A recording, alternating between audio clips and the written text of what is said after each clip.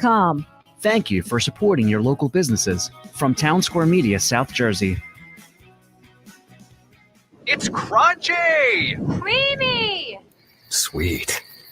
Salty. Nature Valley Sweet and Salty Peanut Bars. Bursting with crunchy peanuts, dipped in creamy nut butter coating. Delicious. Nature Valley. The radio home of the 76ers. That's what he does, bucket. WENJ HD Millville, Atlantic City. 97.3 ESPN. This is the Sports Bash with Mike Gill on 97.3 ESPN. Now, live inside the Matt Black Kia Studios, here's Mike Gill.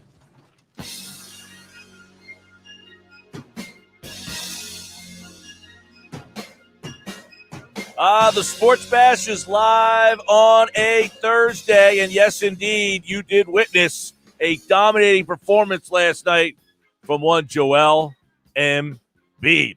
Feels good to see a guy perform like that when he's on your team. It is the Sports Bash live inside the Matt Black Kia Studios. I'm your host, Mike Gill. That's Hunter Brody. Way over there, Josh Henning is producing today's show. You out there, you watching, you listening, we are live on Facebook, Twitter, and YouTube. Watch the show live as we Brodes came in today with a pastel green, mint green, I guess that. Mint green are we going with today? Yeah, I guess that's a good way to describe mint green things. tee, but it's accentuated with a mint green headband. Yes. Now, I was like the guy the other day that I said that goes out and buys the red sneakers, and then he's got to accessorize his whole wardrobe with those red sneakers. Did you go mint bandana first, or did you buy them as a package? No, I have a whole entire set of certain colored bandanas, whether it's purple, black, It's a lot gray. cheaper than buying red sneakers, blue sneakers, yellow sneakers, and then going that route. Yeah, no doubt about it. Definitely cheaper. But yeah, no, I just buy a whole pack of them and whatever I'm feeling that day. Yeah, That's all right. all.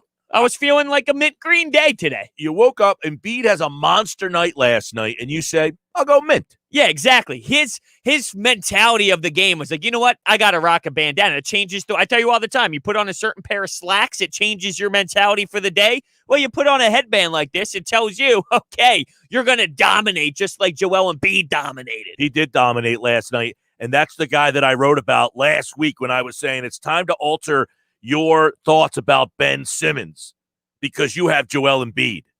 And Ben Simmons, I want to start with him and Joel Embiid because Embiid last night is why you're a sports fan. You want to watch it. You always say, man, I want that guy on my team. Why can't I ever get a guy like that on my team? You got that guy on your team. And if he plays like that, people are starting to talk about MVP for Joel Embiid already. And RJ Blevins wrote a great piece at 973ESPN.com that you're going to want to go check out, Brodes, because he compares Embiid start to this season to guys like Duncan, Olajuwon, Shaq, and the impact they're having. But I feel like Ben Simmons got lost in the sauce last night because he was 1 of 12. Well, yeah, he made a couple good defensive plays late, no doubt about it. But when you have 5 personal fouls, you get those 2 offensive calls within 26 seconds of each other because he has no feel of the offensive game. He just charges right into guys. I mean, you got to have better feel out there. And yeah, he was very frustrating once again, but I'm acknowledging that down the stretch in the fourth quarter, he did make some impactful defensive plays.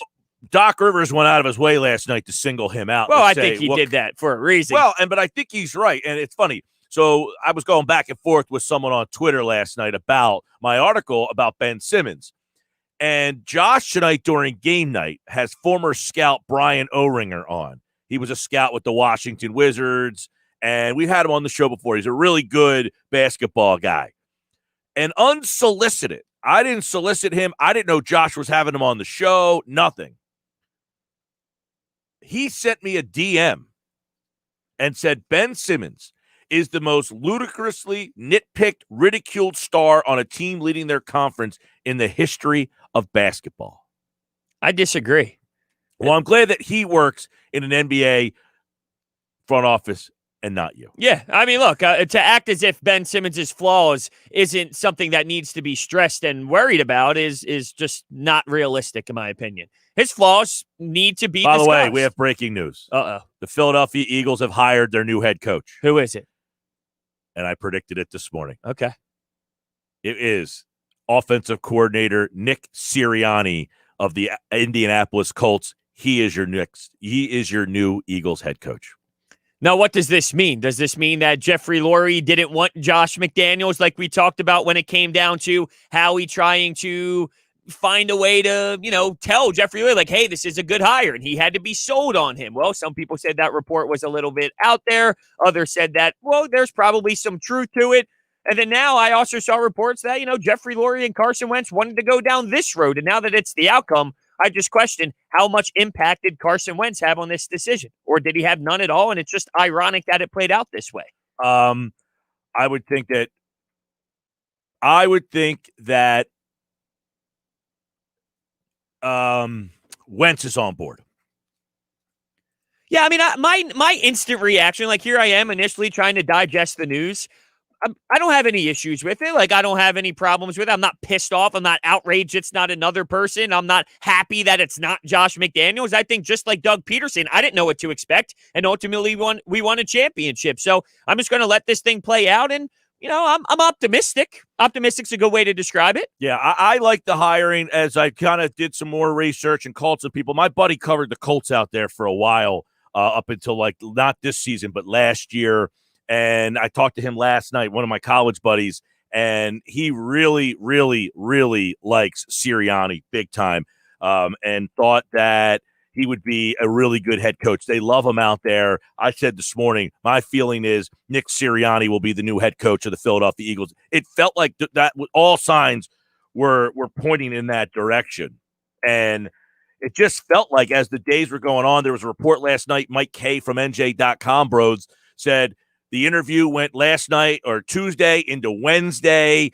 And when I read that, I was like, they're going to hire this guy. The Frank Reich, it's almost like they're doing what they did with Andy Reid. Everybody here thinks Frank Reich was this guy that when Reich left. And now they're saying, we got a guy that Frank Reich endorsed. There you go. There's your Frank Reich guy. So it's like you got Peterson because of Andy, and now you got Sirianni because of Reich. Yeah, that's interesting. When you look at this, how much impact did Frank Reich have on who this guy was? That much of an impact? I really find that hard to believe. I mean, you're telling me Frank Reich is the reason why this guy is very intriguing? I don't know.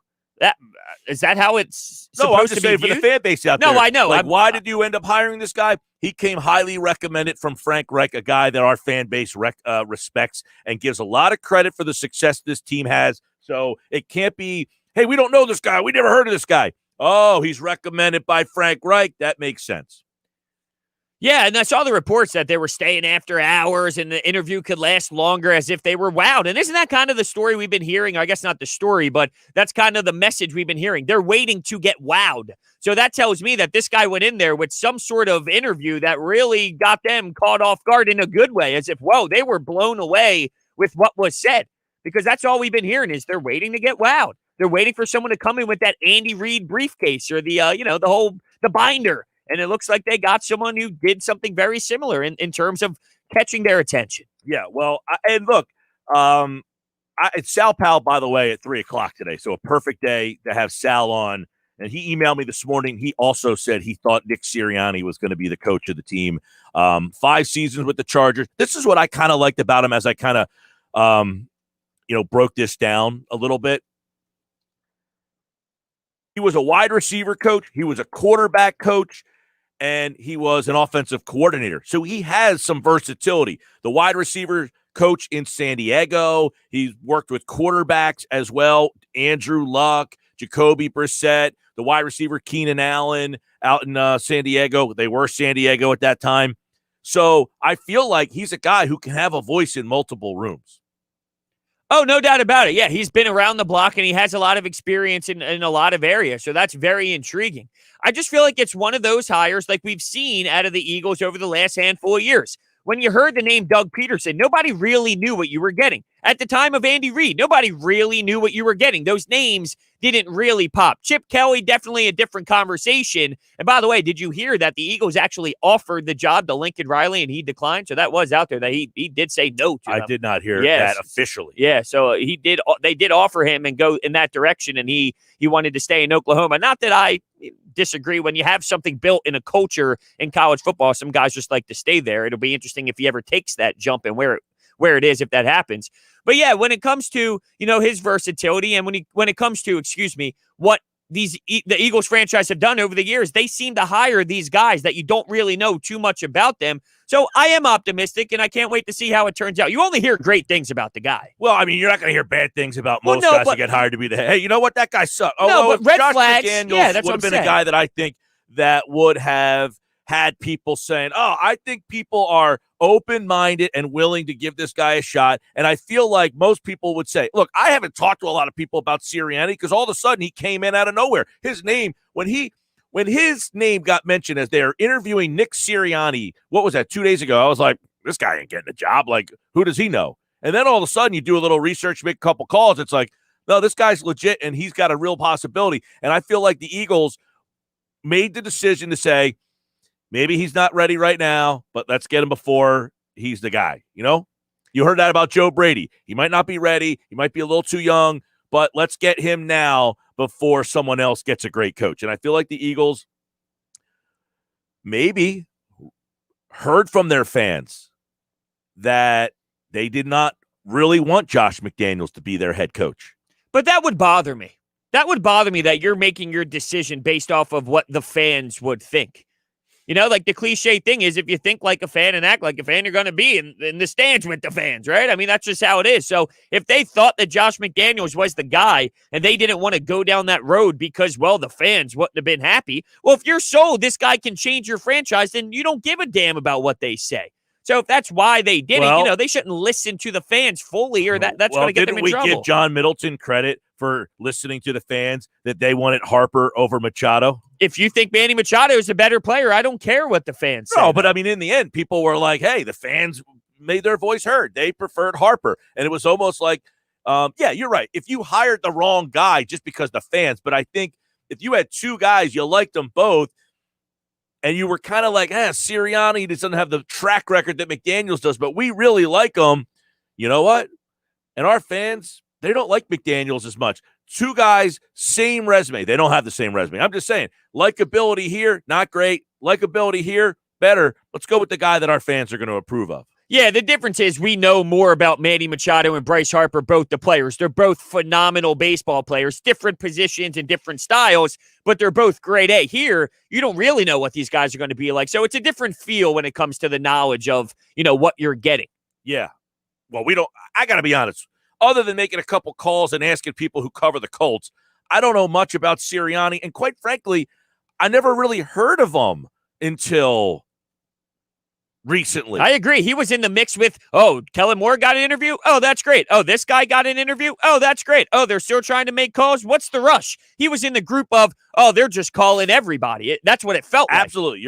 That comment right there is the right one. He was in the group of, wow, they're just calling everybody. Hey, Frank Reich. And this is why I keep asking, who's the agent? Because does Bob Lamont, the agent, say, hey, can you interview my guy? Can you get him on the radar? Can you get his name in the head coaching mix so that the next time this comes around, other people will know that he had head coaching interviews? That's where I kind of felt that. I don't know who his agent is, but I'm just, asking in my head, is it Bob Lamont, who has history with the Eagles? He's Doug's agent. He's Howie's agent. He's a lot of coaches' agents. But Frank Reich, hey, do me a favor. Can you interview my guy? He's a good young kid. He's going to be a coach someday, but can we get the clock ticking on? Like, that's where I felt, right? And now, after I made a couple calls last night, I woke up this morning, and it's funny because I had tweeted out, Nick Sirianni will be the next head coach of the Philadelphia Eagles. That's my 2 cents.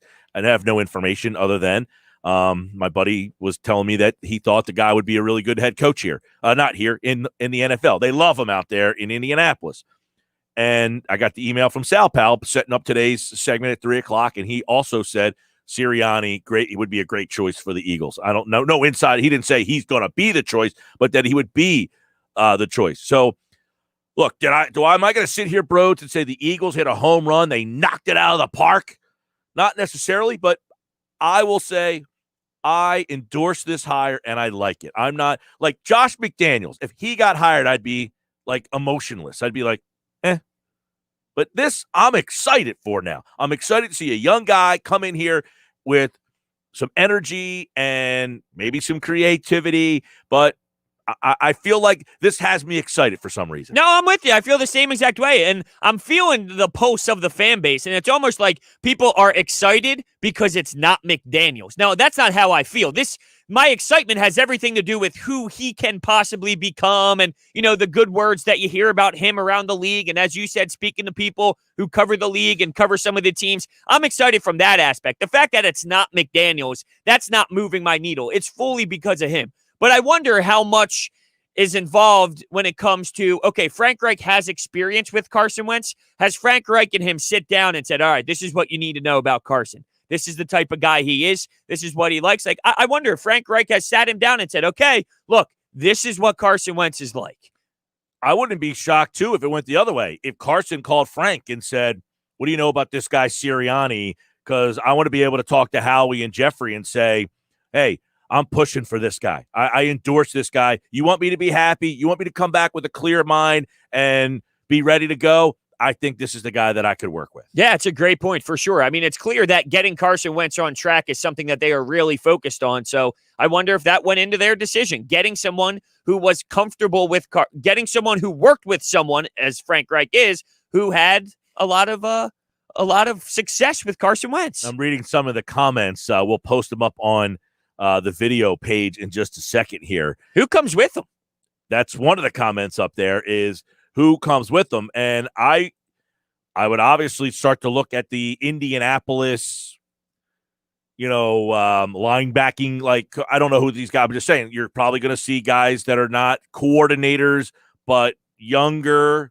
Now, another question is who comes with them? Does he have guys that he already has in mind? Because apparently one of the reports was that he had a very impressive staff that he was able to present to them. That's what I'm thinking. Like, when you go into this interview, there's no way you go in there without having this plan of these are my guys. So clearly the part of this interview that blown them away was they looked at that staff and said, wow, we can do something with this crew. And we can absolutely be successful if you bring these guys with you. So we'll see how that all plays out. I agree. So Sirianni is the offensive coordinator. You would look at his assistants and say, all right, he's got there was one name that I had read today. Mike Groh, by the way, is the wide receiver coach there. Does he bring Mike Groh with him here? You think that's what blows away Jeffrey Lurie and Howard? Hey, I could get Mike Groh to come back.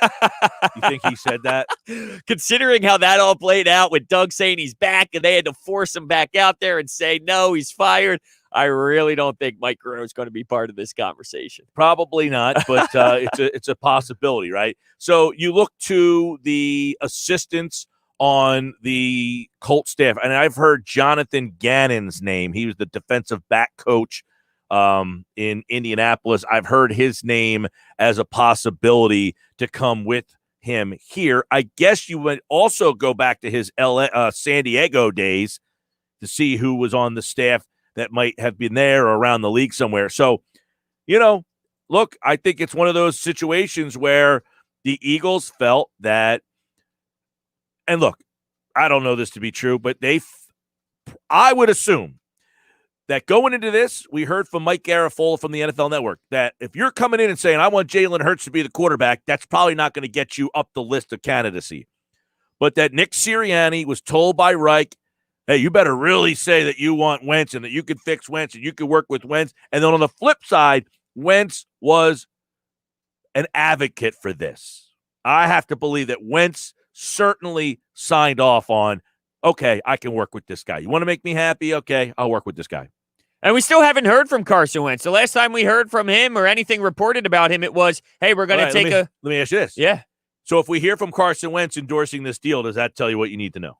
Probably, If Wentz comes out and says, hey, coach, ready to get at it. Yeah, sure. I mean, we haven't heard a peep from him since the end of the season. So if he says any sort of good words about what they're doing, that would make me believe that he's happy to be here and he was part of the decision-making on getting the guy here. Maybe not necessarily part of the decision-making, but he's happy with the future of this franchise. And the last we heard was he was going to take some time to think about things. So, that's the last thing we heard about him.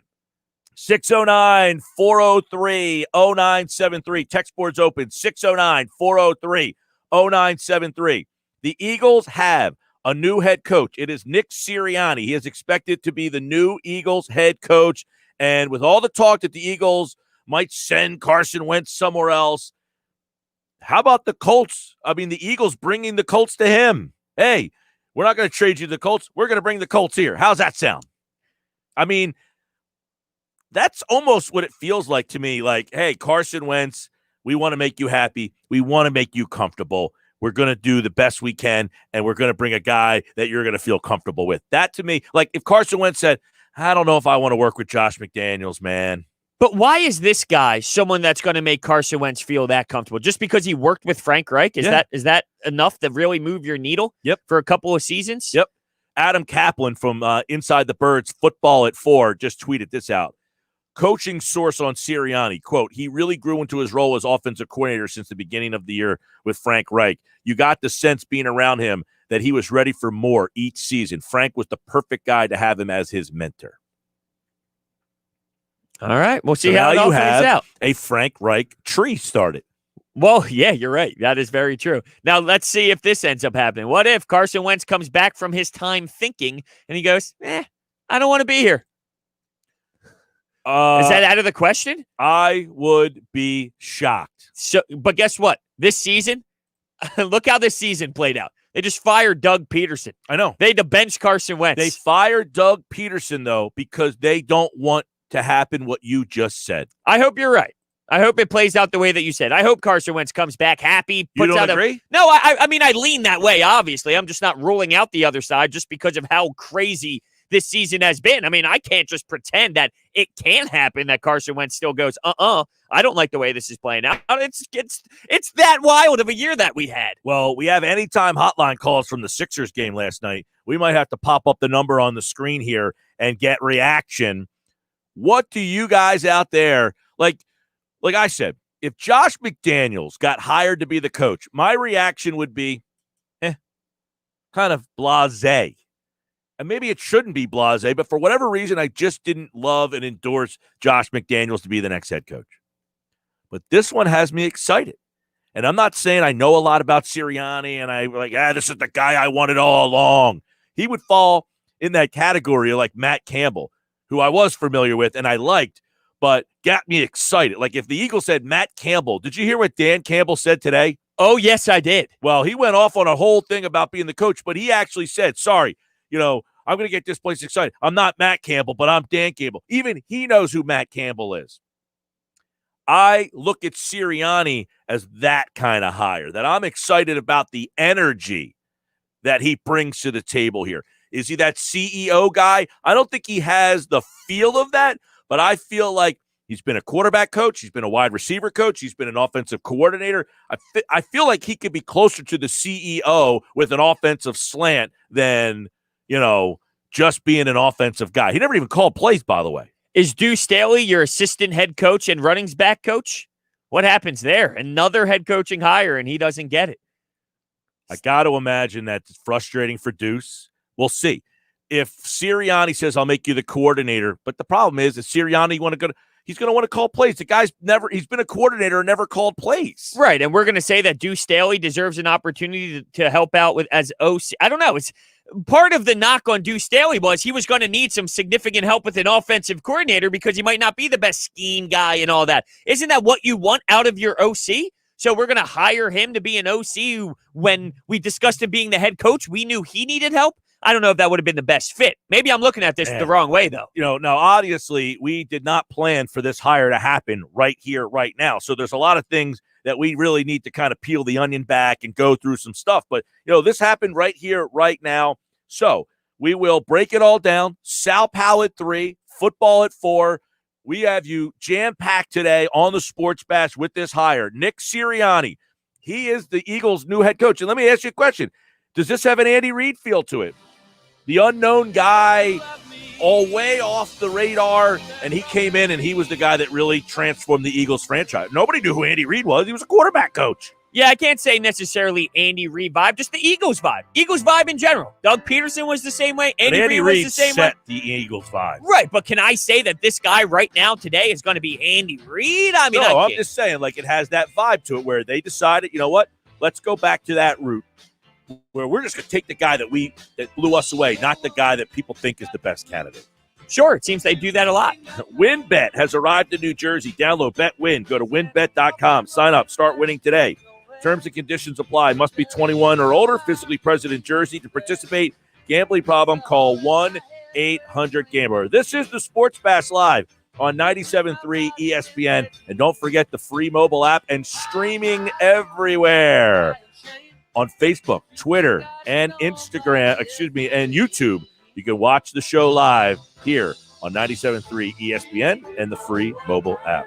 There's never an off season for the NFL. It's football at 4 every day at 4 p.m. on the Sports Bash with Mike Gill on 97.3 ESPN and the free mobile app. Bigger, better, Boardwalk Honda.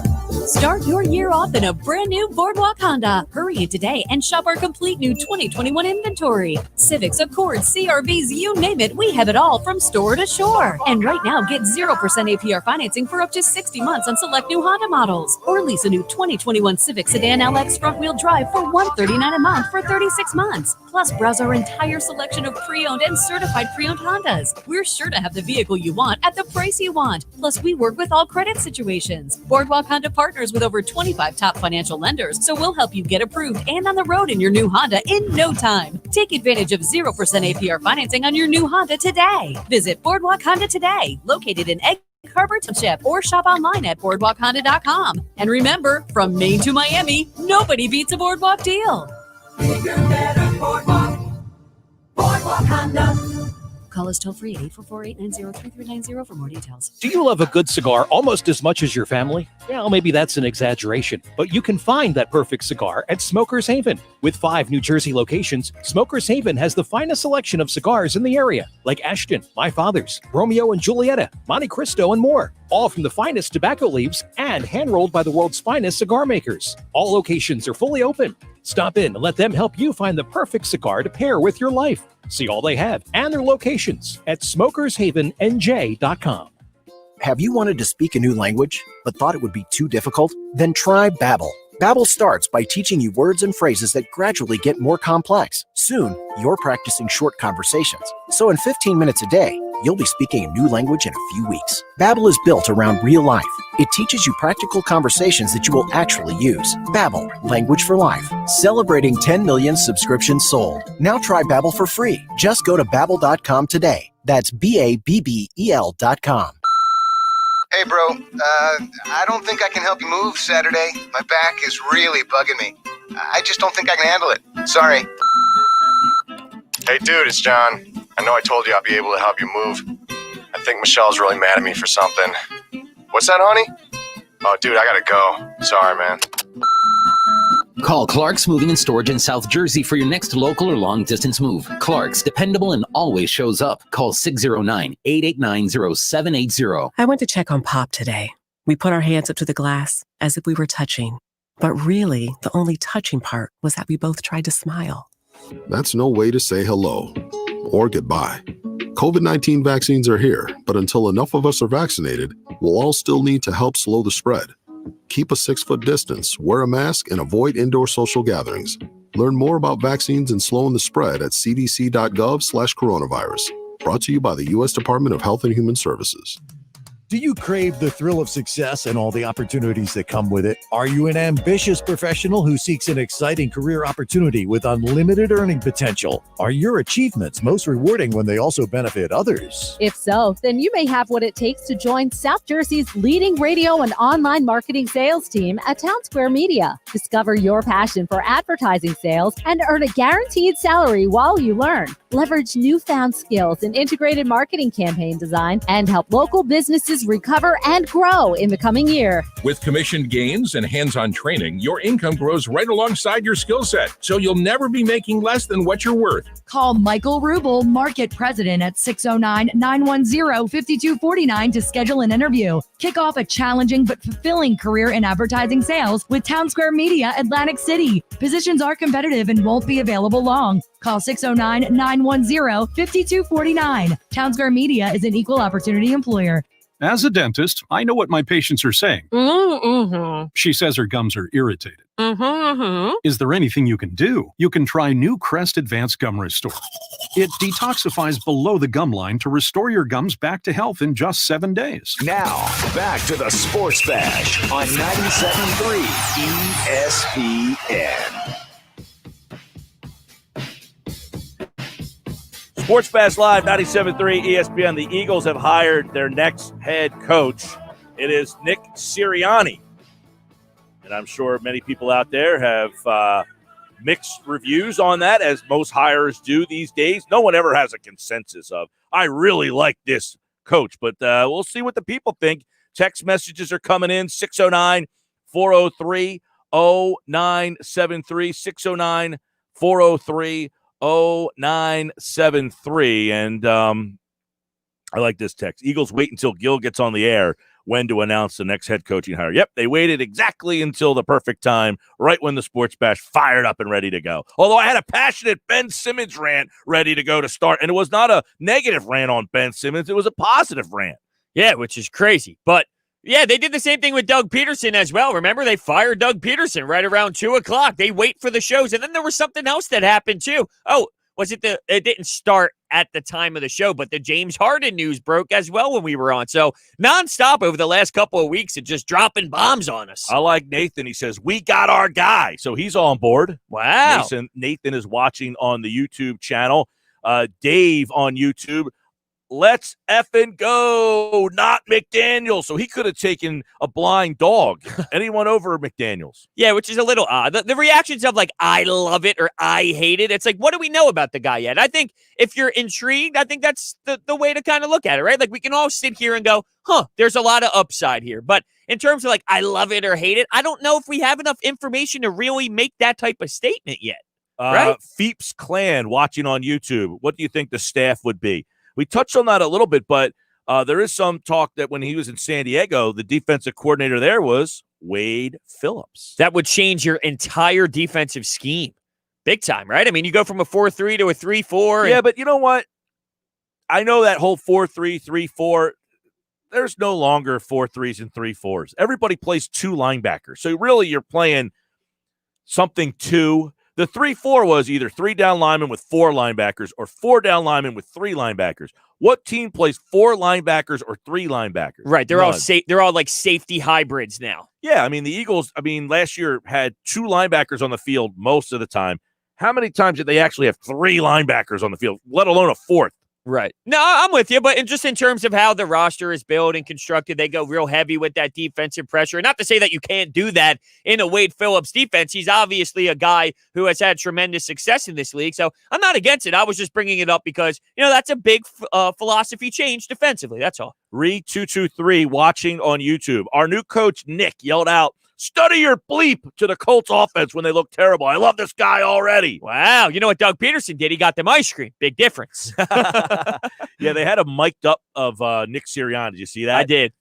He was like practicing with the wide receivers. It looked like, like, you want to explode here. You want to explode there. Always about getting up. Yeah. Getting upfield. Get upfield. And, he's playful, but apparently, he knows when to turn it on and be a little tougher. That's kind of the did Doug ever do that? Doug was always like a good, calm, like coach in terms of the guys respected him. But did he ever have that switch where he needed to turn it up a little bit? Did he ever have that dial turned up just a bit where they still respect you, they still love you for that player's coach that you are, but do you have that edge? I don't know if Doug ever really had that edge, and maybe this guy does. Josh Miller watching on YouTube. Hey, Josh, great pick.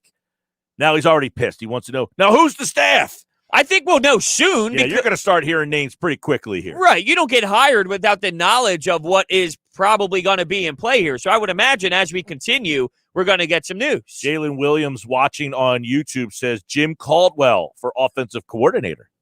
Would that intrigue you? He has some Colts ties. I mean, he was there before. Yeah, I like Caldwell. Yeah, I would like that a lot. Veteran guy, experience, been around the block, and help out the young head coach. I would definitely be intrigued by Jim Caldwell. Yeah, Caldwell, I think. How about Caldwell as the offensive coordinator and Wade Phillip? Now you have two veteran guys around him. Or would you prefer to see just a young boy wonder staff? No, I'm okay with veteran guys. Like, I wonder if you're Howie Roseman and Jeffrey Lurie, right? And here comes the new coach that you're interviewing, and he throws those two guys out at you. Does that wow you? Caldwell and Phillips? Huh. Well, I feel like we always get like this excitement. It's like you got the coach, and they brought in these veteran guys too. You didn't want the veteran guys to be the head coach, but you're okay with them being on the staff. Well, I think that there's value in that, though. I always go back to Schwartzy. You know, Jim Schwartz wasn't a great head coach, but he was a good defensive coordinator. Like, some guys are just fit better as coordinators, and that's okay. Now, Jalen's watching on YouTube. He said it's good to finally put a face with the voices. Now, he's watching the show. I wonder if Jalen can comment. Did we live up to expectations? Right. I mean, like, some people say, oh, you have a voice that sounds like you should be on the radio. I get that a lot. Yeah, you do. I mean, do you have that voice? Do people say that to you, I mean? Yeah, they do. But I mean, think like, you have that voice. Yeah, they do. Is that shocking to you? I hope I'm not. just saying, like. But I don't have, like, I think the deep tone voice is the one that goes, you got a voice for radio. Like, I don't have that deep voice. I have a different style of voice for radio. But normally the guy that gets you got a voice for radio is a deeper tone voice. Yeah, like as soon as you say something and then you ask you what you do, and then you say, well, I host a radio show. I was going to say. You know? Right. I normally get that based off of personality more so than voice. Like when I talk to people like, yeah, all right, that makes sense. You're a little bit, energetic and you talk with your hands and, you make the faces. So I'm wondering if Jalen feels like, we should just stick to the radio and get rid of the video because maybe we don't look good on the video. Like I've had to, tighten my dress game up a little bit. Not really. No, you always rock the nice zip-ups. That's always been part of your game. Yeah, well, you went with that Ben headband. Yeah, but I you know me. I always go flow, a day headband. after you're talking about, I'm going to start dressing a little better. It's going to make me feel a little bit more professional. It's the pants. What pant you have on today? I have a nice This is my casual look. They're just a nice pair of jeans from Express. Just got them, actually. So I went for but it starts with the slacks. That's all. I can do any kind of T-shirt. All that goes with the slacks. Alfonso Villanueva is watching us on Facebook. I don't like this new head coaching hire. Now, I would like to know why. Yeah, give me a reason. Right. Did you want somebody else that was available? I'm not available? knocking you for it. No. Just why would you say, I don't like this guy? Right. What is making you feel that way? Because you don't know much about him? Is that why people have that reaction? Did they want Bieniemy? Did they think that there were guys out there that they could have talked to down the road and maybe went with Bieniemy? The Bieniemy thing is wild to me. You couldn't get a hotter candidate at the end of the year.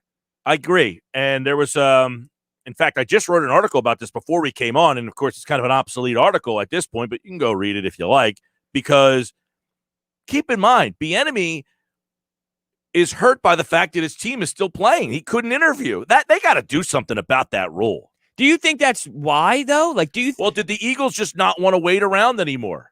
Like, at what point are you a franchise and your fan base? You didn't hire a coach yet. Yeah, what are you doing? Well, we're waiting for this guy. And then the other candidates are like, well, what are you doing? You interviewed me 2 weeks ago. Am I still in this? Am I out? You know what? I don't like the way you're handling. I'm out. It is a weird rule. Like, how come? Because they need to focus on the Super Bowl? They can't go around and start talking to other teams? Like, what is Makes no sense. Yeah, what is the meaning behind it? Right. Like, and then you're making these teams wait it out. You're making it just, I don't understand, like, Bieniemy. And I'm not saying that that's the only reason why he didn't get hired a job or even interview. He didn't even get an interview because he couldn't interview. You're not allowed. Right. You have to wait for that specific week heading into the Super Bowl and all. And, but just think about that. It's wild. These other candidates have been able to interview since the end of the season. Now, Sirianni and the Colts, they were in the playoffs. He didn't interview till now, but still, he interviewed 2 days ago. Bieniemy still can't interview realistically if they play on Sunday. He can't interview until Monday at the earliest. Like that's not. It puts him at a disadvantage. Oh, it definitely does. Right. Hey, you're successful, so we're going to put you almost in the back seat. It seems that's kind of the philosophy. Is hey, the more successful you are, the tougher it's going to be to go land that job when it comes to interviewing time. I don't understand the logic behind it whatsoever. Infamous Paco's watching on YouTube says, I don't know much about him, so I'm in wait and see mode. That's the way. Like, if you don't have I don't get Alfonso's take on this, why he doesn't like the coach. I'm just saying, If I don't have a feel right now, I'll just wait it out and make me. I'm excited. I don't know that he's going to be great. I don't know that he's going to be horrible, but I'm excited because I feel like they didn't just say, you know what, we're going to take the Patriots guy. We're going to do what everybody thought. I like the fact that they took a shot here. Definitely. And when you do some research on him, like the intangibles and what people say are a positive side of what he brings to the table, it's all things that can be extremely beneficial to this franchise. And there's not that many red flags like there were with Josh McDaniels. So, look, I think that the best way to approach this is it's sort of wait and see. But with that wait and see, there's like a mini excitement of, maybe this guy can bring something to this franchise that they haven't had in a little bit. Elliot was watching on YouTube. He says, I'm absolutely fired up.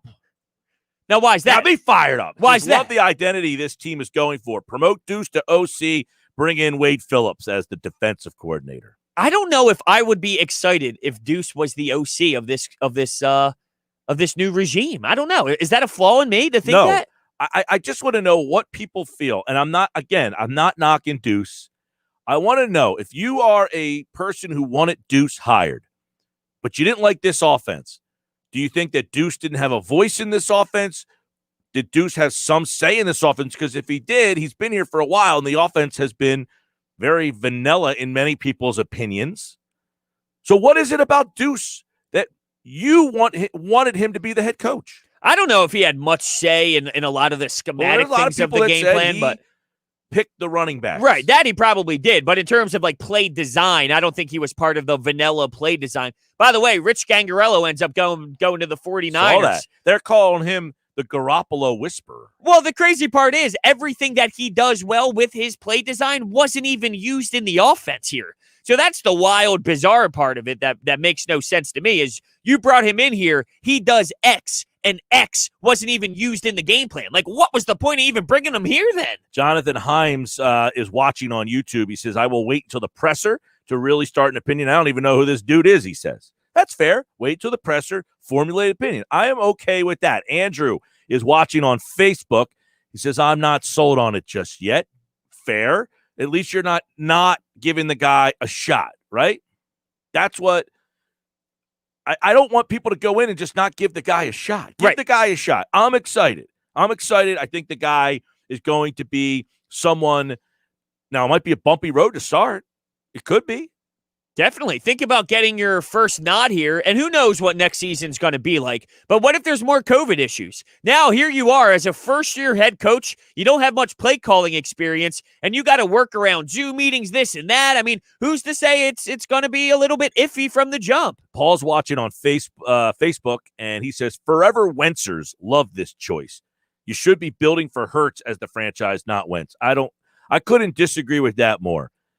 Paul, Carson Wentz's contract is not going anywhere. You owe it to your team, the franchise, and the salary cap to give Wentz every opportunity to get back to where he was. And guess what?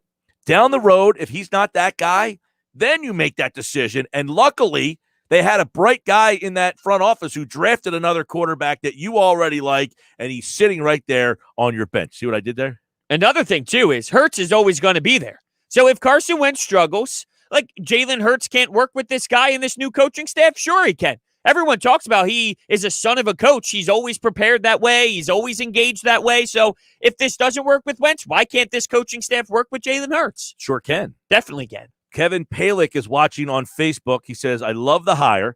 Head coach should be a leader with respect first and foremost. I don't see how anyone can respect McDaniels anymore. Anyone but McDaniels was a good hire.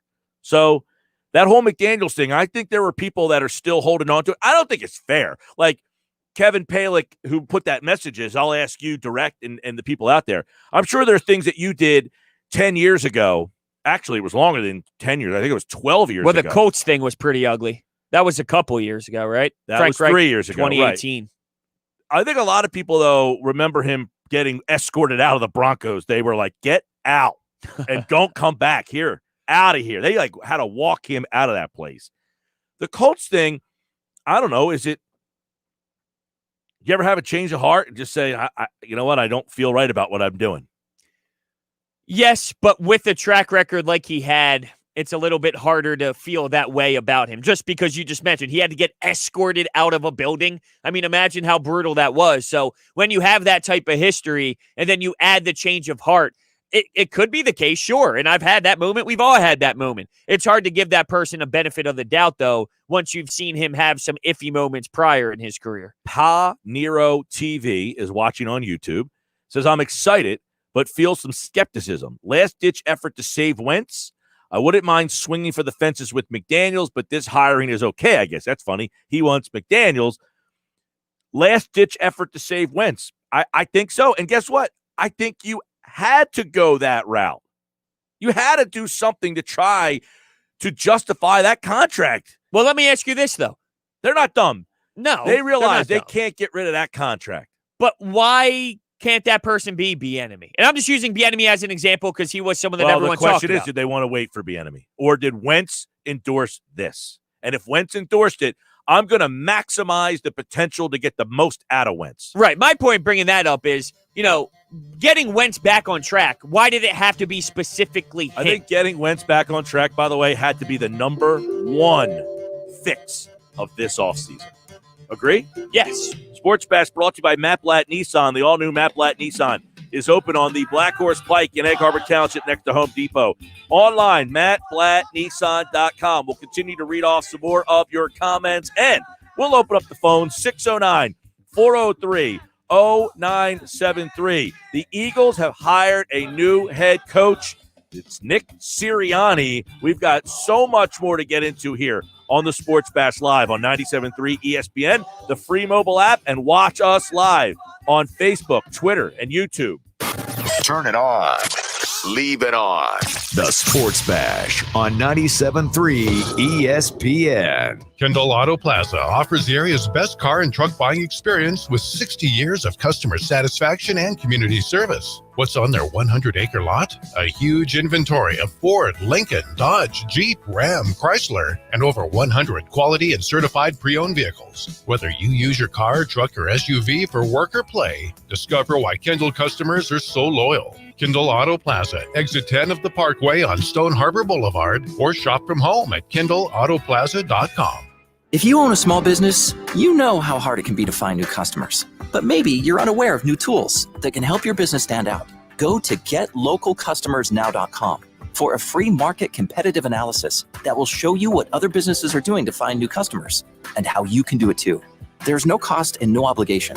Be one of the first business owners to sign up and receive $500 in free advertising on this station. Get started today. Visit GetLocalCustomersNow.com. That's GetLocalCustomersNow.com. You heard that safe drivers get rewarded with Snapshot from Progressive, so you went online to check it out. But then you saw an ad for a vintage baseball cap, and now you find yourself checking the stats of that team's second baseman in '97, wondering why his stolen base total dropped after his rookie season. Wonder how much his rookie card is worth. Yes, they said it was easy to save money with Snapshot from Progressive, but they forgot about the rest of the internet. Progressive Casualty Insurance Company and Affiliates. Snapshot not available in California, North Carolina, or from all agents. At the Home Depot's Days of Doing Winter Bath event, it's never been easier to turn a small project into a big improvement. Start with a wide selection of stylish vanities from only $139. New low prices on faucets starting at only $59. Why not do something nice for your bathroom, your budget, and yourself? Come to the Winter Bath event going on now at the Home Depot and homedepot.com/bath. The Home Depot, how doers get more done. Valid through February 28th while supplies last.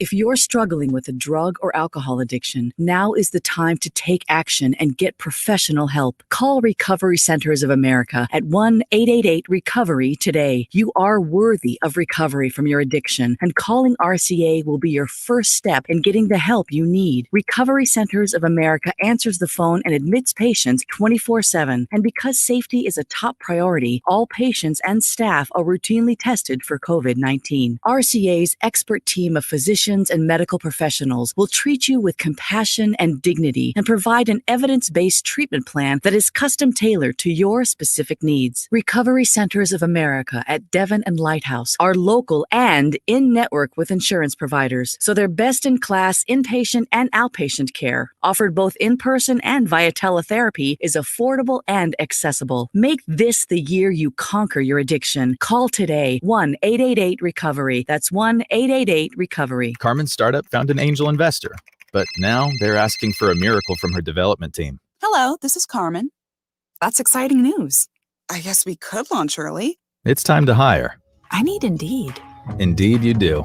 The moment you sponsor a job on Indeed, you get a short list of quality candidates from our resume database. Indeed delivers 2.5 times more hires than the other branded job sites combined, according to Breezy HR 2019. Visit Indeed.com/credit and get a $75 credit for your first job post. Terms and conditions apply. Last night's sleep? Interrupted by pain? Tonight, silence it. With new ZQL Night Pain. Restful sleep, now with powerful pain relief. ZQL Night Pain combines America's #1 sleep aid with a maximum strength pain reliever. So you can fall asleep fast and wake feeling rested, because pain should never get in the way of a great night's sleep. New ZQL Night Pain. Silence pain. Sleep soundly. Available at retailers near you. There's only one original stuffed crust, and it's only from Pizza Hut. The only place that gives you up to 3 toppings on your original stuffed crust for just $11.99. Order yours online at pizzahut.com. Ask or click for limited time offer. Extra charge for more toppings and extra cheese. Exclusions apply. The station giving you Philadelphia Flyers hockey. Here's a shot, rebound. Oh, a great save by Carter Hart. He absolutely robbed Kobe Reed around the rebound. 97.3 ESPN FM, the play-by-play home of Flyers hockey. Yeah, Flyers tonight taking on the Bruins. Don't forget, tonight during game night, Josh has Kevin Durso with a preview. Some injury news on the Flyers. Go to 973ESPN.com to get all the latest couple injuries, updates. Durso tonight, 6:20.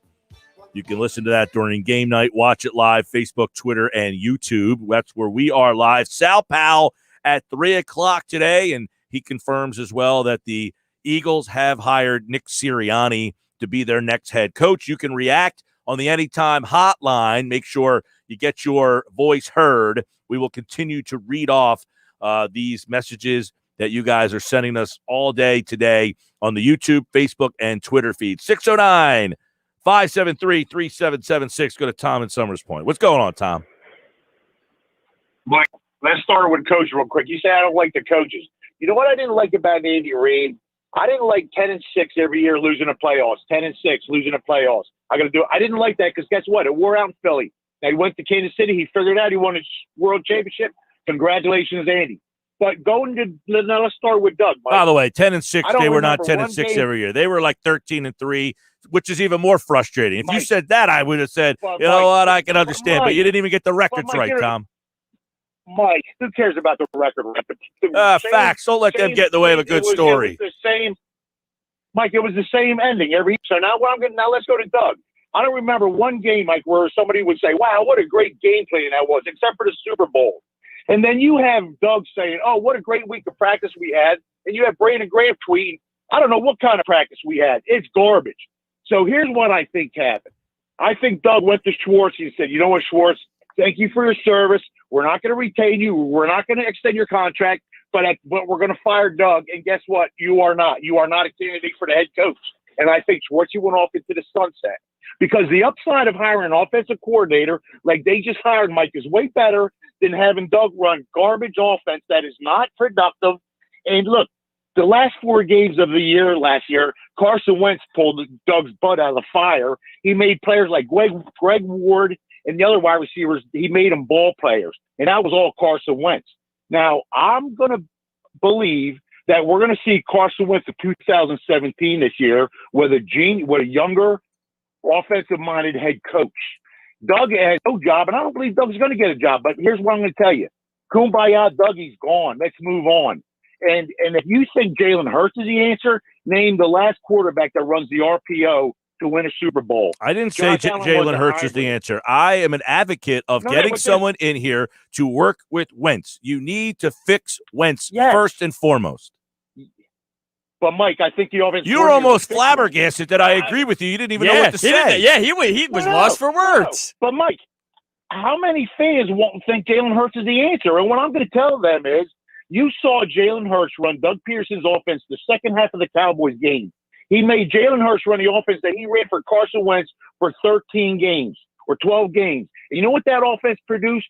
3 turnovers, 1 fumble, and 2 interceptions. And Doug did nothing, Mike, to develop Carson Wentz. You watch Andy Reid with Mahomes. Mahomes makes a mistake. Where's Andy Reid? He's on the bench with him. You watch these great coaches that want to develop quarterbacks. They help their. Did you ever see Doug on the sidelines talking to Carson, Mike? No, not a lot. But he was talking to Jalen Hurts, which is weird. Like, I'm with you. I think he should, but I don't know why that happened. Hunter, something Carson Wentz, I think, said, Doug, your offense sucks. Because here's where I would be. No, listen. Carson Wentz, game after game, made mistakes. Listen, he did not play well, and I'm not giving him a free pass. However, as a head coach, don't you go over to Carson and say, Carson, you bring out that blue pad that they had, that iPad, and you say, Carson, here's what you did wrong. Not worry about just staying on the sidelines looking at that dumb offensive play sheet he had. And shame on Doug, Mike, because that falls on him. Carson Wentz goes to the sideline. Nobody's talking to him. Listen, he's a kid. And if as the head coach, your job is to put players in the best situation to succeed. And that is not what Doug did. So for you to say that I don't like head coaches, you know what, Mike? I don't like Doug. Well, that's fine and fair, but it doesn't sound so becoming when you say the 2 head coaches at the top of your list you don't like, both won Super Bowls. So if that's the criteria of where a coach needs to be in this league, they both accomplished it, and you said I don't like either one of them, that sounds more like a you problem. You might not like how he coached this year, and I think we all agree he did not do a great job this particular season. I think he did a pretty good job last year with all the injuries they had. I think he did a pretty good job the year before. I think he did an excellent job the year before that. Look, we tell you this all the time. Other than Bill Belichick, how many coaches have multiple Super Bowl championships? So to get one means you did something right. You did something right. Here's your problem. You act like it's a rite of passage to win the Super Bowl every year. Oh, 10-6, 10-6. I'm tired. I'm bored. You don't win the Super Bowl every year. It's illogical. But that doesn't make you a bad coach. Sal Pal Antonio next. It's Philadelphia Flyers hockey tonight on 97.3 ESPN and the free mobile app with Tim Saunders and Steve Coates calling all the play-by-play action. Oh, big save by Carter Hart. The Flyers are in Boston to face the Bruins. Coverage begins at 7 p.m. It's Philadelphia Flyers hockey on the radio home of the Flyers in South Jersey. 97.3 ESPN and listen live on the free mobile app. It's time for some straight talk. Look, we all drop our phones. It happens. You fumble it, crack it, splash it. Well, Straight Talk Wireless now offers this new Platinum Unlimited plan that includes phone protection. Just $65 a month for unlimited talk, text, and data, plus 20 gigs of hotspot, 100 gigs of cloud storage, and more. All on the best network. Straight Talk Wireless, no contract, no compromise. See Mobile Protect terms and conditions at Asurion.com/Straight Talk. Limitations and exclusions apply. Body Armor Light isn't just a sports drink. It's more than a sports drink. With no artificial sweeteners, no sugar added, and only 20 calories per 16-ounce bottle. Body Armor Light is changing the game when it comes to hydration. Plus potassium-packed electrolytes, coconut water, antioxidants, and vitamins make Body Armor Light the perfect choice for your next workout and your active lifestyle. Body Armor Light, more than a sports drink. Head to drinkbodyarmor.com to learn more.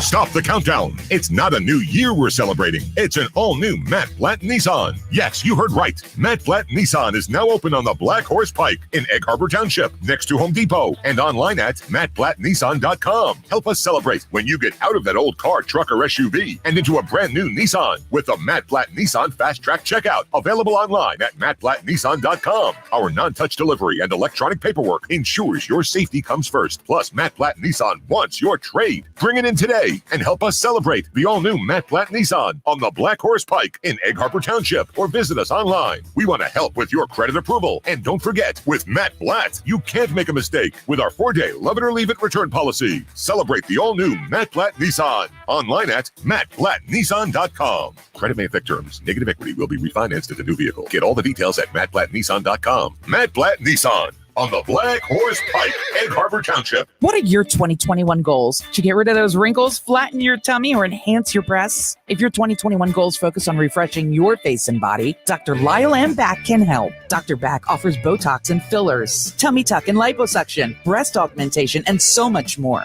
Dr. Back can even help men who have gynecomastia, aka man boobs. Call Dr. Lyle M. Back to accomplish those 2021 goals. Call 856-MAKEOVER or visit ILoveLyleBack.com.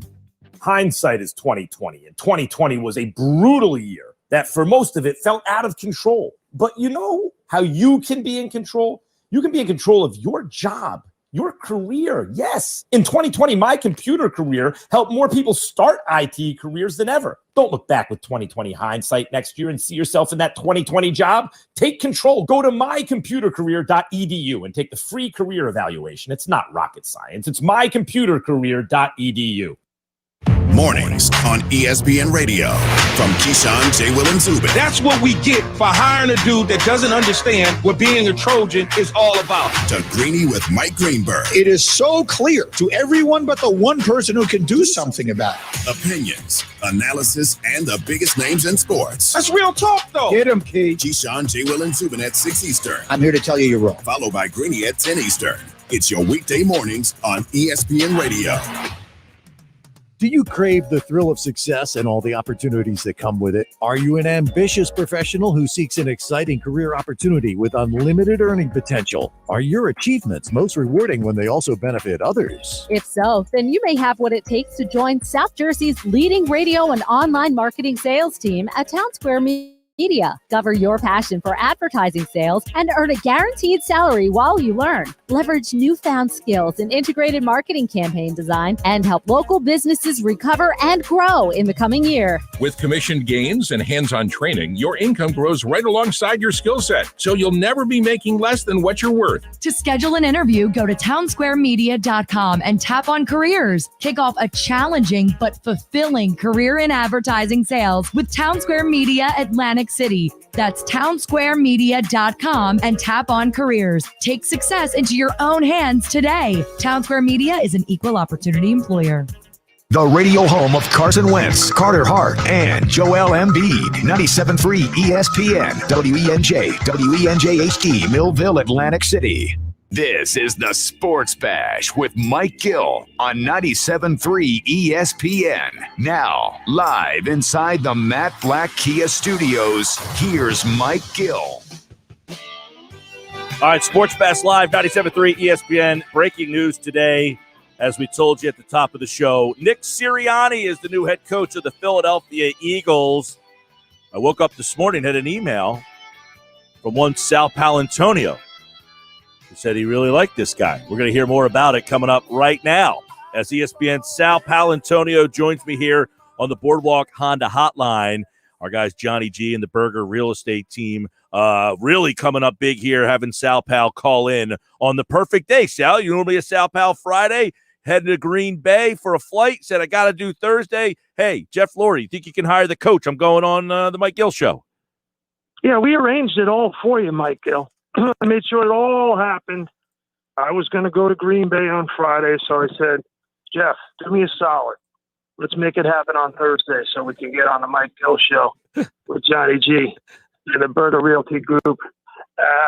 I'm really excited about this guy. I think he's really smart, young coach, well-respected around the league.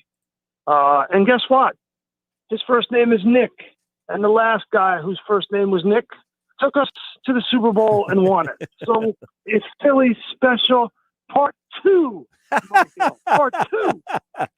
Sal, how did the... I think I might have a book there. There you go. Think? Philly special part 2. I like that.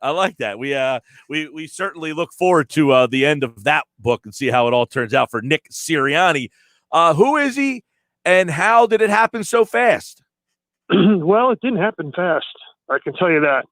It did not happen fast. Now, just think about this for a second. Nick Sirianni was in Kansas City with John Dorsey. And John Dorsey has been consulting behind the scenes with Howie Roseman. So I think this has John Dorsey's fingerprints all over it. And it's interesting, too, because Howie Roseman is represented by Bob Lamont. And Bob Lamont also represents Brian Daboll. It looks like there's been a little bit of a pivot in the power structure at the Philadelphia Eagles, Mike, where John Dorsey has the ear of the owner and the general manager. And it's really pretty clear that this has John Dorsey's fingerprints on it. And Dorsey, of course, he chose Patrick Mahomes the second when he was in Kansas City. And he drafted Baker Mayfield when he was in Cleveland. So he's got a great track record. That's a very interesting point. So Sirianni gets the interview on Tuesday. They say into Wednesday. Thursday, he gets this job. But you think they maybe had targeted him a little earlier than that? Well, I think, listen, they loved Robert Saleh. There's no question. Robert Saleh didn't take the Jets job. I think he'd be the Eagles head coach. Now, why did he take it over the Eagles? I don't know. Maybe a myriad of factors. But I think the Eagles absolutely love him. I think the Eagles really loved the idea of giving the job to Deuce Staley. But in the end, they wanted somebody who could really handle quarterbacks. And maybe Deuce Staley was not enamored of the idea of Carson Wentz being his quarterback, knowing the history here. So you saw that story by Paul Domowitch in the Philly.com today. Yeah. So there's a lot of dynamics behind the scene. What does this mean for Carson Wentz? Is it an absolute that he's coming back next season? No, I don't think so. It's not an absolute. Is it very bloody likely? Yes, I do believe it's likely.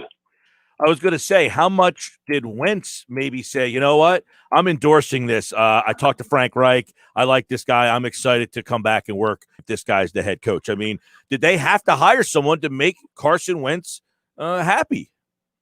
Well, they had to hire somebody.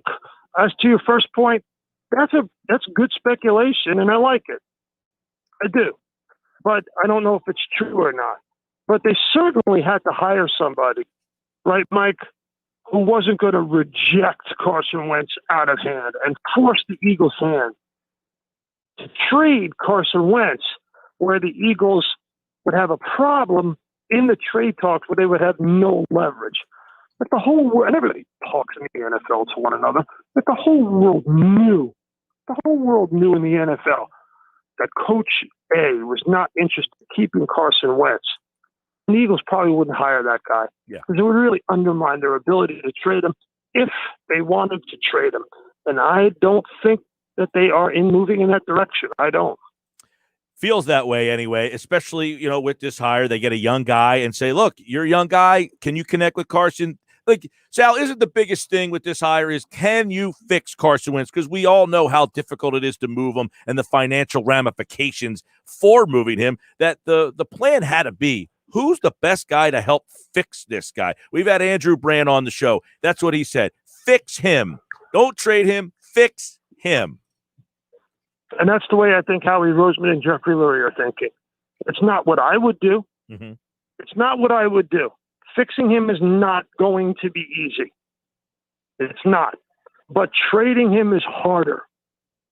And I think that's the conclusion that they have drawn. Fixing them is not easy. Trading him is harder. As Jeffrey Lurie described him as an asset, right? Okay, they have this asset. And that is the big problem. They have an asset that they need to turn into a quarterback. Yeah. So who is going to do that, Mike Gill? Who is going to do it? And it's young Nick Sirianni. No. We got a Paisan. We got a Paisan at the head coaching job finally. That's good. Nick Sirianni. He's down there coaching the Birds now, South Phillies, I got a few Italians. I'll tell you that. You get a couple down here. And Sal Pal, how butchered is this guy's name going to be? Hamilton's got a couple in Hamilton too.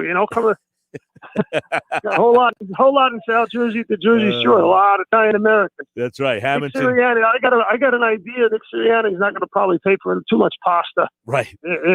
On the Jersey Shore this summer. I would imagine, though, he's going to get his name butchered a whole heck of a lot by these Eagle fans. He's a Siriano and all sorts of crazy stuff. But oh no, I don't think so. Eagles fans know what's up. Listen, here's what I think. The headline is. Hey, we did it with Nick once. Let's do it all over again.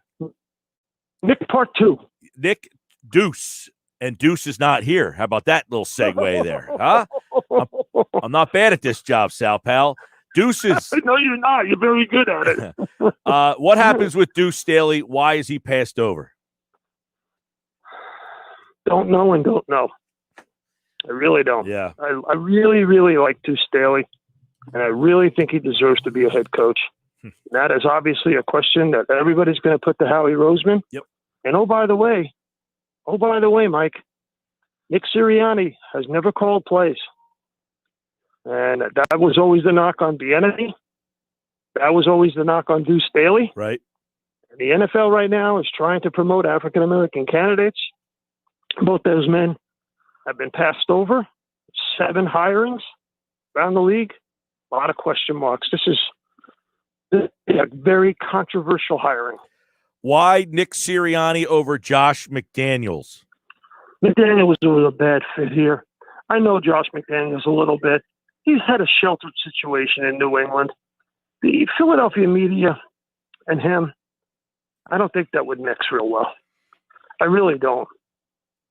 Probably accurate on that. It seems like a lot of the fans anyway, and you don't want to listen to the fans, but for whatever reason, whatever happened in Denver, but maybe even more so than Indianapolis, has turned a lot of people off. The Eagles, though, seem to like them and were ready to pass that all over, but decided to go with Sirianni. The other guy, you mentioned Bowles, Dennis Allen, a lot of these other guys were here, but I want to ask you about Sirianni's staff. I mean, is that something that helps you get hired too? Hey, I can bring a veteran staff in here. Is he going to bring in a lot of young guys and just change the energy of this place? Mike, it's 3:10 p.m. I just broke the story on your show 10 minutes ago. Give me a break. Give me some time to work on the staff, and then I'll get it to you as soon as I get it. As soon as I got it, yeah, it's getting emailed to you, and then your listeners are going to have it. So stay tuned to the Mike Gill Show because I got much more news on this. Good stuff. ESPN Sal Pal Antonio, they got their guy, and obviously they move forward. So obviously now that Sirianni's here, Wentz, you talked about bloody likely that he's here as well. So what's next for this team? Now they got their guy. What's next? They got to pick a staff. Sal, it's 3:10. It's 3:10. Don't play. That's not pick the staff yet. and Michael, they got to pick an offensive identity, and we'll find out all out in due time. Let me go back. Let me go back to the thing you mentioned about Dorsey, though, because there were some reports that Roseman needed to sell Laurie on McDaniels getting some control. Do you buy that at all?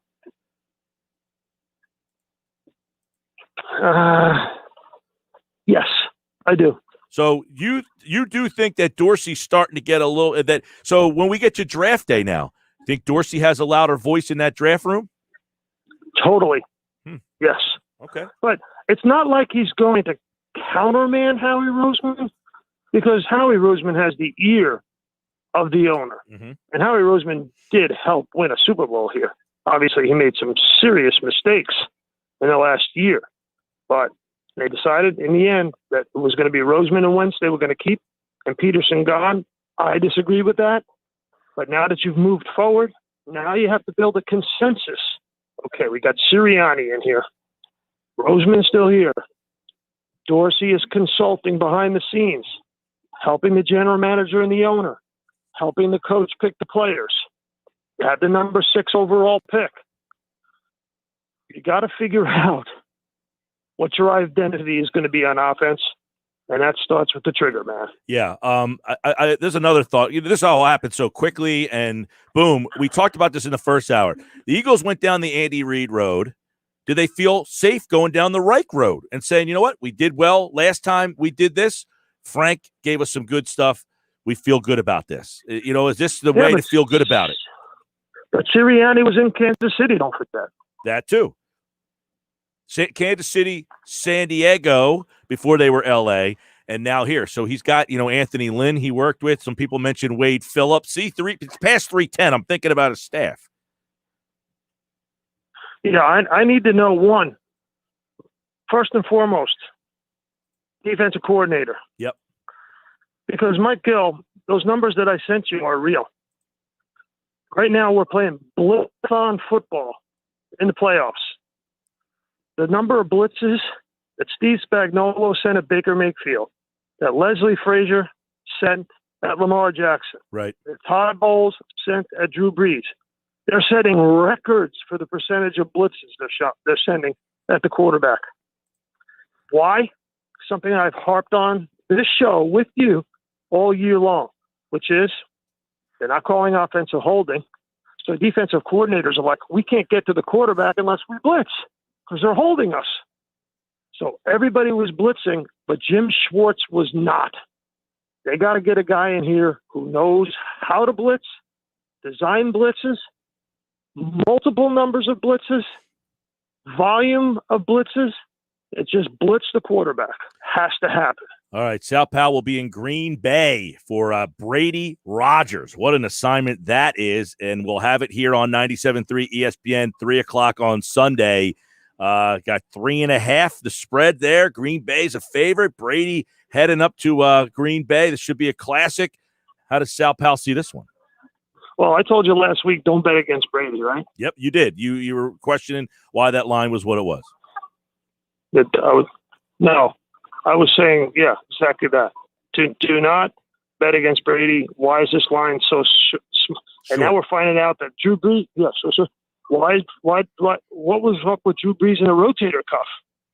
Hey, Mike, after the game, if you go back and watch the video, everybody who's listening to this Mike Gill show right now, go back and look at the video on Instagram of Drew Brees throwing the football with his sons on the field after the divisional round loss to Tom Brady. Brady's out there, 3 sons.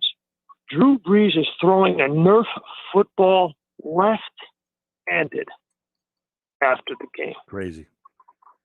Huh? Yeah, crazy. The fact that they're, report that he played the game with a torn rotator cuff. I mean, he's throwing the ball left-handed after the game. His arm must have been killing him. Correct. Absolutely. There's that story is just. You can't tell me that Vegas didn't know that going in. Well, you're right. Vegas probably has information like that, and that's why they're the best, and that's why they clean our clocks every single week. So in this game coming up, listen, I think this is a pick-em game.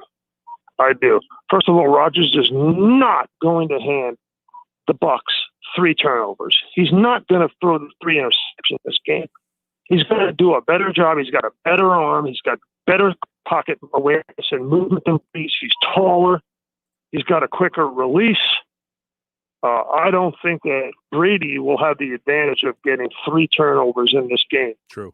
So I think this is a tough game for the Bucks. I know that they, shellacked them back in week 6. The game was in the warm weather in Tampa. And Todd Blitzing Bowles blitzed Aaron Rodgers in that game right off the bus. And I think he'll do it again to try to make Rodgers turn the ball over or at least think twice about pulling the trigger, and they can get some sacks on Rodgers like they did in week 6. I am going to pick the Bucks to win the game. Ooh. 28-24. 28-24, and Brady goes back to the Super Bowl. Listen to the game right here on 97.3. Sal Pal will have the coverage on ESPN television. Real quick, Buffalo, Kansas City. This one's a little murky because of the quarterback situation, we know, but isn't everybody wanting to see Buffalo back in the Super Bowl? Oh, man. It's such a great game because you just don't know how good Mahomes is going to be.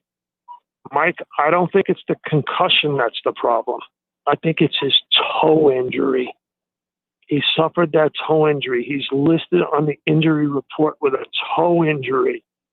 And as I mentioned before, Leslie Frazier and Sean McDermott blitz the daylights out of Lamar Jackson, and they will come after Patrick Mahomes in this game. Now, Mahomes is a better passer, no question. He's got that lethal tight end in the middle of the field who's the best player at his position in a long, long time, Travis Kelce. I like to call him Jason Kelce's brother. But if he can't move with the toe, and he's a little, not 100% mentally, Mike, I don't know, Buffalo, could we have 2 away teams win in the championship Sunday? Could we possibly have that? That would be, I don't know last time that happened. Doesn't happen often, but these no fans, although they got fans in Green Bay, I guess there's fans in Kansas City. So, yeah, I don't know. I'm pulling for McDermott. Andy got his last year. I like to see Sean McDermott in that Buffalo franchise. Those fans are great. That would be fun. And then a Brady versus Buffalo would be an interesting dynamic. How about a Tampa Bay versus Buffalo Super Bowl? Who had that penciled in at the beginning of the year? Unbelievable. Sal Pal will be in Green Bay. Watch him on ESPN television all weekend long with reports on the NFC Championship game. And he was here on the Boardwalk Honda Hotline thanks to Johnny G and the Berger Realty Group. Those guys are great. Sal Pal, great. And Nick Sirianni is your new Eagles head coach. Sal, appreciate it, man. Okay, and thank you so much to Johnny G and the Griner team at Berger Realty. And see you down in Ocean City, brother. All right, Sal. Sal Palantonio here on the Sports Bash. There you go.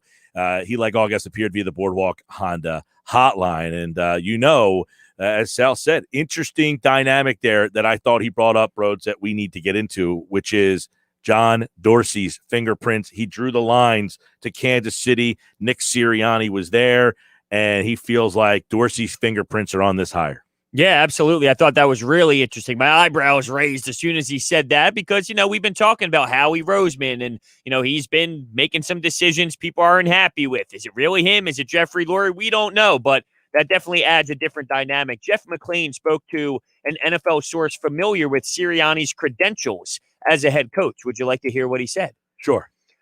All right. So Sirianni, this is about him. He's a good guy, solid candidate, fairly smart, but not super smart. Concern he is likely to top out at a B-level coach for a team that is in the mix to make the playoffs, but not a real Super Bowl chance. Low drama, even keel. So that is according to a source familiar with Sirianni's credentials as a head coach. All right, we got more coming up. If you're watching on YouTube, stay there. If you're watching on Facebook, Twitter, we got plenty more to go, including Inside the Sixers with Jay Blevins, who's going to join us coming up on the other side of the break right here. Sal Pal went a little long, so we'll get Jay up for Inside the Sixers here right after the break. We never stop talking Eagles and NFL. It's football at 4. Every day at 4 p.m. on the Sports Bash with Mike Gill on 97.3 ESPN and the free mobile app. 3, 2, 1. Stop the countdown. It's not a new year we're celebrating. It's an all-new Matt Blatt Nissan. Yes, you heard right. Matt Blatt Nissan is now open on the Black Horse Pike in Egg Harbor Township, next to Home Depot, and online at mattblattnissan.com. Help us celebrate when you get out of an old car, truck, or SUV and into a brand new Nissan with the Matt Blatt Nissan Fast Track Checkout, available online at mattblattnissan.com. Our non-touch delivery and electronic paperwork ensures your safety comes first. Plus, Matt Blatt Nissan wants your trade. Bring it in today and help us celebrate the all-new Matt Blatt Nissan on the Black Horse Pike in Egg Harbor Township, or visit us online. We want to help with your credit approval. And don't forget, with Matt Blatt, you can't make a mistake with our 4-day love it or leave it return policy. Celebrate the all-new Matt Blatt Nissan online at mattblattnissan.com. Credit may affect terms. Negative equity will be refinanced as a new vehicle. Get all the details at mattblattnissan.com. Matt Blatt Nissan on the Black Horse Pike, Egg Harbor Township. UFC's most notorious icon is stepping back into the octagon this Saturday. Check out DraftKings Sportsbook, the official sports betting partner of the UFC,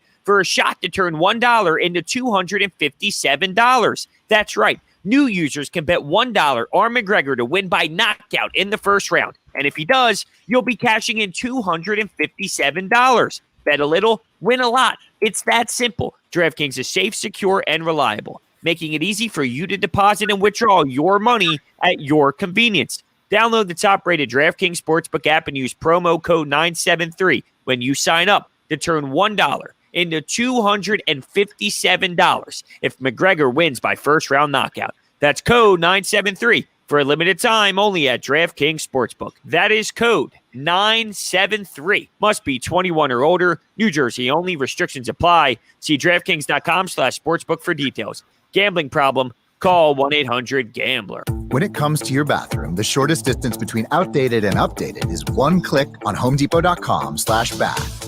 It's the Days of Doing Winter Bath event. Up to 40% off a wide selection of vanities, faucets, toilets, and more, plus free delivery of all online vanities. From bold new lighting to a fresh new shower, your new bath is closer than you think.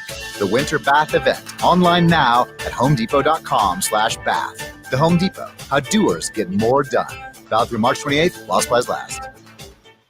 It's such a beautiful night. Look at the stars. They're amazing. Did you know 20% of stars have planets orbiting them capable of sustaining life? How did you know that? You must spend a ton of time reading. Not at all. I use Blinkist. Blinkist? Yeah, it's an app that takes key insights from over 4,000 nonfiction bestsellers and gathers them into 15-minute blinks for you to read or listen to. With Blinkist, you can learn the main points of an entire book in just 15 minutes, as opposed to days or weeks. What kind of books? Nonfiction books in over 27 categories, from personal development to history, management, investing, philosophy, and more. Books like A Beautiful Mind, The 4-Hour Workweek, Freakonomics, and Sapiens. Blinkist makes it easy to learn about pretty much anything. Like the stars? Even the stars. Right now, radio listeners get 25% off, plus 1 free week when you go to Blinkist.com/grow. To get this special offer, go to Blinkist.com/grow. That's BLINKIST.com/GROW. Babe, look, cash pop from the New Jersey Lottery. We just got to match one number, 1 through 15, to win. Whoa, so easy. Our anniversary date? September 6th? 14th. Not to interrupt you guys, but the more numbers you play, the better your odds of winning. Well, the 6th was our first date anniversary. Aw, let's play both numbers. With Cash Pop, you could win up to 250 times your wager. So pop in and play. Anything can happen in Jersey. Must be 18 or older to buy a lottery ticket. Please play responsibly. If you or somebody knows a gambling problem, call 1-800-GAMBLER. There's only one original stuffed crust, and it's only from Pizza Hut. The only place that gives you up to 3 toppings on your original stuffed crust for just $11.99. Order yours online at pizzahut.com. Ask or click for limited time offer. Extra charge for more toppings and extra cheese. Exclusions apply. Now, back to the Sports Bash on 97.3 ESPN. All right, 3:25. It's inside the Sixers. Big win last night.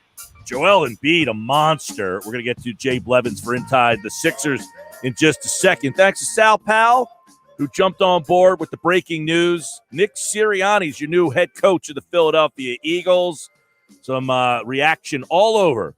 You're watching us live on Facebook, Twitter, and YouTube, and we'll continue the coverage of the Philadelphia Eagles. But we got to get into the Sixers from last night. A lot of points I want to make. Blevins has a great piece on the website about Joel Embiid and some comparisons to some greats. We'll get his thoughts on that in just a second. Yeah, Joel Embiid was phenomenal. And by the way, McGregor's phenomenal too.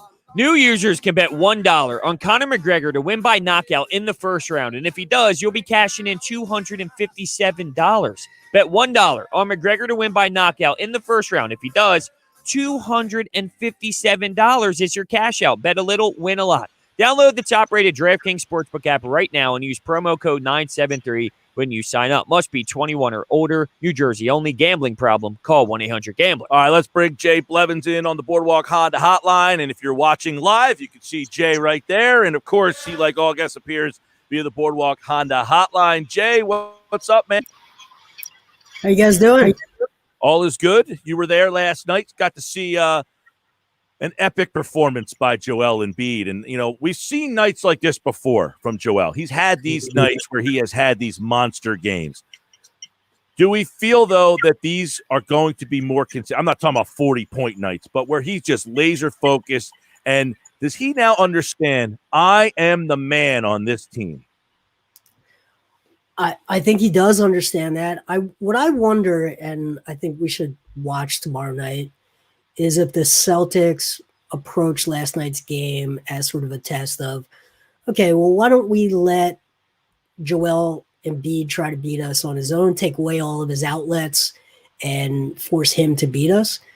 And basically that's like inviting Godzilla to your city and daring him to stomp all over your city.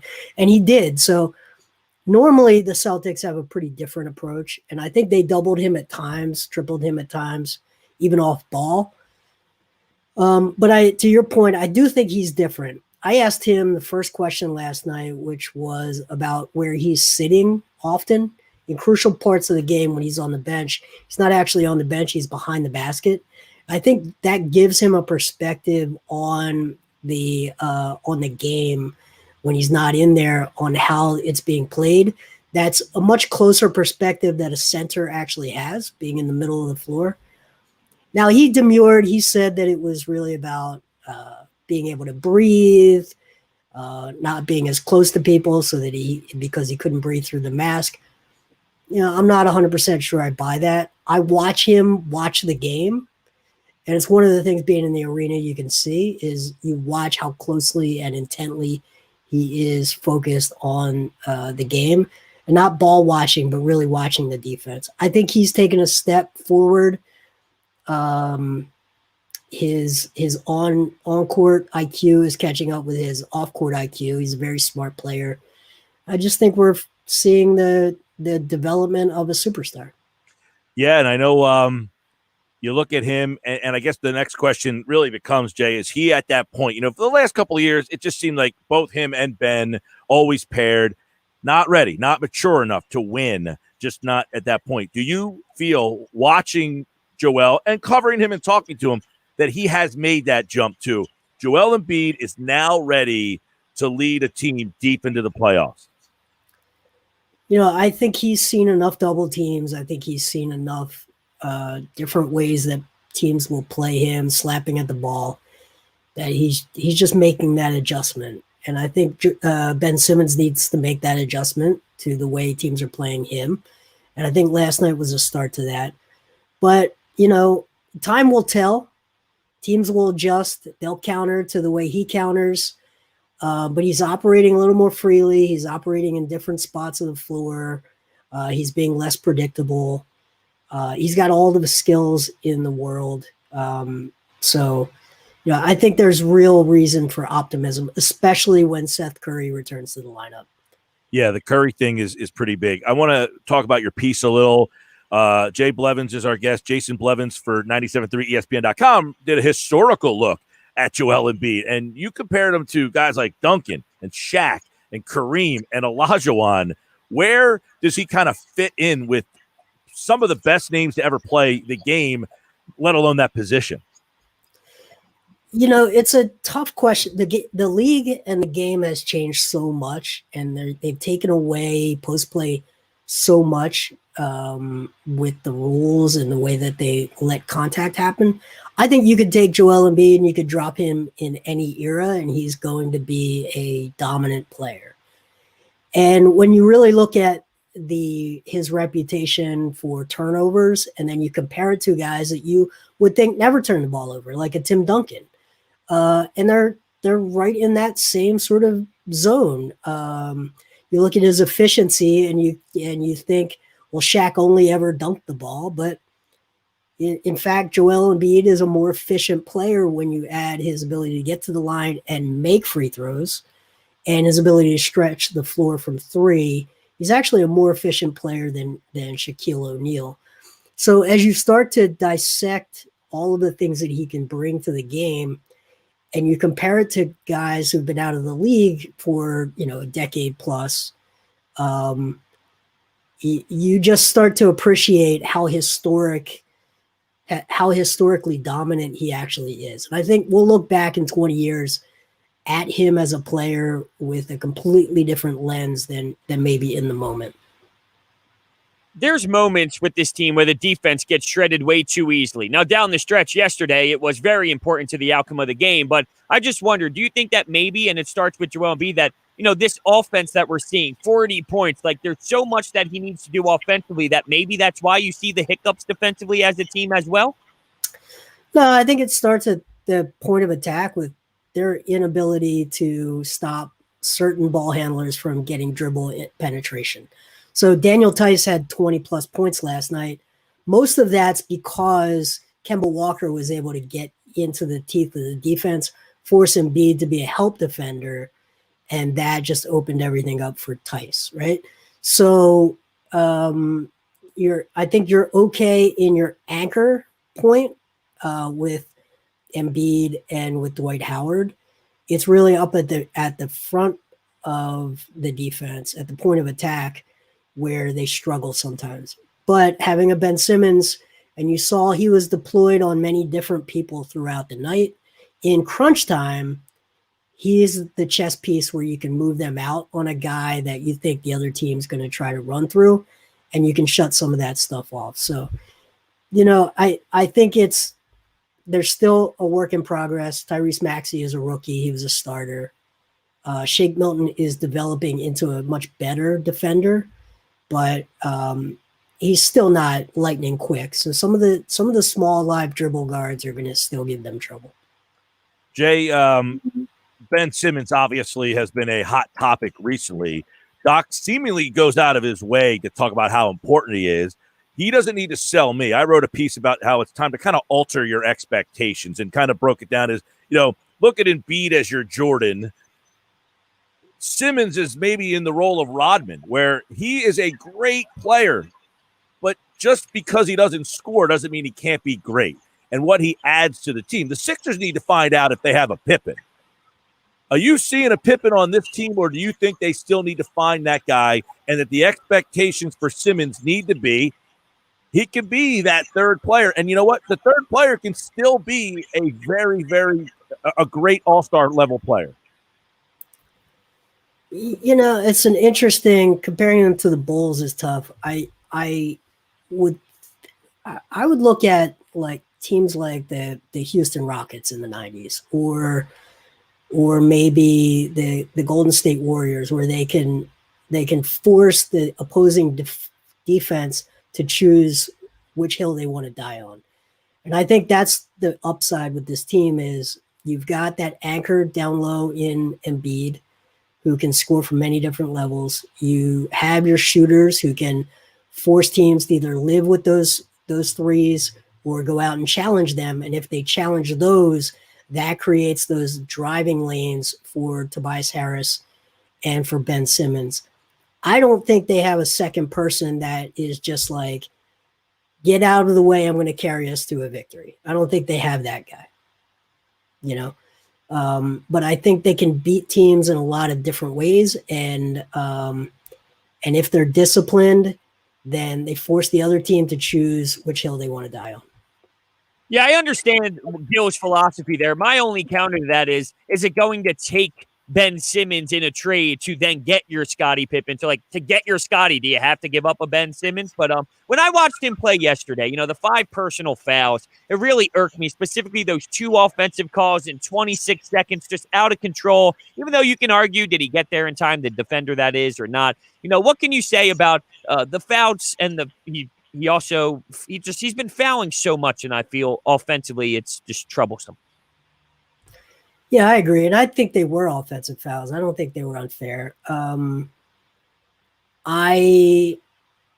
think he's trying to find his comfort level where his role is starting to transition from the point guard to the transition full court point guard, but half court play more off ball power forward. And I'm watching him not feel totally comfortable in that role and trying to adapt to those things. He's got to adapt because the book is out on him on what his plan A in half court is, to just drive down the lane and kick out. So, he's a flawed player. He's not a perfect player. The book is out on him. He's got to make some adjustments. But last night, I really do think they made some adjustments with him. Yeah, and I guess the question is, is the book so out on Simmons that, his scoring's way down, 4 points, something like that. But is the book so out on him that his limitations of not shooting have now even become more limitations? Yeah, if they don't turn teams over, he's not going to score as much. I mean, it's like, how many different ways can he score in a half court? There's only like one way. So if they're turning teams over and running the floor, then he's a very dangerous player. He's going to put up some numbers. But going into the year when people thought he was going to make a leap to like a 25 point per game score, like how would that really happen with a Ben Simmons? I don't see it. Yeah, I agree with you. I asked Paul this the other day. I want to get your thoughts on it. Would you be against maybe moving him off the ball? The problem is Tobias, I think, is playing well at the 4. That would force him to play the 3, put Ben at the 4, and then maybe enter Shake Milton as a primary ball handler. Yeah, and I think they started that last night, and I didn't like – I'm a big Shake guy, but last night I didn't feel like he was very comfortable in that transition between an attacking downhill attacking guard versus a facilitator. I thought a lot of times he was looking to pass, and he tried to catch Dwight for a couple of lobs that didn't work out. And then he was shooting as sort of a last resort. And I think he's got to get better in being more fluid around just quickly if the good shot's not there, find a guy or manipulate the defense to create an open look for someone else. And if not, then attack. I didn't feel like he did a great job of that last night. So I think he got 16 points. I don't know what his shooting percentage was, but to me, it wasn't like it didn't scream. There's a really good point guard last night. Well, obviously, it was a nice win for the Sixers. No Tatum, no Curry, so it's hard to get a feel. But I know in the post-game, a lot of people were asking Doc and Joel and the guys about, hey, this is a team that swept you last year, and this year, you play this game. No Tatum's a big deal, but they kind of circled that game last night, it seems like. Yep. Yeah, I just want to see, does Boston have a whole nother trick in their bag, right? And do they try a completely different defensive approach tomorrow night? And did they view these two games as sort of a trial? Let's see if Embiid can beat us on his own.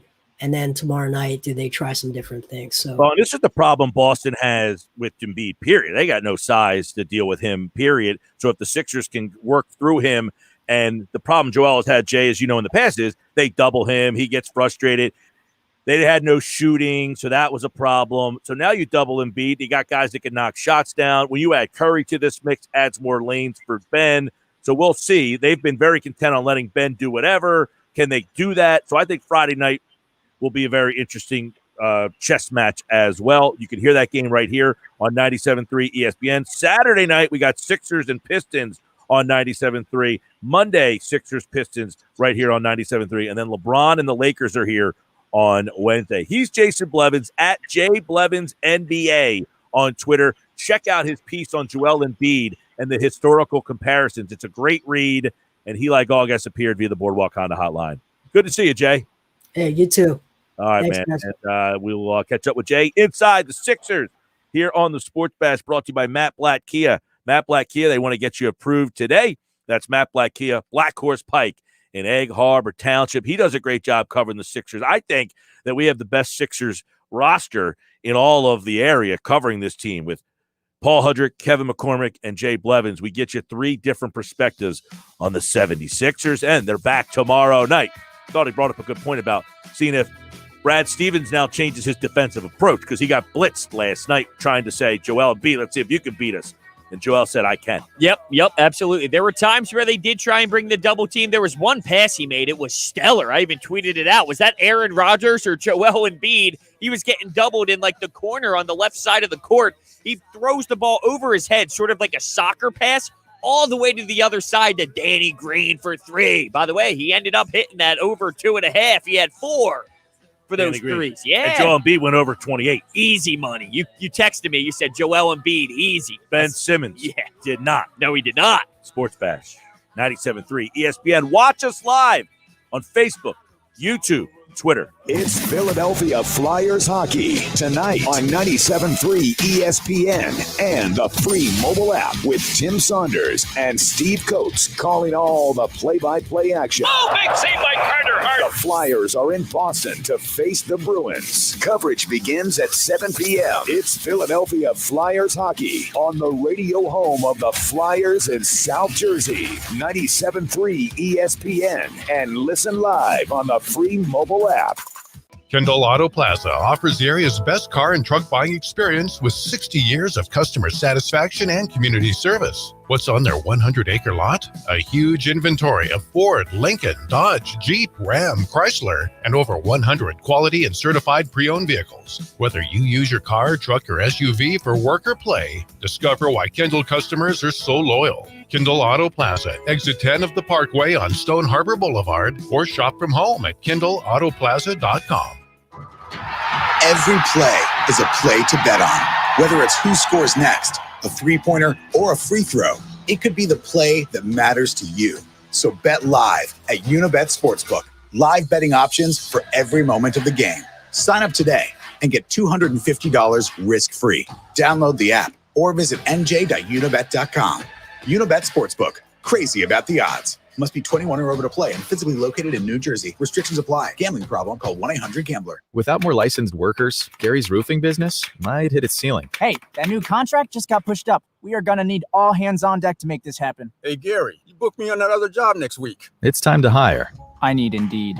Indeed you do. The moment you sponsor a job on Indeed, you get a short list of quality candidates from our resume database. Indeed delivers 2.5 times more hires than the other branded job sites combined, according to Breezy HR 2019. Visit Indeed.com/credit and get a $75 credit for your first job post. Terms and conditions apply. What are your 2021 goals? To get rid of those wrinkles, flatten your tummy, or enhance your breasts? If your 2021 goals focus on refreshing your face and body, Dr. Lyle M. Back can help. Dr. Back offers Botox and fillers, tummy tuck and liposuction, breast augmentation, and so much more. Dr. Back can even help men who have gynecomastia, aka man boobs. Call Dr. Lyle M. Back to accomplish those 2021 goals. Call 856-MAKEOVER or visit ilovelyleback.com. Everyone loves shopping online.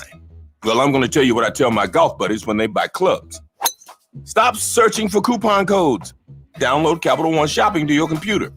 Capital One Shopping instantly searches for available coupon codes and automatically applies them at checkout. Plus, it's free, and you don't even need a Capital One card to use it. That's like hitting a hole-in-one without even trying. Capital One Shopping.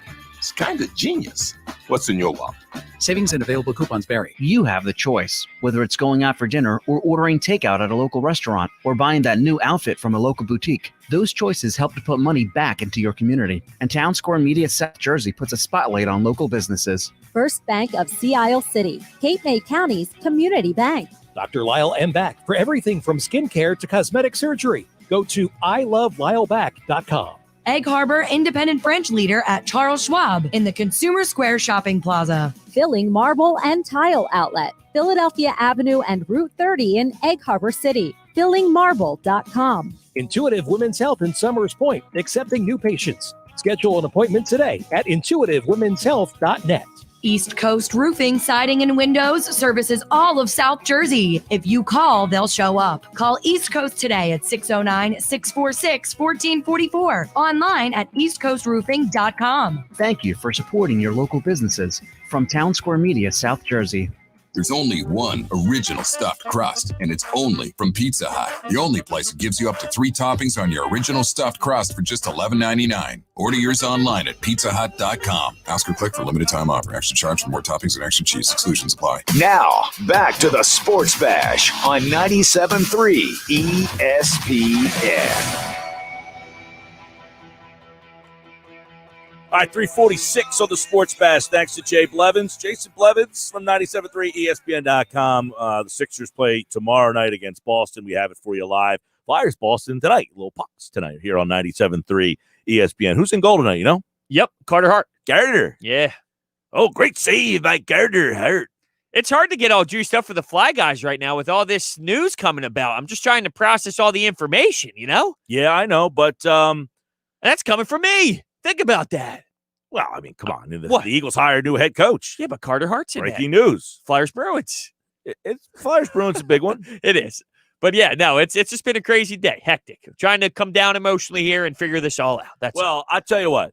One thing that is for sure, we got a lot of comments we want to get to over on the video stream. So everybody who's been commenting, we are going to get your streams and we'll react to them here.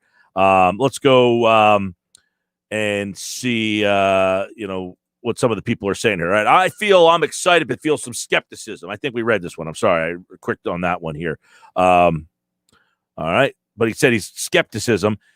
Funny part is we didn't really touch on this part, that he said he wouldn't have mind swinging for the fences with McDaniels, because it seems like nobody wants McDaniels. I wouldn't have been disappointed with McDaniels. I think just like any coach, though, I would like to see his staff. Right? If McDaniels came in here and he brought a good defensive coordinator with him, I keep bringing up Mayo just because I know the Eagles were high on him. If McDaniels came in here with a great staff, I wouldn't be opposed at all. Sam on YouTube, watching us on YouTube. What's up, Sam? All this for Wentz? For what? He will not win. Now, that way of thinking. Look, I was a hard Wentz critic this year. Very hard on Wentz. Would you agree? I would absolutely agree. But he deserved it. That being said, I'm not ready to say, based on what I saw, I'm going to throw him in the trash. Now, if you told me that's what I saw multiple years, I would throw him in the trash. But I saw enough in the past to at least say, I have to give him another shot. Yeah, but the way that comment comes in from Sam, that makes it seem, and I kind of brought this up earlier, that this coach couldn't work with another quarterback if Carson Wentz isn't the guy. If Carson Wentz has another year of struggling, and he looked like he did this year, and the Eagles needed to move on, who's to say that this coach can only do well if Carson Wentz is the quarterback, or this coach is only here and can only coach Carson Wentz? No. If Carson Wentz struggles, you can move on from Carson Wentz whenever you can, or he's your backup, a high-paid backup, and he can work with the new quarterback. He can work with another quarterback as well. That makes it seem like he can't. And that's where I draw the line. Let me ask you this question. Do you feel that a new coach coming in makes it more difficult to have a short leash with Wentz? In other words, you're bringing in this new coach, you got to get off on the right foot. Wentz plays bad for 2 or 3 games, and he goes right to quarterback controversy and puts Hurts out there. Yeah, it's a tough spot because I think some people, and I don't know if you feel this way, but some of the reasons why people look at Ben Simmons struggling is, well, he's trying to figure out Doc's system. He's trying to figure out the new team. Is there any sort of feel-out time for Carson, or it's 2 games of bad football? I don't care if it's a new offense or not. You suck. Here's a question. Did Sirianni go in and say, I want Wentz to be my quarterback, but I also would plan on incorporating Hurts a lot?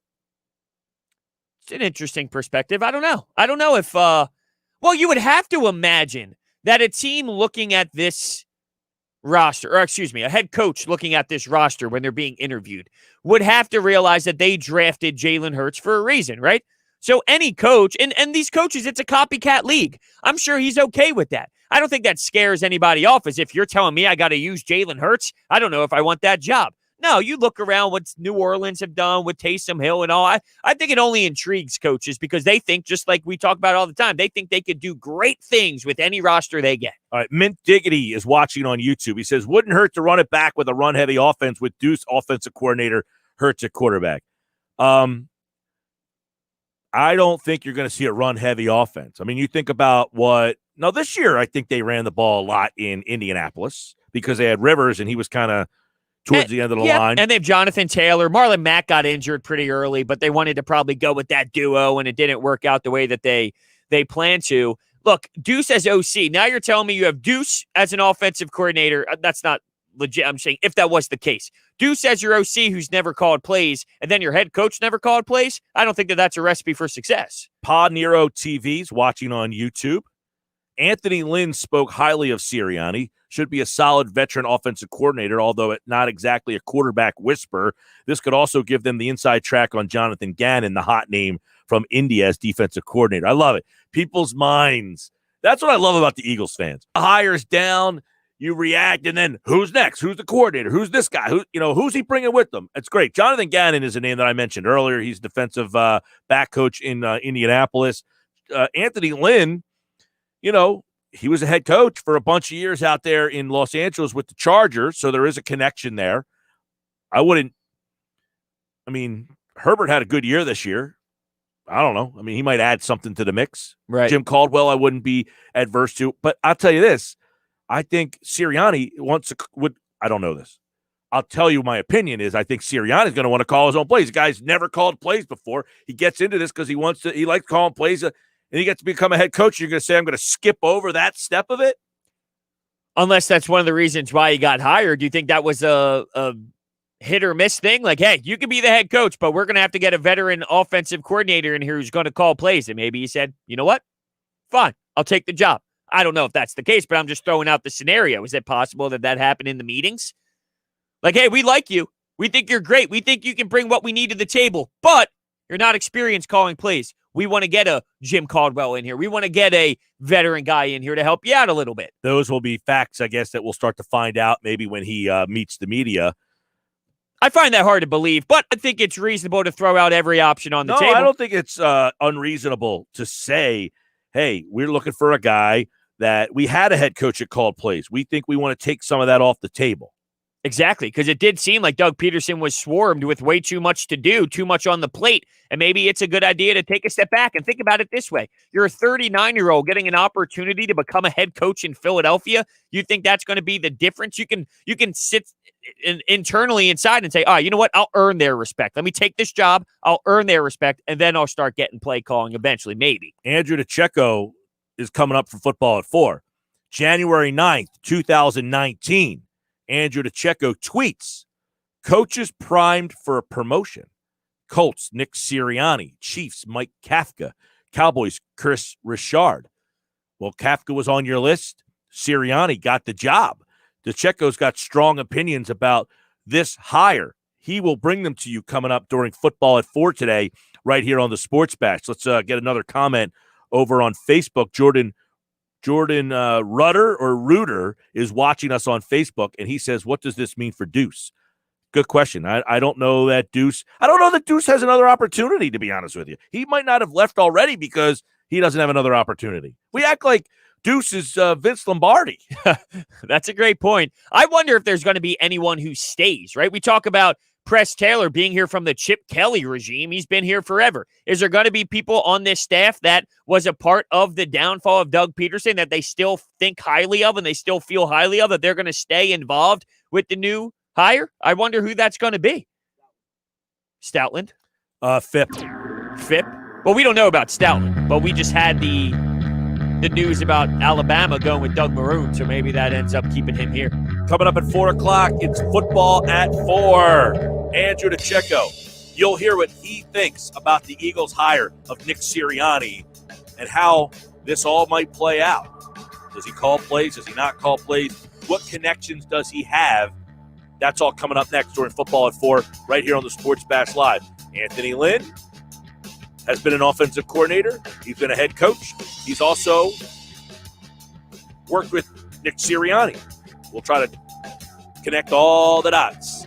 It's Sports Bash Live on 97.3 ESPN, the free mobile app, and streaming live video. Watch the show on Facebook, Twitter, and YouTube. We do have an Instagram page as well. You can follow us at 973 ESPN. 97.3 ESPN with a Flyers Minute from Kevin Durso. Thursday night, the Flyers get back on the ice to take on the Boston Bruins, playing in their first road game of the season at 7 p.m.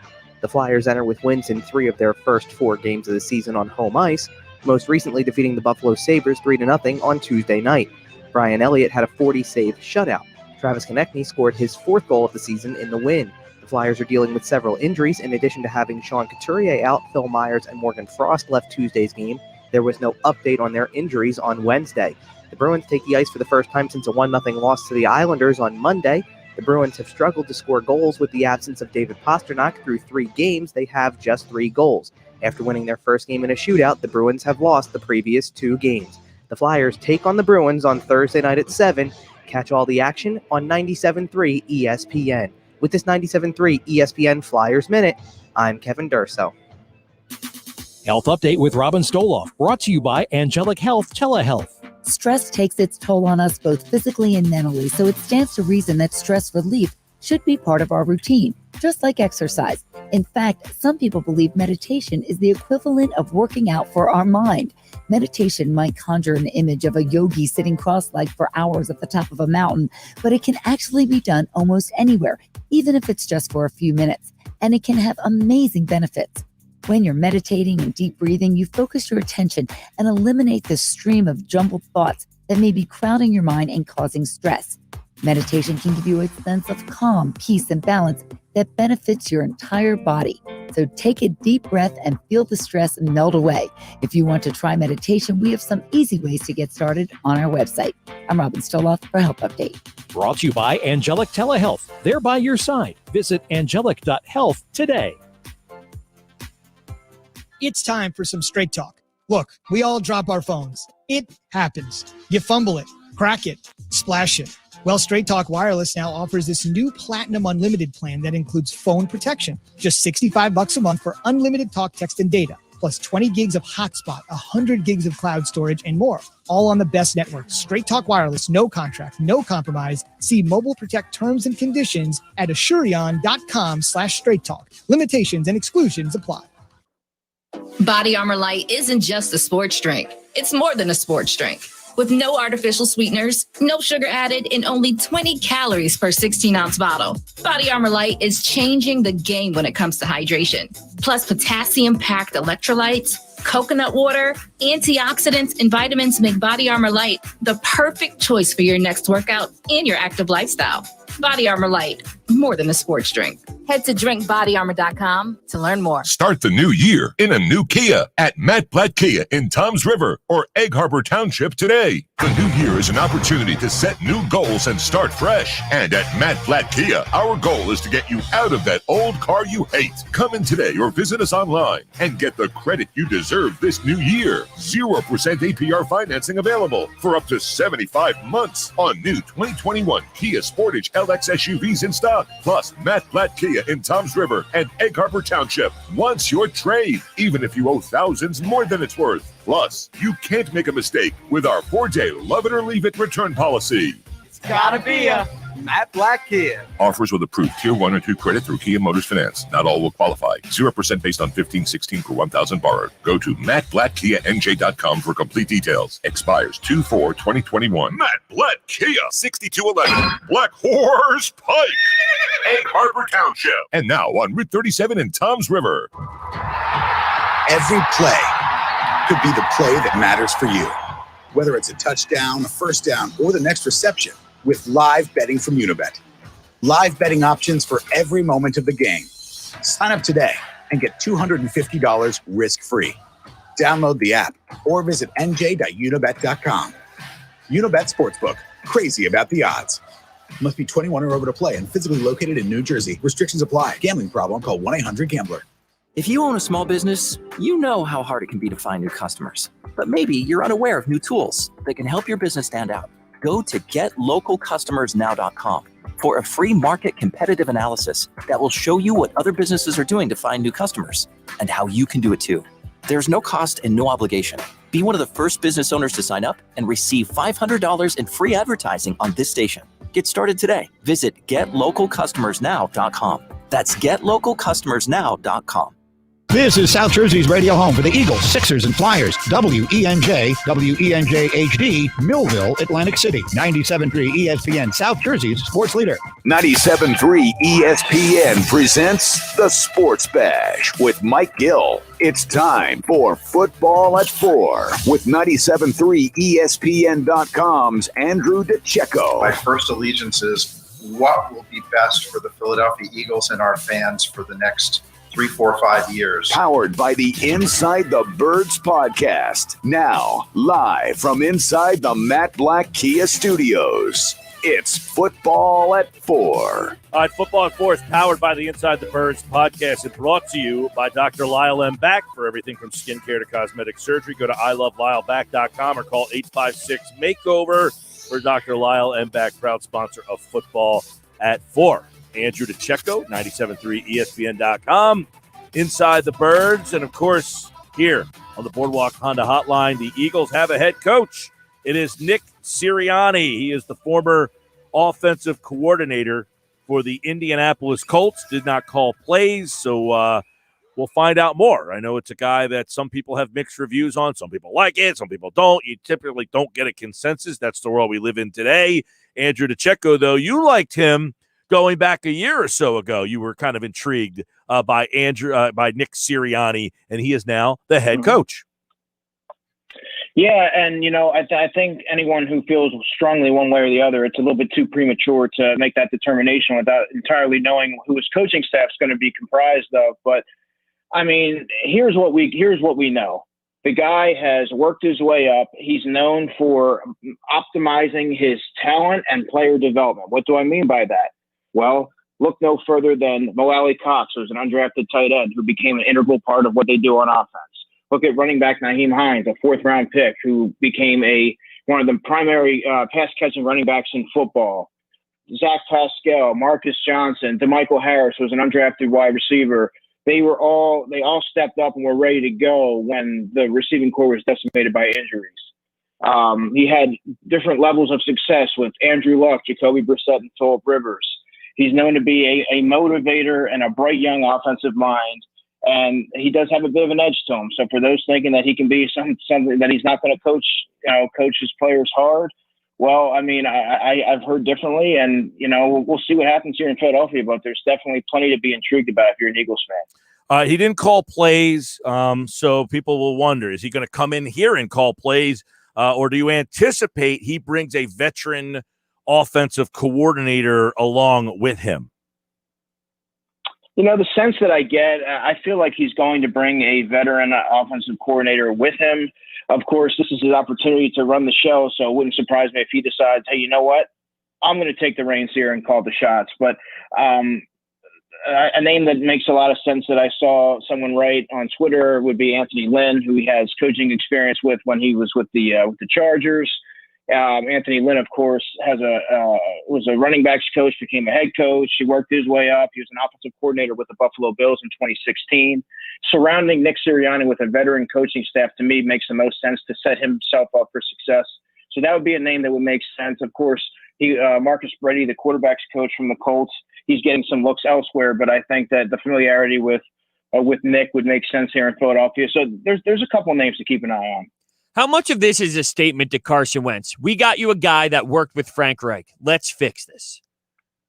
Yeah, Hunter, as soon as I heard the news, the first thing I thought of was, wow, this was a move that was made solely with Carson Wentz in mind, knowing that he's a guy that's worked with three different quarterbacks. He's someone who has a history. He got phenomenal seasons out of Phillip Rivers and Andrew Luck. Like, he didn't just work with them. He found ways to tap into their best skill sets and get them to play at a high level. And it wasn't just one player. So he's definitely well versed in that. He's a younger guy, so he has there's a relatable aspect to him as a head coach. And I really think he had a good understanding of what Howie and Jeff were looking for and what their objectives were going into this season. And, first and foremost, it was reviving Carson Wentz. And I think that they felt that he was ultimately the best man for the job. And now it's kind of curious to wonder what becomes of Jalen Hurts, because I do think with this move, it's very clear that Carson Wentz is going to be their guy moving forward. Yeah, and I know that Frank Reich, obviously his head coach, and I'm wondering if there was any, endorsement from him. They went down the Andy road to get Doug Peterson. Did this time they call Frank and say, hey, Frank, what can you tell us about this guy? And they felt comfortable knowing, because let's be honest, you might have been on his radar. He might have been on your radar a year ago, but this guy wasn't being interviewed by anybody else as far as we know, right? Yeah, right. I mean, I think he had to do with obviously the no play calling and the youth, and you need a coach's endorsement in order to kind of earn consideration. And obviously their ties with Frank Reich certainly played into that. And I also can't help but wonder if Frank Reich was telling Sirianni how to best handle Carson Wentz, what's the best course of action in coaching him, and things of that nature, so that when he went into the interview process, he was telling them exactly what they wanted to hear, and he had an inside scope of how to best get him back on the right track to get him playing to the caliber that we saw in 2017. So, yeah, I definitely think that the tie with Frank Reich helped in this situation.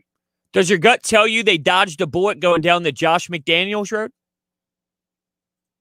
Yeah, I mean, obviously Josh McDaniels would have been a flashier head coaching signing, but that could have went either way. It wouldn't have surprised me if they got derailed by week 10, and it wouldn't surprise me if you saw a lot of structure and a more disciplined football team. But he's a guy that likes to clash with.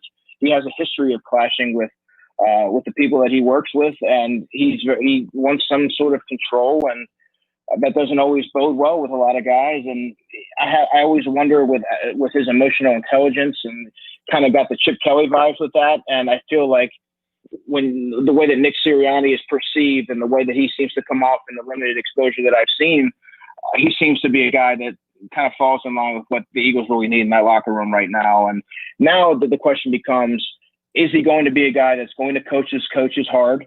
And is he a guy that knows how to harp on guys when they're starting to fall behind and hold them accountable? Because that's really what was lacking on this team under the Doug Peterson regime. So a lot of things need to change here, and obviously the change is coming.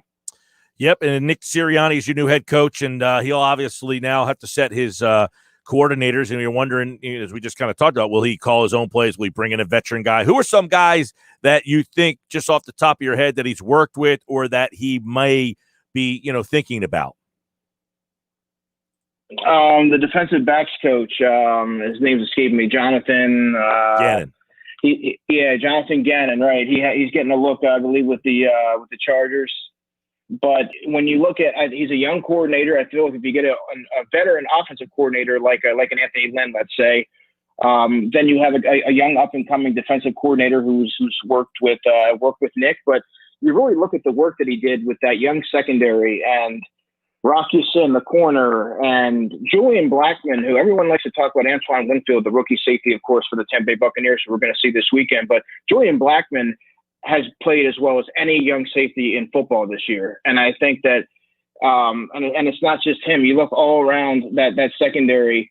They were pretty much the unit that kept that Colts defense together and have been playing at such a high level. And I think he was a young name that's kind of a coach that's on the rise. And I feel if you're Nick, you want to get a nice blend of youth, but also experience there to support him. That's interesting too on the defensive side of the ball. This is where I guess you mentioned Gannon, who would be a younger guy. And I guess some people would wonder, what about a veteran guy? What about bringing in someone like a Jim Schwartz, who basically is just the coach to the defense and you don't get in his way too much, a veteran. Or Marvin Lewis. Marvin Lewis is another good name. There you go. Or we've the Wade Phillips name seems to be coming up a lot. He's a guy who I think worked with Nick in San Diego. Yeah, and I feel like I think it was a couple weeks ago he put a tweet out there that said, "I'm ready to get back out there, ready to retire from retirement." I believe was the tweet. So he would be another name. And like I said, I feel like he needs to get that stability of coaches around him to make sure that he's setting himself up for success. Real quick, by the way, Sirianni was requested to interview for the Browns job when Dorsey was the GM in Cleveland, and apparently he declined that interview last year because he wanted to focus on the playoff run. So he had been at least on somebody's GM, somebody's head coaching target, and it turns out that it's John Dorsey, who happens to be here now, Andrew. Right, and I think that's very interesting because I think John Dorsey has more of a say than many realize, and I think we're starting to see that because here's a guy that had experience working with Nick in Kansas City, and in 2009, he saw a young coach come from an offensive quality control coach, work his way up to an assistant quarterbacks coach, to offensive quality control coach, to ultimately to wide receivers coach in 2012. He saw varying degrees of success with the wide receivers there. I believe Dwayne Bowe was the only wide receiver that caught a touchdown that year. But I mean, you see a guy that has a tireless work ethic that worked his way up the right way. And really he kind of got to see the process and everything. And there's a reason why he was willing to vouch for him with the Browns job. And obviously here, I think he had a large say and it was an advocate for him with the Philadelphia job. What do you think that means for Howie Roseman? Is this him overstepping where Howie Roseman was, or do you think it's just more of like a collaboration? That's the word they like to throw out at us. I mean, what does this really mean for Howie if we're learning that, hey, maybe John Dorsey's fingerprints is on this? I think the Eagles would like for you to believe that it's going to be more of a collaborative effort. But what we're seeing here is I think that Jeffrey Lurie is a smart man. I think he realizes the problems that are kind of here, or at least he's aware of some of the issues.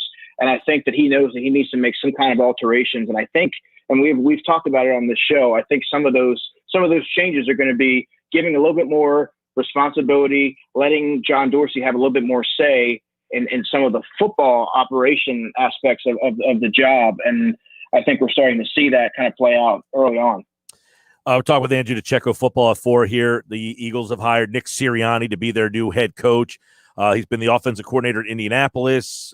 He has been – how about his versatility, though? You mentioned he's been a quarterback coach. He's been a wide receiver coach. And you wonder if that versatility is something that has the Eagles intrigued as well, a guy who will pop into the wide receiver room, who will talk to the quarterback and, be a part of the offense, because we know how much Jeffrey Lurie values an offensive mind. Yeah, and I believe it was Adam Kaplan on the latest Inside the Birds podcast that mentioned that there's a lot of energy about him, and he's going to pop his head in there. And you look at, he has such a versatile resume, but you look at what he did with the Chargers. Tyrell Williams had his two best seasons of his career in 2016 and 2017. Keenan Allen had his best season in 2017. Both were under Sirianni's tutelage. And then we look at his resume speaks for itself with the Colts. I mean, that offense has lacked a bona fide playmaker over his tenure. T.Y. Hilton's been in and out of the lineup, and yet their offense hasn't really missed a beat. And I think that, I mean, he didn't call plays, but he was very involved with the game plan and kind of drawing up a lot of those things. And he has that creative mind about him. And yeah, I mean, he's well versed in a lot of things. I think that was very appealing when they were kind of narrowing down their final candidates. When bringing in a new system, there's obviously going to be growing pains. So knowing the frustration with Carson Wentz, what do you think is fair in terms of expectations and success? Right. Well, I think Nick Sirianni, after he gets settled in, after the presser, and he starts to get his bearings, I think what he needs to do is have a meeting with Carson Wentz, make it very clear what his expectations are, what his objectives are, where he would like to get them, just kind of iron everything else so there's no gray area. Communication has been a very murky subject with the Eagles over the last year. We saw so many different leaks, so many different stories. We never really knew what to believe, but I think it's very important that he gets everybody on the same page so that there's no buy-in questions and there's no question about what his message is and what his objectives are as a head coach. And I think the first person he needs to sit down with is Carson Wentz. Hey, Andrew, what about – you're right about that, by the way. Before I get to my question on Deuce, I want to ask you about – do you think that Wentz not lobbied, but said, you know what, called Frank Reich, said, we're interviewing this guy. Like, do you think Carson kind of endorsed this over, say, Josh McDaniels? Maybe the front office wanted Josh McDaniels, but Wentz said, you know what, I feel more comfortable, because we know how important fixing Wentz is to this offseason. Yeah, well, Wentz is the franchise quarterback. There's a lot obviously invested in him. So, I mean, I'm sure that they ran it by him or they asked for his input. It may have not weighed heavily, but they want to know what their franchise quarterback, what's his thoughts? What is he thinking? Because this whole season really centers around him. If he can get his, resurrected, not only is the season going to go awry, but they have a big problem in what they do with, moving forward with their franchise quarterback. So, yeah, I do think that they asked for his opinion and kind of wanted to see where he was at with that. And I'm sure that ultimately played into their decision. Deuce Staley doesn't get the job. Does he return to the organization? Does he move on? And my question is, he's been here with 3 different staffs. He's been passed over a couple times before. Does Deuce have other opportunities? Does he say, you know what, I'm not going to be here. I'm not going to get the head coaching job here. I'm out. Does he have other opportunities? What, in your mind, is the Deuce story?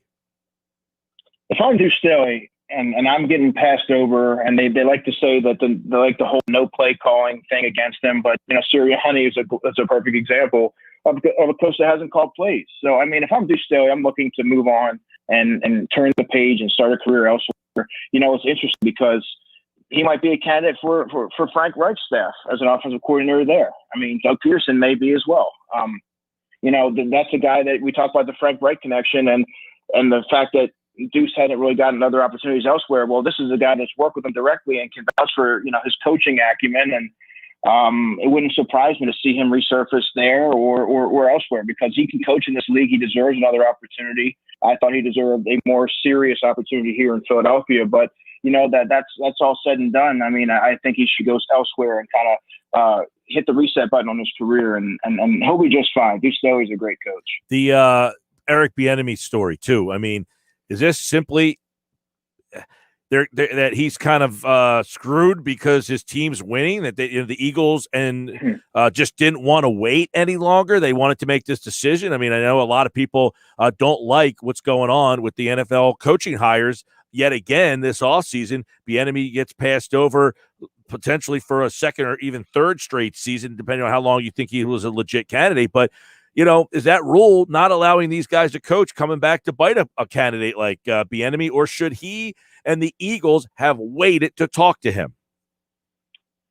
Well, I think that they couldn't hurt to wait and talk to him because how many times, Nick Sirianni was a name that emerged late in this process. He would have still been there over the weekend if it can't hurt to talk to a coach. I would have talked to Kafka as well. Talk to both of those guys. Maybe one of those guys blows you away, or maybe they don't, and you go with Sirianni, who you had a good feel about. I mean, it certainly couldn't have hurt, but it's down to one head coaching vacancy, and I think that the Houston Texans are going to possibly be. I would hope that Eric Bieniemy would be at the top of their list. And it wouldn't surprise me to see him land there. But yeah, Mike, I do think that a lot of these coaches are kind of, they're penalized almost for winning because all the positions start to dry up, and now we're down to one spot here. The last we heard, Carson Wentz needed time to think about things. Do you think we should rule out the possibility, even if it's very slim, that he's still done with this city? It would certainly be nice to hear something from him because we really haven't heard him say anything since the Green Bay game. So it's kind of hard to get inside his head and wonder and know what he's thinking. But just like I said, this move, the first thing that came to my mind was this move was made with Carson Wentz solely in mind. And I think that he's going to be. This has to be a pleasant hire for him. And I'm sure that it probably resets what his vision and what he thinks. And I think we'll probably be fully committed to the city and, willing to engage and pick up on his methods and see where it goes. And I think that it's going to be a fresh start for both of them. So this would imagine that we all believe that Carson Wentz is not going anywhere, and this hire kind of stamps that. Yeah, I would be floored if Carson Wentz moves on. All right. Football at 4, Andrew DiCecco. Now, let me ask you this. You like the hire, Sirianni, or do you feel like there was someone else now that they made the hire? Do you feel like they made I know a couple of years ago, look, Peterson was not the guy everybody wanted, and the people thought he made a mistake. Was there someone else you had your eye on that thought was probably a better decision? Well, I do like the hire, but like I was saying, I think that they could have stood to wait a few days and really interview Mike Kafka and Eric Bieniemy just to see where they're at. Like I said, maybe they blow you away, or maybe they don't. But there's no, and then you just go right back to Sirianni, who you had a good feeling about. I think that I ultimately do think it's going to be a good fit with the Eagles, but there's nobody that really stood out. Like I said, I really like Robert Saleh, but he was gone very early in the process. So, I think it's going to be a good marriage between the two. All right, there you go. As the Eagles have made their decision, they have hired Nick Sirianni. He was an offensive coordinator. By the way, a couple guys that he worked with in the past include Mike McCoy, Anthony Lynn, Romeo Cornell, and he worked for Todd Haley as the offensive coordinator. Todd Haley was the head coach, in Kansas City. So Sirianni was in Kansas City. He's also a good receivers coach. Todd Haley's also a good receivers coach. So that's a name to watch for that as well. Yeah, and Cornell, I guess, was the head coach, the interim last year. You wonder if Houston's if he's gonna be back in Houston or what's gonna happen there, because Romeo Cornell is a very good defensive mind. He would be a good, he would be that Jim Schwartz feeling kind of guy that, like, hey, you're the head coach of the defense, go take that and run with it. Yeah, Romeo Cornell's another guy. Terrell Austin, like I said, Marvin Lewis, who has a very long history of working with linebackers and developing linebackers. And of course, he was a defensive coordinator with the Ravens when they were, when they had Ray Lewis in his prime and Peter Boulware and all those guys. So, I mean, there's going to be some options out there. It's interesting to see what direction that he decides to go. All right, there you go. Andrew DiCecco, DiCecco, NFL. You can follow him, of course, Football at 4 right here on the Sports Bash. Andrew's back on Tuesday to talk more Football at 4. Here tomorrow, Adam Kaplan from the Inside the Birds podcast. We'll get reaction from Adam, what he's hearing on this hire. And, of course, Romeo Crennel, by the way, is the head coach who promoted Sirianni to his first position coach job as the wide receiver coach in Kansas City. So those two have a pretty good relationship. So Sirianni has some interesting ties. We'll be keeping our eye on it. And, of course, Andrew, like all guests, appeared via the Boardwalk on the hotline. All right, Andrew, take care, man. Have a good one, guys. You do the same. So Romeo Crennel was another name that I've just kind of stumbled upon. Mike McCoy, who was the head coach in San Diego. Anthony Lynn was a head coach in San Diego. Also, Todd Haley, who was the head coach in Kansas City. So he has some interesting ways that he can start building this staff out. And I think you're going to start hearing this very shortly. You're starting to hear Atlanta Arthur Smith is starting to build his staff out there too. So you're going to start to kind of see, that all kind of take shape. Yeah, definitely. I think I saw something about the New York Jets as well with that staff kind of coming together. He mentioned Marvin Lewis. Would that intrigue you? It's funny how that name people tie with, what he did in Cincinnati, constantly losing in the AFC wildcard game. But once again, what you do as a head coach and what you do as a defensive coordinator is two totally different mindsets. Oh, no, I like Marvin Lewis as, number one, a leader type of guy. I mean, he might not be the best X and O. He might have had his downfalls, but he was a defensive coordinator. Well, Josh just sent me this. He was the defensive coordinator for the Ravens when they won the Super Bowl. I mean, the guy could coach. He might not be the best head coach, exciting head coach. And look, he won a lot of games with a franchise that doesn't win. I love that you just said that. So from 2011 to 2015, here's his win totals. In Cincinnati, 9, 10, 11, 10, 12. Yeah. Cincinnati. The guy has a track record of winning, maybe just not a playoff game or the big game, but if you put that as your defensive coordinator, he does have that in his back pocket too. He is a Super Bowl champion defensive coordinator. I think Marvin Lewis would be a great hire. Yeah, I would love that. Sports Bash Football at 4 brought to you by Dr. Lyle M. Back. For everything from skincare to cosmetic surgery, go to ilovelyle.com or call 856-MAKEOVER. For Dr. Lyle M. Back, proud sponsor of Football at 4. JR got his pick. It's coming up next for the championship round of the NFL. Sunday, it's the championship round of the NFL playoffs as we bring you a special doubleheader. First, Tom Brady duels Aaron Rodgers as the Bucs take on the Packers in the NFC title game. Then it's the top two seeds in the AFC when the Kansas City Chiefs host the Buffalo Bills. Your playoff picture unfold right here. Listen to the championship round of the NFL playoffs this Sunday, exclusively on 97.3 ESPN FM. Coverage begins at 2 p.m. Start the new year in a new Kia at Matt Blatt Kia in Toms River or Egg Harbor Township today. The new year is an opportunity to set new goals and start fresh. And at Matt Blatt Kia, our goal is to get you out of that old car you hate. Come in today or visit us online and get the credit you deserve this new year. 0% APR financing available for up to 75 months on new 2021 Kia Sportage LX SUVs in stock. Plus, Matt Blatt Kia in Toms River and Egg Harbor Township wants your trade, even if you owe thousands more than it's worth. Plus, you can't make a mistake with our 4-day love it or leave it return policy. It's gotta be a Matt Blatt Kia. Offers with approved Tier 1 and 2 credit through Kia Motors Finance. Not all will qualify. 0% based on 1516 per 1,000 borrowed. Go to mattblattkianj.com for complete details. Expires 2/4/2021. Matt Blatt Kia, 6211 Black Horse Pike, Egg Harbor Township. And now on Route 37 in Toms River.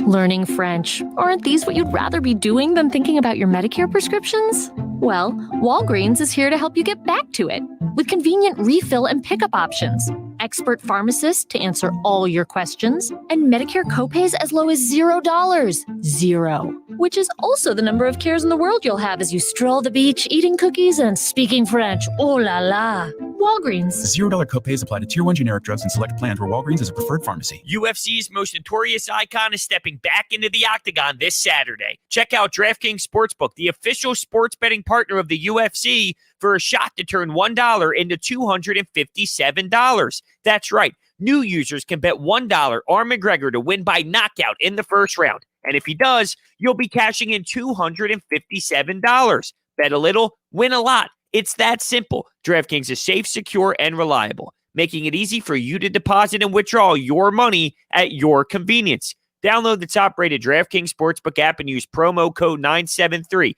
when you sign up to turn $1 into $257 if McGregor wins by first-round knockout. That's code 973 for a limited time only at DraftKings Sportsbook. That is code 973. Must be 21 or older. New Jersey only. Restrictions apply. See DraftKings.com/sportsbook for details. Gambling problem? Call 1-800-GAMBLER. Listening to this Allstate commercial about savings might be the hardest thing about getting those savings.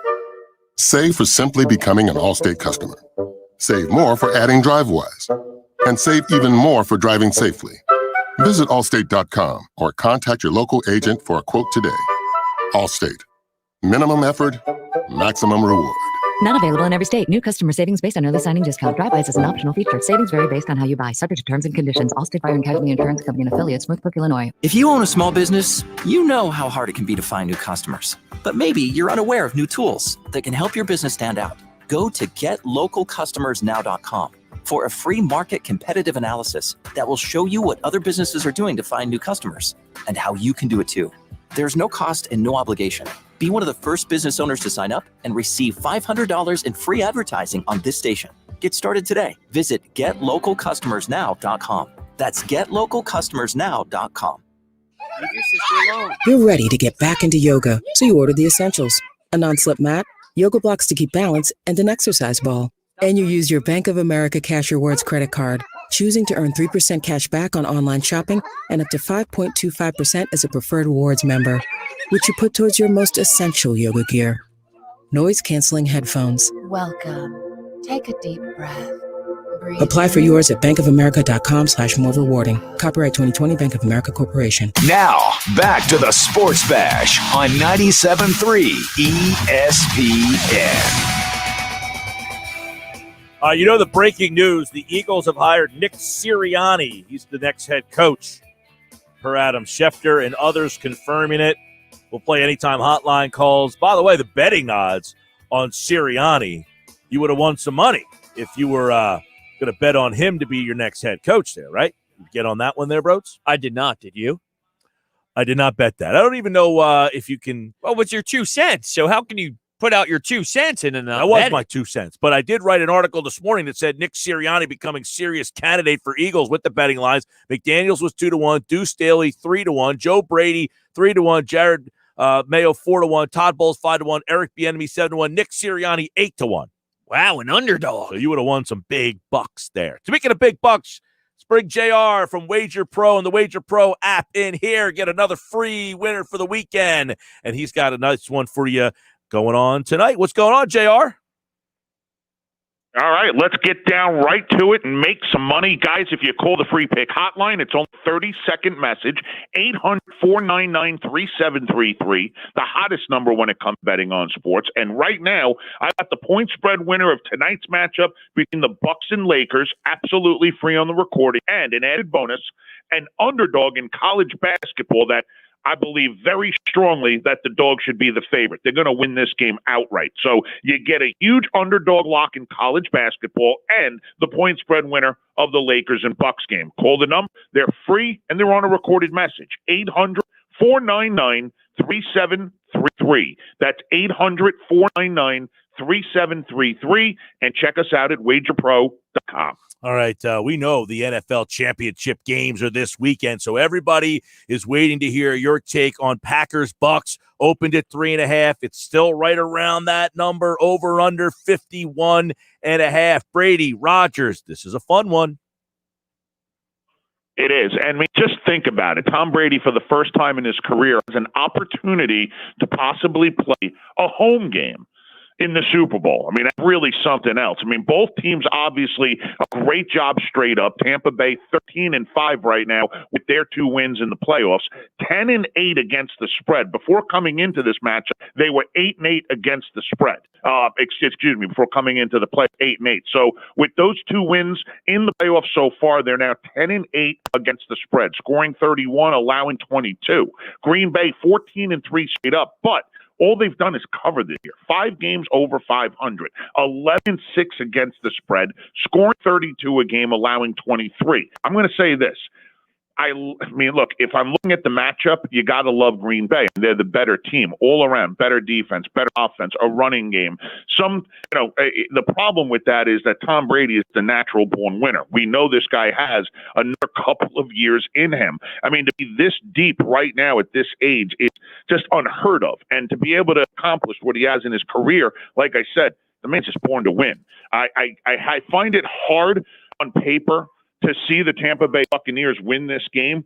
But, again, if I got a gun to my head, I'm taking the Packers. I'm buying down to -3, and I'm crossing both fingers, both toes, everything I can in hopes that they win and cover this game. So I don't love the game at all. All right. Obviously, that right there is the first game on Sunday, and then the second game Sunday night. This one's interesting. I don't know how we're reading this one with the whole Mahomes thing, but it's, do you jump on it now? Do you wait? I mean, how do we kind of handicap Bills and Chiefs, which is -3 and over 50? Before the injury last week, I would have told you that Mahomes would be unstoppable. I told you he's like a robot. They turn the switch on and that's it. But seeing him go down last week the way he did, and whether or not he's going to be at 100% this week is, yet to be seen. We're going to have to wait until we see him take the field and how he looks in the first couple of series. But that's not how betting works. You got to make your call now. This Kansas City team, as good as they've been straight up 15-2 this year, they've just not covered games, especially the second half of the year. 7-10 against the spread, 3 games under 500. All they're doing is, literally laying wood every week and leaving money on the table. It was like they had to come back from behind too many games this year to say that they are a far superior team than the Buffalo Bills, which is exactly why this line is only 3 points. I think the odds makers know, the players know, the Bills have a real shot in this game. And again, it'll come down to how well Pat Mahomes is going to play. So really, for me, it's a second half bet. I got to see what happens in the first half of this game and then make my decision on bet second half. But right now, if I had to bet them, I can't go against Kansas City at home.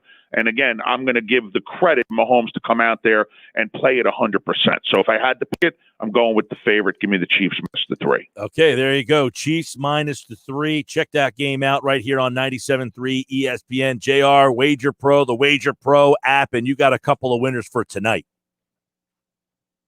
I do. First off, absolutely love, and I mean love this game tonight in the NBA between the Lakers and Bucks. The open Bucks -1. It's up to -2. Guys, when I say I love something, I'm telling you, I uncovered something huge on the game, and I'm giving it away absolutely free on a recorded message, along with an underdog that's going to win outright in college basketball. So let me show you what we do down here at Wager Pro by providing you with 2 huge blowout winners in tonight's basketball, one NBA and college. 800-499-3733. Both games are on recorded message, and it's only 30 seconds long. Call right now, 800-499-3733. That's 800-499-3733. And online, you can reach us at wagerpro.com. All right, JR has been red hot all season long. He got one for you tonight. Those are the 2 this weekend, championship weekend, and, of course, Super Bowl in 2 weeks. You can listen to them all right here on 97.3 ESPN. JR, always a pleasure, man. Thank you so much. Thanks for having me, guys. Go out there and make some money. I like to do so. Late last night, hit a little 3-team parlay there, Hunter Brodes. On what? What'd you get? I took the Sixers when they were plus 190. Late in the game, they were down. With about 8 minutes left, they were down, and I said, Embiid's just not going to let them lose. Yeah, that's one of the things that was a little underrated, I think. When Embiid and Ben Simmons were both on the bench at the end of that third quarter into the fourth quarter, Shake Milton and Tobias Harris kind of helped that team get back into the flow of things. Yeah, so I got that at plus odds, and then I parlayed that up with a just money line winner on Golden State and the Clippers. Wow, how about that? Look at you. Getting a couple heavy favorites, bundled it up with the Sixers there. Gave me some nice plus money on the three-teamer. Looks like you can splurge a little bit this weekend for your birthday. Hey, now, how about that? Yeah. So, all right, a couple things I want to kind of touch on with this Sirianni hire. And one of the things that I, doing some more research on this is that he has some veteran coaches in the pipeline there. So I'm feeling pretty good that we're going to be excited about the guys that that he's going to be able to bring in here.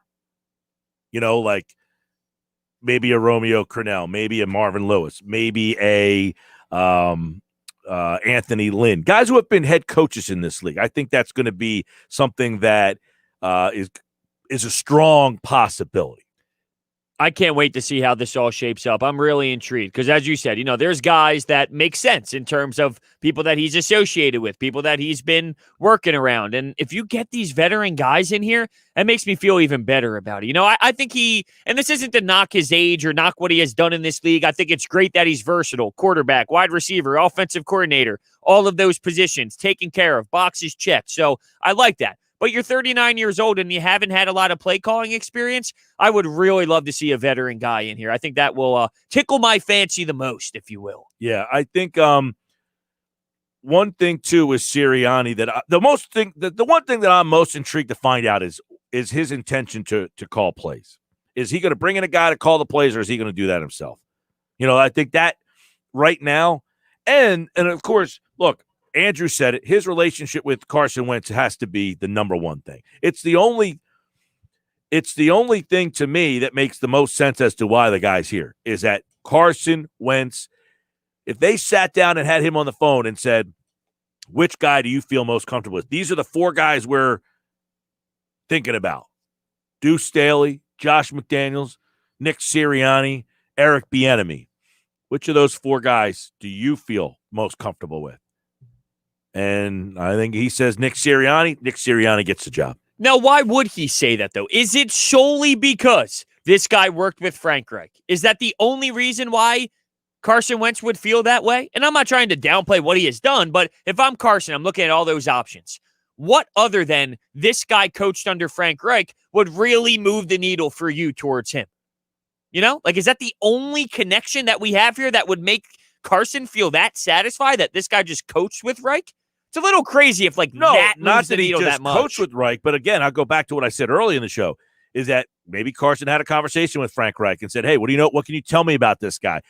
This guy's going to be good for you, man. Listen to him. He can coach you hard. He's going to push you a little bit like I did, but he's at your best interest. Right. You're right. That conversation can go a long way. And put him at ease with the fact that there's going to be a young guy in here, somebody totally new that I don't know much about, but I'm going to take there was that report that the one guy he trusts is Frank Reich.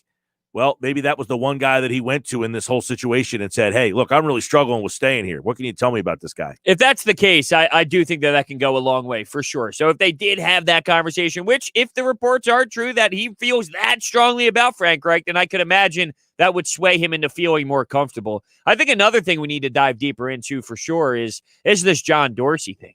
Because the Howie Roseman conversation has been going on a long time, the frustration towards him. What does this mean? Is Howie Roseman getting stepped over a bit, like a little AI Ty Lue concept here? A little John Dorsey step over? Is that a little extreme to say that far? That whole aspect is interesting. It is. Because there's the whole thing Roseman needed to sell Lori on Josh McDaniels because Josh McDaniels is going to want to come here and have some power, some personnel power. And it was almost like they were trying to paint this picture that Roseman is okay. Like, it's not me being this overbearing guy, so it's so hard to kind of figure out. We never know the exact thing. Of course, nobody wants to believe anything that anybody says anymore. You only go to the narrative that you feel like fits your narrative, right? Yeah. So One guy could have the exact right story, tell it, and if you don't want to hear it and don't want to believe it, you're not going to believe it. You're going to find the other guy who has a story that fits what you want to hear. That's one of the problems we got out there now is no one's ever going to get the right story on what happened in that whole situation and how much Roseman does and how much Roseman doesn't do and who has the picks and who has the power and who does this and what Lori does and how that. We just formulate our opinions based on what we kind of how we can kind of put the pieces together. Yeah, that's true. Let me throw this at you. Did they get themselves a puppet? They hired a 39-year-old guy, younger guy, not going to have much power. You saying the word power just made a light bulb go off in my head. Did they get a guy who will be a yes man? Is that what they wanted? Is that what they targeted? And is that what they got? That remains to be seen. I can't sit here and say they hired a yes man. I mean, I don't know anything about right. No, I know. But I'd like the mentality of getting a guy in here who won't push back. Josh McDaniels would push back, right? So is that someone that you wanted to bring in here? Did they target a guy who they knew would be younger, who they knew would be a little bit softer in his role in terms of pushing back with the front office and the owner? Like, I just wonder if their philosophy entering the interviewing process was, all right, I know we're going to get some older guys in here, but when we get to the younger guys, hey, we like to have our fingerprints on things. So Jeffrey Lurie's like, this guy will let us and will allow us to keep our fingerprints on things. Just an interesting way to look at it. Yep. I think we will start to see maybe if the season gets off to a rocky start, Roseman did this on draft night and they took this. Now they have the 6th pick of the draft. I mean, it's there's a lot more going to be a lot more focus on that now. I'd imagine offensive side of the ball is probably what they're leaning towards now. I mean, that's what we've been hearing is, hey, depending on what side of the ball they go with, what the philosophy is going to be. If they go with the defensive guy as a head coach, you might see a corner. If you go with an offensive guy, you might see a wide receiver. Well, you always have these outliers, like a Brian Billick, who was an offensive coordinator, but went to a team and they were known for their defense there. Right. Like sometimes that just happens. Like you go to a place and, yeah, the offensive guy just happens to have a better defensive, and you hire the offensive guy because your offense isn't very good. You're hoping that he brings better offensive talent and philosophies to your team. Sports Bash brought to you by Matt Blatt Nissan. The all-new Matt Blatt Nissan is now open on the Black Horse Pike in Egg Harbor Township next to Home Depot. Online, MattBlattNissan.com. Turn it on. Leave it on. The Sports Bash on 97.3 ESPN. If you're very quiet, you can hear it. The joy, the freedom, the crunch from 100% whole grain oats. Stay outside longer with Nature Valley Oats and Honey Crunchy Granola Bars. We are better outside. Bigger, better, Boardwalk Honda. Start your year off in a brand new Boardwalk Honda. Hurry in today and shop our complete new 2021 inventory. Civics, Accords, CRVs, you name it, we have it all from store to shore. And right now, get 0% APR financing for up to 60 months on select new Honda models. Or lease a new 2021 Civic Sedan LX front-wheel drive for $139 a month for 36 months. Plus, browse our entire selection of pre-owned and certified pre-owned Hondas. We're sure to have the vehicle you want at the price you want. Plus, we work with all credit situations. Boardwalk Honda partners with over 25 top financial lenders, so we'll help you get approved and on the road in your new Honda in no time. Take advantage of 0% APR financing on your new Honda today. Visit Boardwalk Honda today, located in Egg Harbor Township, or shop online at boardwalkhonda.com. And remember, from Maine to Miami, nobody beats a Boardwalk deal. Bigger, better, Boardwalk Honda. Call us toll free at 844-890-3390 for more details. Whether class is in school, at home, or a little bit of both, school goes on.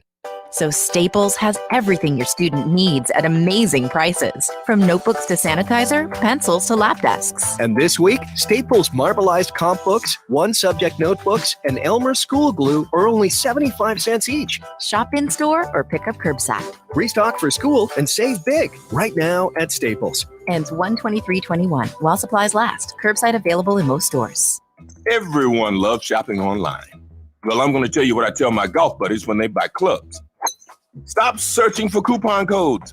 Download Capital One Shopping to your computer. Capital One Shopping instantly searches for available coupon codes and automatically applies them at checkout. Plus, it's free, and you don't even need a Capital One card to use it. That's like hitting a hole-in-one without even trying. Capital One Shopping. It's kind of genius. What's in your wallet? Savings and available coupons vary. Progressive presents an interview with your upstairs neighbor. My name's Barry. I live right above you. I don't host parties. I host after parties. They're like parties, only louder and nobody goes home. See right here, I ripped out all the carpeting because it was holding me back my pogo stick.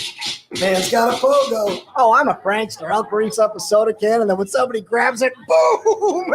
Progressive can't save you from your upstairs neighbor, but we can save you money when you bundle renters and auto insurance with us. Progressive Casualty Insurance Company affiliates and other insurers. Bundle discount not available in all states or situations.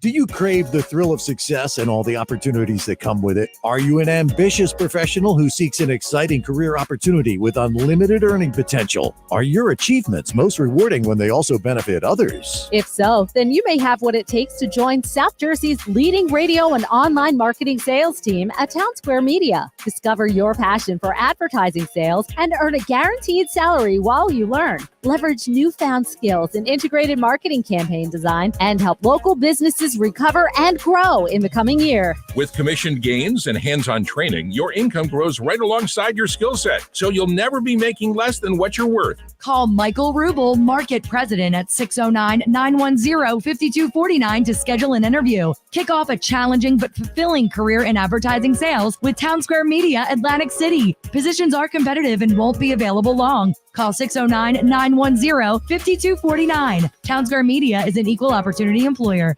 There's only one original stuffed crust, and it's only from Pizza Hut. The only place that gives you up to 3 toppings on your original stuffed crust for just $11.99. Order yours online at pizzahut.com. Ask or click for limited time offer. Extra charge for more toppings and extra cheese. Exclusions apply. The station giving you Philadelphia Flyers hockey. Here's a shot, rebound. Oh, a great save by Carter Hart. He absolutely robbed Toby Reed around the rebound. 97.3 ESPN FM, the play-by-play home of Flyers hockey. Flyers tonight, 7 o'clock. Durso tonight, 6:20 on game night previews. Flyers and Bruins right here on 97.3 ESPN, your home for Flyers hockey and Carter Hart. Bunneman. Did you like that picture I sent you yesterday? Sixers on the big screen, then off to the side. You had 2 NHL TV games going.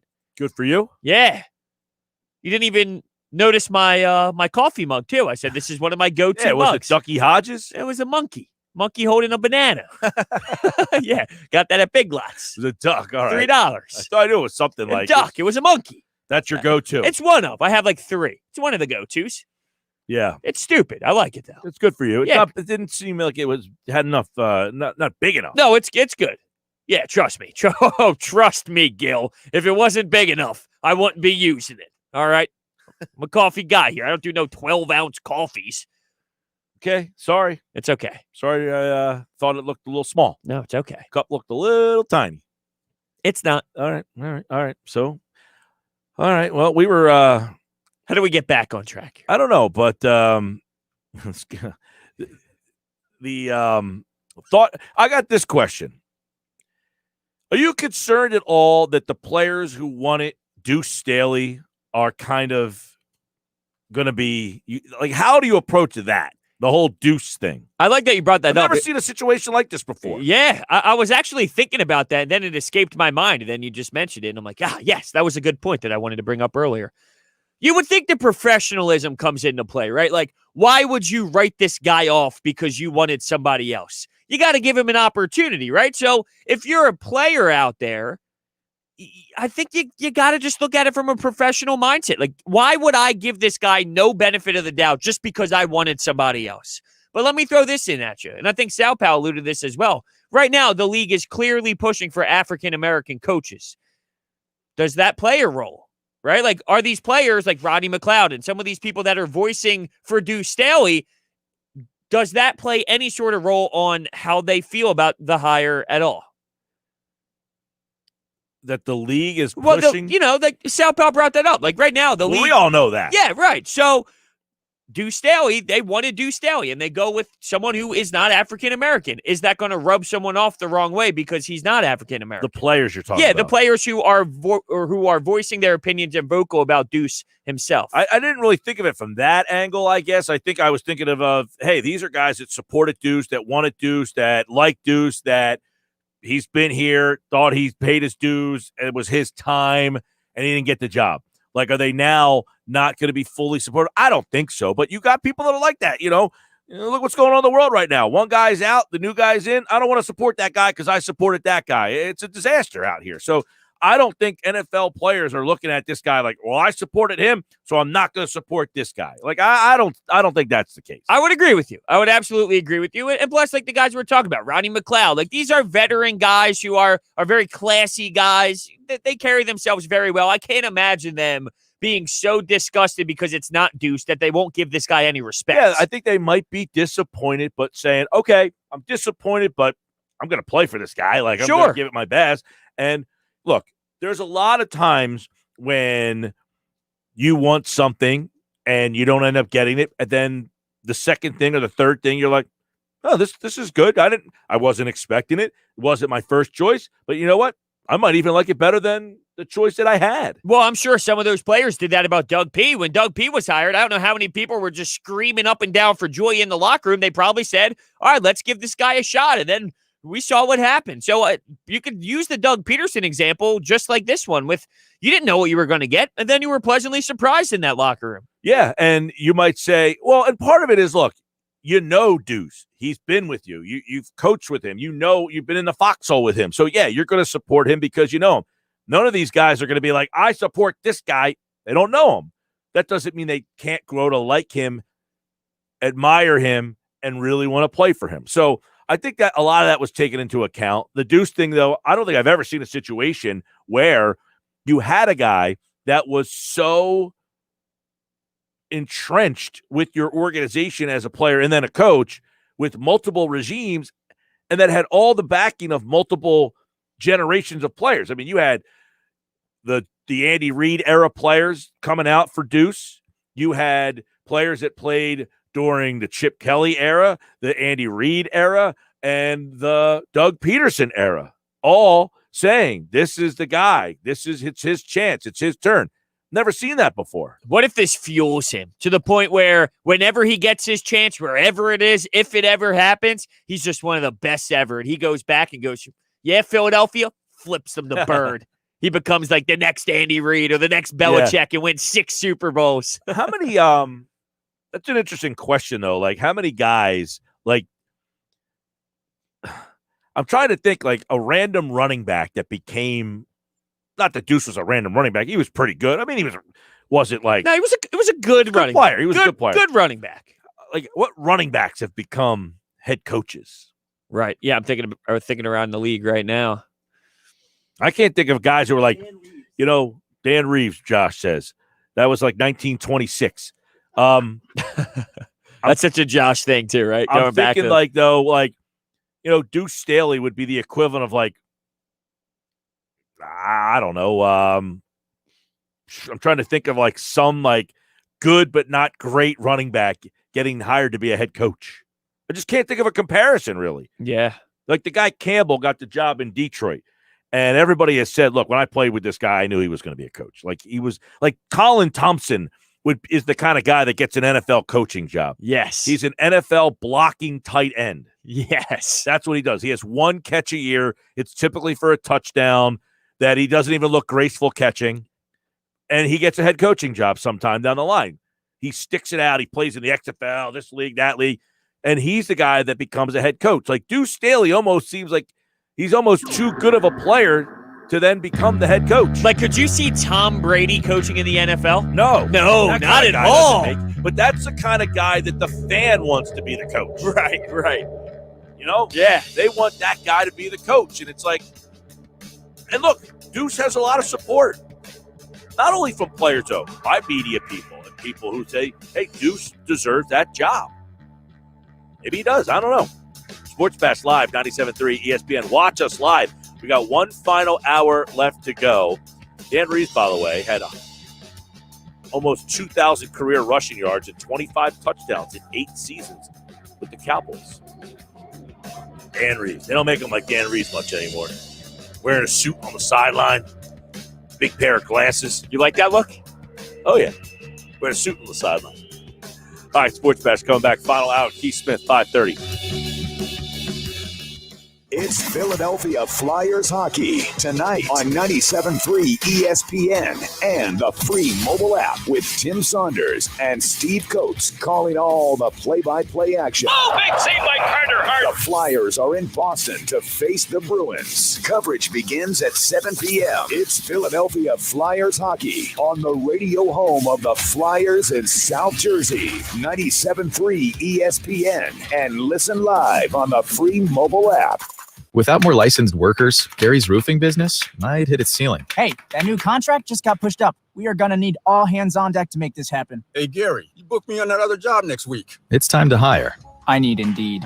Indeed, you do. The moment you sponsor a job on Indeed, you get a short list of quality candidates from our resume database. Indeed delivers 2.5 times more hires than the other branded job sites combined, according to Breezy HR 2019. Visit Indeed.com/credit and get a $75 credit for your first job post. Terms and conditions apply. For the ones who know that a little late is always too late, and that the clock doesn't stop just because you're missing a part, Grainger offers supplies and solutions for every industry. And our Keep Stock inventory management solutions help ensure you have the right stuff in the right place at exactly the right time. Visit Grainger.com/keepstock to learn more. Grainger, for the ones who get it done. Stop the countdown. It's not a new year we're celebrating. It's an all-new Matt Blatt Nissan. Yes, you heard right. Matt Blatt Nissan is now open on the Black Horse Pike in Egg Harbor Township, next to Home Depot, and online at mattblattnissan.com. Help us celebrate when you get out of that old car, truck, or SUV and into a brand new Nissan with the Matt Blatt Nissan Fast Track Checkout. Available online at mattblattnissan.com. Our non-touch delivery and electronic paperwork ensures your safety comes first. Plus, Matt Blatt Nissan wants your trade. Bring it in today and help us celebrate the all-new Matt Blatt Nissan on the Black Horse Pike in Egg Harbor Township, or visit us online. We want to help with your credit approval. And don't forget, with Matt Blatt, you can't make a mistake with our 4-day love it or leave it return policy. Celebrate the all-new Matt Blatt Nissan online at mattblattnissan.com. Credit may affect terms. Negative equity will be refinanced into new vehicle. Get all the details at mattblattnissan.com. Matt Blatt Nissan on the Black Horse Pike, Egg Harbor Township. Pro Extra is the Home Depot's free loyalty program built for pros. Members earn perks just for shopping, like new Pro Extra dollars or tool rental perks. Get exclusive benefits every day that save time and money. And here's an extra, $20 off your next in-store purchase of $200 or more, just for signing up. Want to save? Join Pro Extra, only at the Home Depot. How doers get more done. Visit the Pro Desk in-store at homedepot.com/proextra for details. Introducing Fidelity Income Planning. We look at how much you've saved, how much you'll need, and help you build a straightforward plan to generate income, even when you're not working. A plan that gives you the chance to grow your savings and create cash flow that lasts. Plus, you can start, stop, or adjust your plan at any time. Talk to us today so we can help you go from saving to living. Fidelity Brokerage Services, member NYSE, SIPC. WynnBET has arrived, and we're giving you something only Wynn can. A chance to win a free $50,000 bet on the big game this February during a trip for 4 to Wynn Las Vegas with 3 nights in a Fairway Villa suite. That's right, $50K for a free bet on the big game during 3 nights in Vegas. To enter, place a qualifying wager on the WynnBET app featuring sports betting and casino games. WynnBET. Download, bet, win. Go to wynnbet.com today. Must be 21 plus and physically present in New Jersey to participate. If you or someone you know has a gambling problem and wants help, call 1-800-GAMBLER. Get in the zone, AutoZone. Welcome to AutoZone. Dealing with battery problems? We can help you out and get you ready for the colder weather ahead. Let's start with a free battery test. If you just need a free charge, we can help with that too. And if it's time for a new battery, we've got replacement batteries that fit your needs, starting at just $79.99. That's what makes us America's #1 battery destination. Claim based on data from the NPD Group 2019. Get in the zone, AutoZone. It's time for some straight talk. Look, we all drop our phones. It happens. You fumble it, crack it, splash it. Well, Straight Talk Wireless now offers this new Platinum Unlimited plan that includes phone protection. Just $65 a month for unlimited talk, text, and data, plus 20 gigs of hotspot, 100 gigs of cloud storage, and more. all on the best network. Straight Talk Wireless, no contract, no compromise. See Mobile Protect terms and conditions at Asurion.com/Straight Talk. Limitations and exclusions apply. The radio home of the 76ers. That's what he does. Fuck it. WENJ HD Millville, Atlantic City. 97.3 ESPN. This is the Sports Bash with Mike Gill on 97.3 ESPN. Now, live inside the Matt Black Kia Studios, here's Mike Gill. All right, final hour of the show, driving you home on a Thursday. It is a busy Thursday. Sal Pal, if you missed him, joined us earlier, gave his thoughts on the hire. Also, tomorrow, Adam Kaplan will give us what he knows about how this all happened, how it all took place from Inside the Birds, the Inside the Birds guys at 4 o'clock here on the Sports Bash. Nick Sirianni is the new head coach of the Philadelphia Eagles, and obviously everybody's like, okay, who's that? Who's this guy? What does that mean? It means the Eagles have hired a guy who doesn't have, he's not a retread, right? Doesn't have really a track record in terms of calling plays because he hasn't done that before. So what do we think about this hire? 609-403-0973, 609-403-0973. That's the text board. We got anytime hotline calls that have come in, so we'll play your reaction. We'll react. You can watch us on Facebook, Twitter, and YouTube. Post your message there. We'll put it up on the screen, and we'll react to it there. Brodes, you want to hear the anytime hotline? Should we get into that? Of course. All right, here we go. So let's start this thing off. See what the people out there think in terms of this new hire, Nick Sirianni. He is the new head coach of the Philadelphia Eagles. It even sounds kind of weird to say. 2 days ago, many people out there listening probably never even heard of the guy. Now he's your head coach.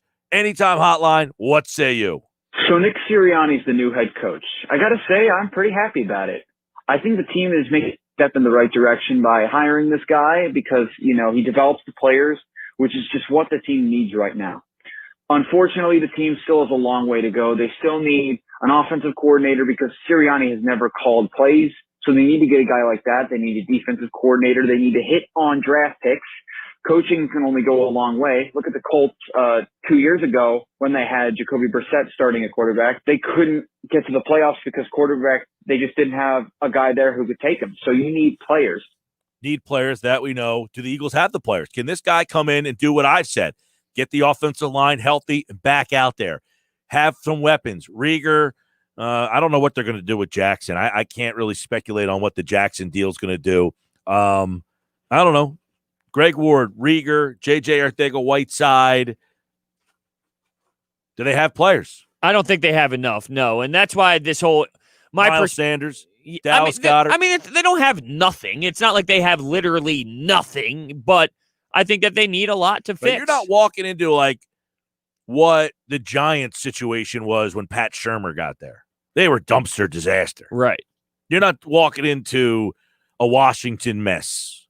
No, not this. I'm saying, like Jacksonville. Like you're not getting something like that. No, you're getting. But what more. you are walking into is an older team that has talent. The problem is your talent has a high possibility of breaking down on you. Not only that, you got to make tough decisions with the salary cap still, right? I mean, you're plenty over the salary cap, so you're going to have to make some significant moves, and you might be missing some of those pieces that we're looking at now. Some think, Brodes, that's why Howie Roseman gets to stay, is because he's the one guy that can get you out of this mess and kind of navigate you out of the salary cap problems. And that's fine. I mean, we're hearing that it's possible John Dorsey had a lot of impact on this pick, right? And we don't know how it's going to play out. But my point is, if he takes care of that side of things and John Dorsey is more involved with maybe making the pick with the head coach and doing some things on draft day, isn't that kind of what we wanted? The people who are upset with Howie is, let's get him out of some draft day decisions and some personnel decisions and let him work on the money. So is that what's happening here? Are we seeing that shift happen now? Slowly, maybe. I hope so. I do. Look, as much as I don't want to say defend it, Roseman, I just think that it's like, to me, Roseman is the Brett Brown. Yeah, it's a perfect way to explain it. I don't feel that he has as much impact for the problems as many people out there do. I think he has a hand in the problems, but he's not number one on my list as to why this team struggled this year. He's on the list. He has a role. He's like Brett Brown. He's on the list. He has a role. He wasn't my main reason. I'm sorry. The caller also brought up developing. And when we had Andrew DiCecco on for Football at 4, he was running through a list of names as well that this guy helped when they were in Indianapolis and brought up a bunch. And you also mentioned the versatility at the positions. I think that's going to be something to really look at is, this guy's going to be willing to walk into all these different rooms because he has a track record of being successful in many positions.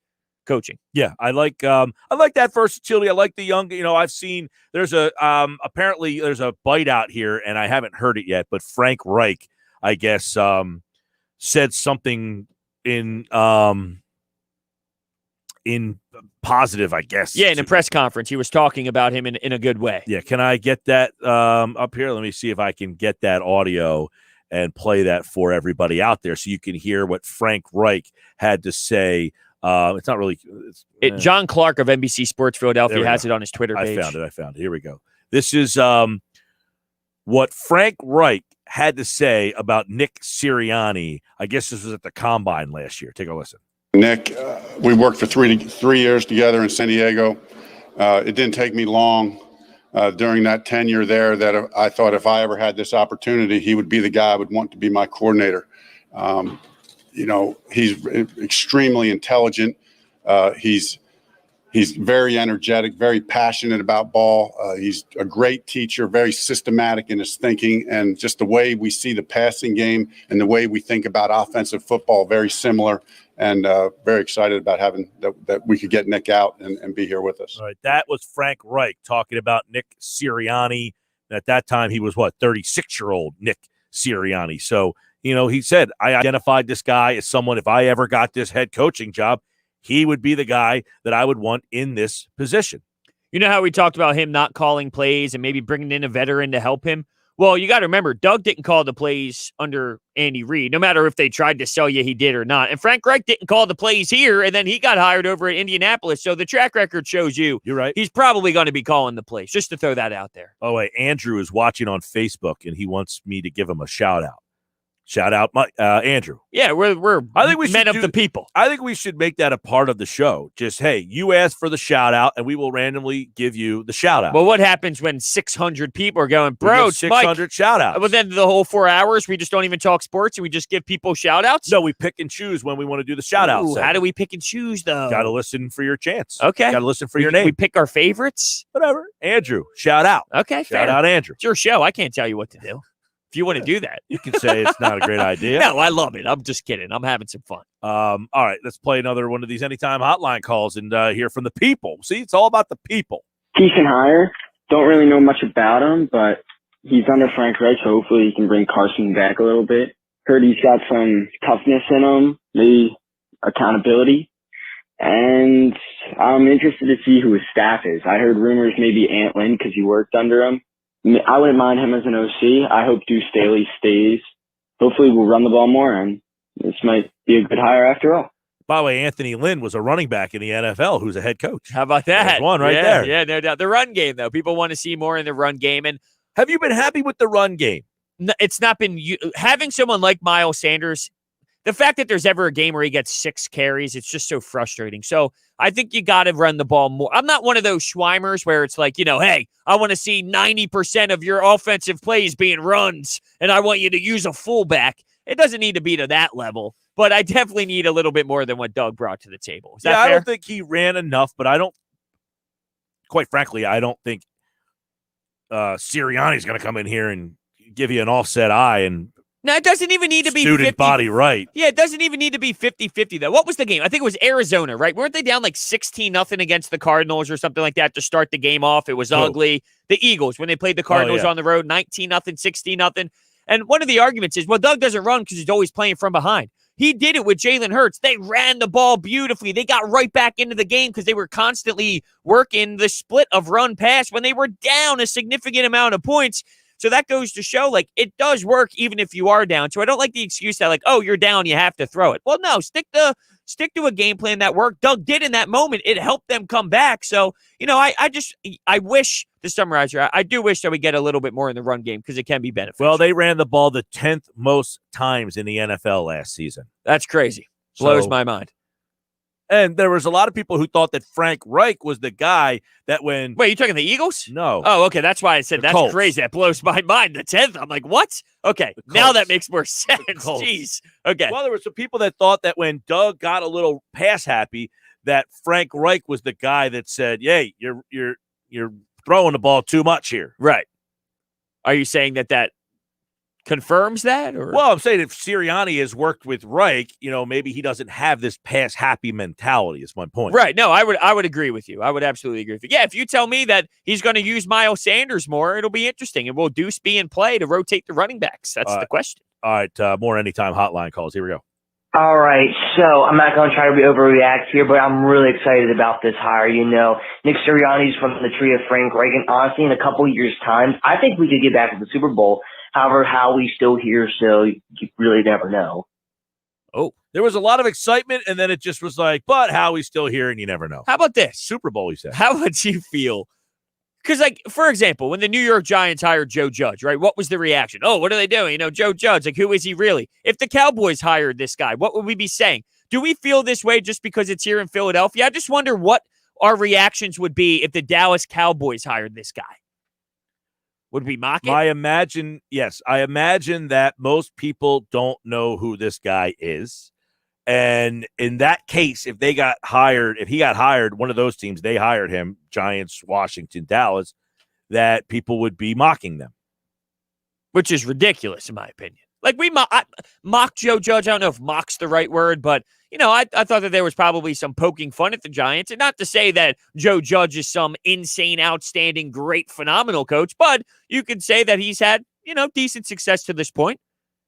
He's got the team playing the right way. Yeah, Joe Judge, I think, was that, what? Huh? What are you doing, huh? And, look, he wasn't even a coordinator. He wasn't an offensive guy. He was special teams guy, and he was your classic, hey, CEO, I'm going to run the team. I'll get coordinators. He hired a veteran offensive guy in Jason Garrett, Graham as the defensive coach. So he brought in solid guys with him, and he was the almost drill sergeant. Some people like that, just that idea that the coach is nothing more than setting the culture and tone of the personality of the team. I kind of like that, though. Obviously they didn't go down that road, but I don't mind that philosophy at all. I think it can work as long as you're properly constructed around them. Oh, I don't mind it. But some might, though. Like John Harbaugh, he's that guy. He's not an offensive coordinator, a defensive coordinator. He was a special teams guy.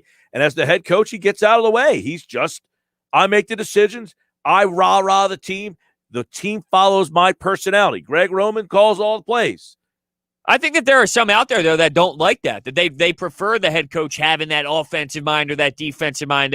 There's people out there that would look down upon that, but I don't see how that's the case at all. We just talked about Doug Peterson maybe having too much on his plate.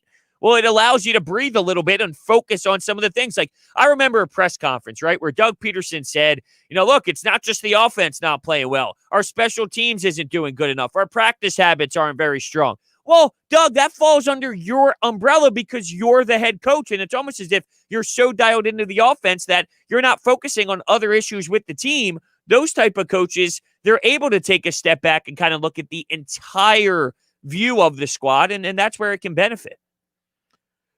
Yeah, there's the notion. I remember Doug's first year when people were just frustrated to no end. And the question was, look, is calling plays too much on his plate on game day? Should he just be the person who manages the game and not calls the plays? You know what I mean? And then he went from that question to winning the Super Bowl. That's wild, isn't it? Yeah, I mean, wild. It's like we have this notion that everything is always going to work out the same way every year. And it's just like what football team, even the Patriots, throw them into this conversation. One year to the next is not the same. I mean, what made them so successful is they did it a variety of different ways. They didn't have the same roster. They lost a lot of guys. They let people go. They basically signed guys that no one really, had. They never had superstar players there. It was just Brady and Belichick. Yeah. That was it. It's just so hard to ever compare to the greatest dynasty ever. Do you think we'll ever see in any sport, not even football, anything like this again? It's crazy. Yes and no. Basketball? The Yankees can do it because they could just outspend everybody. Which I don't know how. I don't know how it's fun. It wouldn't even be as team. Powerful of a statement though because of that. You know what I mean? Like even if they go on a there's run, no salary cap in baseball, right? The fact that the Patriots have been able to do it in a salary cap league. The Yankees have this unfair built-in advantage of being in the biggest market with the most money in a sport that doesn't limit spending. So, that's what I said. I don't see the joy of being a fan of that. Like, if you're a Yankees fan, aren't you just bored of like the fact that you have a built-in advantage? Like, no, because they don't win. So it's not like they're not. If it would be different if they were winning, and I'd be like, oh, that's boring because you can just win because you can spend more. But they're not winning, so it's frustrating to them. Yeah, but you go into every year pretty much a playoff team. Oh, for sure. The fact that you don't win, although Toronto could be squeaking in there after those deals. Anytime the Yankees lose, and I don't care about injury or any other factor, it is a total, utter failure and embarrassment. Well, they took a shot on Kluber. Let's see how that works out. Yeah, I like that shot. I like those kind of shots. Yeah. Hey, I'm willing to take the shot on the guy who was great, got hurt, and nobody else wants him. I get him for the cheap. They got him for $11 million. Yeah, but it's short term. Obviously, it's not anything crazy. The Lakers could be the Patriots. Yeah, but here's another thing. Like, will basketball Spurs ever were essentially the Patriots? But basketball, the Spurs were the Patriots. They always have basketball throughout the history of the sport has that team that dominates. But for the a long Spurs period of did time. it for about 20 years. That's true. They did it for literally the entire Duncan era. He played 20 years. But I just feel because they won football. championships. It's football though. No one ever does there's it. a salary football. cap in basketball too. I know, but every. Well, you asked if any other team, I know any other sport. I don't know if basketball has the same power because in every era, there's always a team or a player that dominates for an X amount of time because it's the nature of how the game is played. Even if someone goes on a run similar in terms of years in the sport of basketball to football, I don't know if it has the same impact. Well, no, because football is football. Right. So you're right about that. But if you're saying another team that can just have sustained success where every sentence you bring up has to be, well, except for the Patriots. Yeah, you can say that with the Spurs. I'll give you that. They're very close. They had a long 20-year plus run of success where they made the playoffs every single year. They have the coach who's been there the whole time, and they had the great player that was with that coach. How about this? The Red Wings. The Red Wings went on that insane run of not missing the playoffs in 20-plus years. They were constantly in the playoffs. Is that a big enough run to kind of – it doesn't spark as much as the other ones do, huh? Obviously not. Yeah. No, I think the St. Louis Blues, by the way, had a insanely long playoff run that was just snapped like recently. Yeah, and then it was tied by the Wings. They were at 25 years. Red Wings were 25 different years. Though, making the playoffs in the NBA and the NHL. Definitely. But the Spurs were not only making the playoffs, they were a legitimate title contender throughout all that. Yeah. Imagine making the playoffs 25 straight years. 25 straight in the NHL. Like, wow. Not missing it once. Damn. Flyers hockey back tonight, 7 o'clock. Made the playoffs for a long, long, long run too. And then when they did it that one time, it was almost like, what? And then they had a couple of years where they're in and out and in and out. But making the playoffs in hockey is pretty. I mean, no, it's not. It's not easy to make the playoffs. Well, not anymore the way they have it set up. Right. Where it's like they take the top three in the division. Yeah, I don't think it's like the NBA, though. It's harder to make the playoffs in hockey than the NBA. I'll go that They're far. The same. No, it's not the same. There's 8 teams get in both divisions. Yeah, but it's harder, though, because NBA regular season compared to NHL regular season is a different type of intensity. I would think that both of them have similar intensity to the difference of the playoff games. Like the NBA regular season games are a big step down from playoff atmosphere. Same in the NHL. There's a difference, but I don't think it's as big as the NBA. Like, you don't get the whole, like, hey, I'm taking the night off in the NHL. Like, the guys just approach the season differently. Yeah, why don't they load manage in hockey? You just don't have that. You'll have guys playing with all sorts of broken ribs, this and that. Like, they just play through anything. they don't look at it that way. It's a couple more anytime insane. hotline calls. You know, I gotta say, I've been watching videos of Nick Sirianni break down his play calls, or not the play calls, but the play design and the scheme, and I really like this hire. I really think that when you look at the way he likes the game and getting guys in space, I think that this is really good news for guys like Rager and Greg Ward. I'm really excited about this one, guys.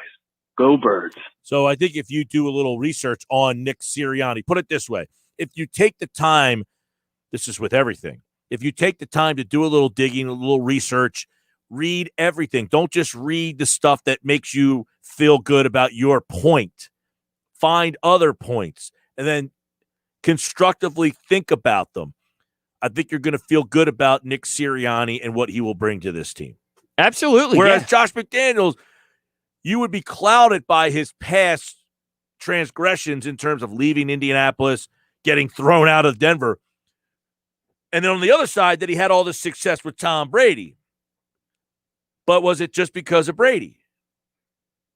Hard to kind of get my finger on what I think of McDaniels, other than just a lot of people around the league saying he's a really good coach, a really smart guy. I don't know. Sure, and there were a lot of red flags for him, and here you don't have as many red flags in terms of, dumpster fire things that happened in his past. I think the best way to describe it right now as we sit here on the first day, 3 hours after the news dropped, is there's plenty of room to be intrigued, right? I mean, there's a lot of reasons to be intrigued by this hire, and let's see how the staff plays out, and that's going to be a big difference maker on how we feel. But intrigue should be the word to describe our feeling because, look, there's some upside here for sure. All right, let's hear another anytime hotline.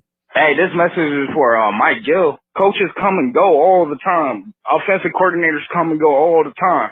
Unless you Tom Brady and Bill Belichick. So whether it's Frank Reich or Nick Sirianni, it got to be up to Carson Wentz. You know what I mean? At the end of the day, he got to make those throws. Nick Sirianni, Doug Peterson is not on the field. Carson Wentz is on the field. He got to work on those mechanics. I know one thing about Kobe. If he didn't make that buzzer beater, he'd be spending 45 minutes, an hour after the game trying to work on that shot. You know what I mean? It's up to the players sometimes. It ain't always up to the coach. But I hope you can hear this, and I love your show. You guys stay blessed. I'll do my best at that. Was he taking a shot at you, though? No, I don't know why he was specifically just addressing me as opposed to. Yeah, you're very pro player over coach. Yeah. So I'm a little confused. I agree. But with no, what he said. you did make the point before, though, that, and maybe he heard it. It's so hard to find a head coach that wins. And that's one of the things you said about Doug is you can find a quarterback easier than a head coach. Is that a take? We were talking about this the other day about more head coaches, less head coaches have won Super Bowls than. I would imagine he's tying that into what you said the other day about, it's harder to find a head coach that has won a Super Bowl, and you went down the list. So, I'm just trying to piece it together here. Here's an interesting question that comes up. Alan A. is watching us on YouTube. Any chance you could see a scenario where the Eagles trade Wentz for Watson? I think that chance is slim and none. I agree with you. Would you if you could? Sure. Okay. I'd be a jackass not to do that. Well, I think this is my personal opinion, though. You get Deshaun Watson in here, guess what? All these Eagles fans, they're going to nitpick him, bitch and complain about him, get upset with him. Like it's anything. No matter, it's the new shiny toy. And that's not to say Watson's bad by any means, but I just know what would happen. You don't watch Watson the same way you watch Wentz. So when Watson struggles and when Watson misses throws and when Watson does this and when Watson does that, you're going to complain just as much as you did about Wentz. I got a text message I want to address here. Uh-oh. Gentleman says, why is no one talking about Josh the other day continuously calling Deuce Staley Deuce Stanley? What? I did address it, and he's done it multiple times. And I texted him. I said, the gentleman's name that you're referring to is Deuce Staley. And then he fixed it, and then the very next day, he went right back to Stanley. Now, Josh, why do you do that? I mean, I will say certain people get certain names that they mess up, and then they constantly, it's just in their head. Like most used to call Jameis Winston, Jameis Winston. And when I brought it up to him, it was like he couldn't correct himself because he was so ingrained. But Deuce Staley, I think, is very well known, and it is very, like Jameis Winston doesn't play in this market. Deuce Staley has been a running back here. He's been a coach here, and he's a very popular player here. At no point that I have ever heard anybody call him Deuce Stanley. It's funny that the gentleman asking that question spelled Deuce wrong. Oh, that's great. You get a lot of people who do spell the Deuce name. Yeah, but look, if you're going to try and critique someone on, not saying the right name, you got to follow up properly. But go ahead, Josh. First of all, I want to verify. Mike Gill has corrected me off the air about this. I did. I said his name is Mike Deuce. Mike isn't making this up. I Second said of his all, name is Deuce Staley, not Stanley. Second of all, the text board is open. My Twitter feed is open for everybody else to criticize me. Why wasn't this guy ever texting when I was on the air making the mistake? Why is he text Mike Gill at 5:20 on a Thursday? What, is he scared of me? Wow, maybe he sees him in the gym. But here's the thing. If you go to the gym to go fight Josh, he might have some broccoli taped to his knees, and then he might not actually accept the fight. So that's where we have an issue. Yeah, exactly. You just gave this visual of a guy running around the gym with broccoli. Well, I mean, you're calling people out, but you're also putting broccoli on your knees. So I don't really know how to call Deuce Staley. Yeah, Deuce I don't know what to do with this I don't know information. what the broccoli has to do with the guy not calling me out. You're telling the guys, hey, you're essentially going, come at me, bro, but you have broccoli taped to your knees. What's wrong with that? Well, I mean, it's a soft look. McCormick said he supported it. Yeah, that's crazy. McCormick said he too has bad knees and he can. But how about these? What's up with these young guys with the bad knees? Coming from the youngest guy in the room. And I have bad knees. Yeah, but I don't wear broccoli on your knees. That's correct. I just battle through. Osgood Schlatters. Not fun. Joey D is watching on Facebook. He says, Brodes, nice Jimi Hendrix look. Thanks. He also said, Josh, your haircut is excellent, with the thumbs up emoji. He gave us the 3 hand. Triple. The okay sign. Yeah, Sports the okay Bash sign. is brought to you by WinBet. It's arrived in New Jersey. Download Bet Win. Go to winbet.com. Sign up and start winning today. Keith Smith talks NBA with us next. It's Sixers basketball tomorrow on 97.3 ESPN with the voice of the 76ers, Tom McGinnis, calling all the exciting play-by-play action. He's able to make the plays down the stretch like that. It's a shot by Maxey from well beyond the arc, his first trade. The Sixers host Jason Tatum and the Boston Celtics. Philadelphia 76ers basketball on your radio home of the Sixers in South Jersey, 97.3 ESPN. Coverage begins at 7:30. It's crunchy! Creamy! Sweet. Salty. Nature Valley sweet and salty peanut bars, bursting with crunchy peanuts, dipped in creamy nut butter coating. Delicious. Nature Valley. It's a new day. Start off the new year with a new ride from Rossi Honda. Lease a new Honda Civic for only $119 a month. Or lease a new Honda Accord for only $209 a month. Plus, Rossi's free oil changes for 5 years or 60,000 miles with tire protection. Only at Rossi. Online at RossiHonda.com. We treat you better, period. See dealer for details. Are you one of the millions of Americans who experience occasional bloating, gas, or abdominal discomfort? Join the Align Healthy Gut Team Up and see how healthy your gut can feel. Align contains a quality probiotic strain developed by gastroenterologists. It adds more good bacteria to your gut to naturally help soothe your occasional digestive upsets with continued daily usage. This is the time to join the Align Healthy Gut Team Up from the #1 doctor-recommended probiotic brand. Sign up at AlignProbiotics.com. Paperwork protect my car. Restrictions may apply. Claims and costs for coverage may vary. Call for details. These days, you've got to do whatever you can to save money. One of our biggest expenses can be our cars, especially when unexpected repair bills hit. Not anymore. If you own a car, truck, or SUV made from 1999 or higher, you could stop paying for car repairs. That's right. You might not have to pay a penny to have it repaired. Just call 800-998-0633 now to see if you qualify. You must have an automobile made from 1999 or higher, and all repairs for your engine, transmission, and much more can become a thing of the past. Call 800-998-0633 today and get your car protected before your next repair bill hits. That's right. Total protection for your car and no more repair bills. Plus, call 800-998-0633 right now and get free roadside assistance, free towing, free car rental, and free oil changes. Call 800-998-0633 right now to see if your car qualifies. That's 800-998-0633. Never pay for car repairs again. Just call 800-998-0633. 800-998-0633. You have the choice, whether it's going out for dinner or ordering takeout at a local restaurant or buying that new outfit from a local boutique. Those choices help to put money back into your community. And Town Square Media South Jersey puts a spotlight on local businesses. Ambient Comfort Heating and Cooling Professionals. AmbientComfortNJ.com. Filling Marble and Tile Outlet, Philadelphia Avenue and Route 30 in Egg Harbor City. FillingMarble.com. Dennisville Fence, serving you since 1952. Be the envy of your neighborhood. East Coast Roofing, Siding, and Windows services all of South Jersey. If you call, they'll show up. Call East Coast today at 609-646-1444. Online at eastcoastroofing.com. Comfort Now by Bob McAllister. Improve the comfort in your home. Call 609-400-1005 and ask about discounts and rebate incentives. Visit iwantcomfortnow.com. Thank you for supporting your local businesses. From Town Square Media, South Jersey. There's only one original stuffed crust, and it's only from Pizza Hut. The only place that gives you up to 3 toppings on your original stuffed crust for just $11.99. Order yours online at pizzahut.com. Ask or click for limited time offer. Extra charge for more toppings and extra cheese. Exclusions apply. The station giving you Philadelphia Flyers hockey. Who's puck in front? Oh, hard dives over. I think made that save. It's still 3 in front of the net. And the Flyers, Lindblom, able to deflect it down. Another spectacular save by Carter Hart. 97.3 ESPN FM, the play-by-play home of Flyers hockey.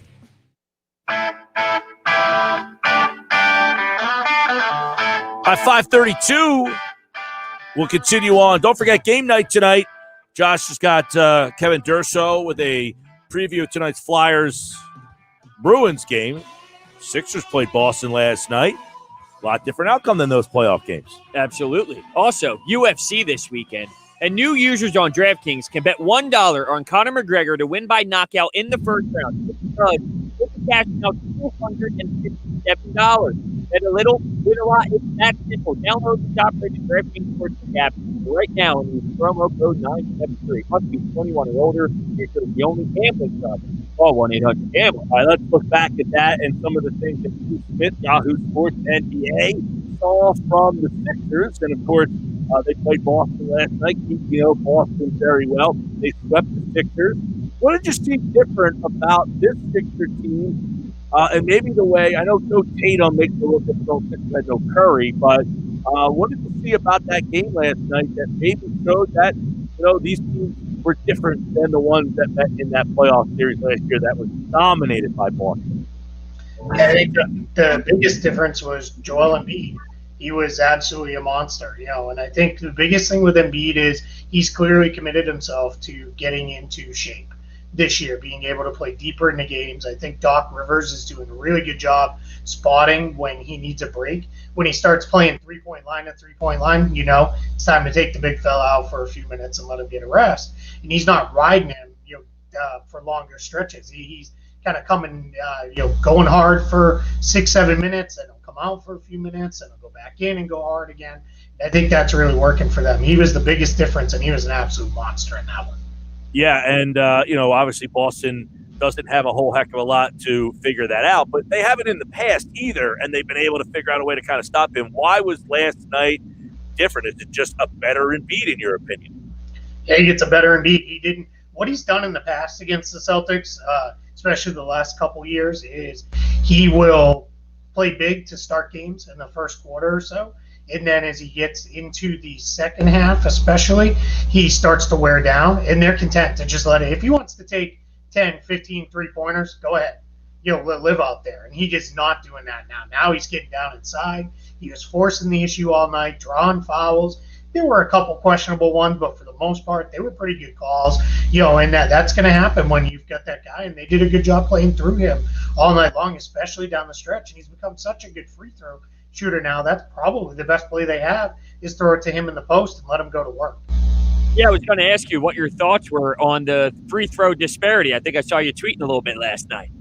Yeah, I mean, it's a little crazy when it was, 46-20 or whatever the final was. That's a little, absurd. I don't have a problem with the Embiid ones. There were a couple, especially Kemba Walker was already up in the air and in a shot motion when he got fouled, and then they ruled it on the floor. I know they're trying to eliminate that kind of garbage stuff. A lot of the drawn attention with the Trae Young issues earlier this season. So I get that part of it, but that was there, and I felt like there was a point in the game both ways where they just started calling all these touch fouls, and it was like, well, what are we doing here? Nobody wants to see that. Let these guys play, let them bang bodies. That's what we want to see between these two teams. So yeah, it was a little different. And Philly's always going to shoot more because they play inside more than Boston does. The Celtics take a lot of jumpers, but yeah, well over double A's. That's starting to get a little bit much. All right, Keith Smith, Yahoo Sports covers the NBA, and I want to get your take on what you saw from Ben Simmons, because Keith, he's been criticized a lot here recently. His offensive game, he was criticized under Brett Brown that Brett couldn't get enough out of him. He's not getting less out of him, but he doesn't seem to care. He doesn't sit there and say, we need more offense. So I wrote an article recently about, hey, it's time to alter your expectations of Ben Simmons. Look, he's just not a scorer, but you can still win with this great player who does all these other things. What kind of impact do you think he had in that game? Because we've seen it. Stevens has taken him out of games in the past, and it has really hurt the Sixers. It didn't hurt him as much last night. Yeah, I think what you saw with the Celtics last night was they went through periods where it was almost like they pretended like it wasn't even on the floor unless he had the ball, and that's a problem. You can't just let it be him, roaming around out there without anybody, really getting up into him and those kind of things. That's a huge issue. You cannot have that. But I'm with you. I think it is time to readjust your expectations. What I think it is now is he's almost kind of become your classic pure point guard, where he's going to set up your offense, he's going to run it, but he's not going to do a lot of scoring, he's not going to do a lot of shooting, but he will play defense. Yeah, I thought he was bad last night, all the way until there was about 5 minutes left when he came in. Then he made a bunch of defensive plays, he got on the boards, and he was really content to, get it up the floor, get it into Embiid, and then I'm going to go drift and do whatever it is I do. And I think that was good. But, yeah, there are times when I look at it in a playoff series, you can see how teams are going to say, fine, man, you want to sit there in the corner without the ball? We'll play 5-on-4, the whole way, and you just hang out there. Yeah, you mentioned playing traditional point guard to get the other guys going. I question, because of the spacing in the playoffs, can you do that? Can you have this guy who can't shoot the ball bring the ball up the floor when everything's slowed down? So this is sort of my question of the week. And I know this has been asked before, but if he's off the ball and you bring in a primary ball handler like Shake Milton and maybe Tobias plays the 3, is that a better option? Yeah, I don't know that it is. I think you got to have him involved. Maybe he doesn't bring it up and set the initial action, but I do like they don't do it a lot, but when they use him as a screener, and then he can get the ball on the short roll and make passes off of those plays and those kind of things, I think those work out really well for them. So I'd like to see them maybe do a little bit more of that, utilize him in that fashion, because I think that's where he can be really effective. But yeah, you can't bring in somebody. Remember back when everybody was like they should trade for Chris Paul? Well, that was never going to work because Chris Paul's going to have the ball all the time. And now you're really playing 4-on-5 because Simmons is just going to be hanging out. And that's not something you want to have at all. You got to have him involved, whether he's the primary ball handler or not. Yeah, Keith Smith from Yahoo Sports covers the NBA. And, one of the things I had mentioned in the article that I wrote was, hey, you got Embiid. He's kind of your Jordan. I'm not comparing them as players. You got Ben Simmons, who might be your Rodman, your Hall of Fame level do-it-all guy. The Sixers need a Pippen, right? We got to stop hoping that Simmons becomes Pippen. Is it Harris? Can it be Seth Curry? Or do they need to make that trade to go get their Pippen? Yeah, as good as Harris and Curry are playing, I don't think they're the third best team or a second best player on a championship level team. They're good players, but they should be your third, fourth, fifth best guys. And that's where you're hoping Simmons is, maybe he's your third guy and you go get that other guy, or do you move Simmons in a deal eventually to go get that guy? And I know there's a lot of talk about James Harden and those kind of things, and before he got traded to the Nets, I think they were right to walk away. It was too much. It was, when it was Simmons and Maxey and Thibault and Picks and some combination of that's too much. If it was Simmons and something else, all right, then I think you make it work. But when it starts to become all those other things, that's where now it's too unbalanced the other way. So I'm not sure what it is, but I don't think this roster, if they're going to get to true title contention, I don't think this is the final version of what they're going to be. Which leads us to what you wrote at yahoo.com. The article is up. You can check it out. Yahoo Sports, Keith Smith at Keith Smith NBA. Which stars are likely to be moved next, and which of these guys would fit what Philly is looking for? Bradley Beal would be the first guy on that list. Bradley Beal will fit just about anywhere. I know that is the minute the Harden trade was done, I know there were about 7 teams that said, all right, well, Bradley Beal, is that where we should go? And fans immediately went that direction and everything else because he's very good. He fits very easily because he can play on and off the ball. And he's also been on a team that has been very poor for several years running now. So assumption is he'll be next to go. That's the guy I think, if you were going to go. Now, that is a deal where I'd give up Simmons and plus. Because Beal's younger, I think he's a better fit with Joel Embiid than James Harden would have been. And, as long as you're keeping Tobias Harris, who needs touches and those kind of things, I think Beal fits, phenomenally with this group. So if that's the direction you're going to go, you get Beal, you get a kind of plug-and-play veteran point guard in there, and you're probably right there in that mix to make the finals. You also included Ben Simmons on that list. And I'll ask you, Keith, is Beal – I would agree with you that Beal's one guy I would move Simmons for, but how many other guys are available that you would be willing to move Ben Simmons to get in return? Today, it's very, very few. And even right now, Beal's not even really available. He keeps saying he doesn't want to go anywhere. They're saying he doesn't want to go anywhere. We're 2 months from the trade deadline. So let's see which teams fall out between now and then we'll have a better idea of who's actually available. Challenge is going to be, this year is going to be tough for buyers because the sellers are going to be able to really demand a lot because what they're going to be looking at is, I only got to get to 10 to be in the play-in mix. So that means if I'm 12 or 13, but I'm only a couple games out, I'm still in this thing. And that's going to be hard. You're not going to have all those teams. You're not going to have 7-8 teams at the trade deadline that know, all right, my season's over. We're out of this thing. Let's start selling off pieces. Yeah, that's going to be interesting. And you're right, Keith. It's very early. And I want to get your opinion on this because I know last night you didn't get to see the Sixers with Curry or Simmons with Curry, but how that alters the way that their offense looks by just having him, and it alters the way that Simmons impacts the game.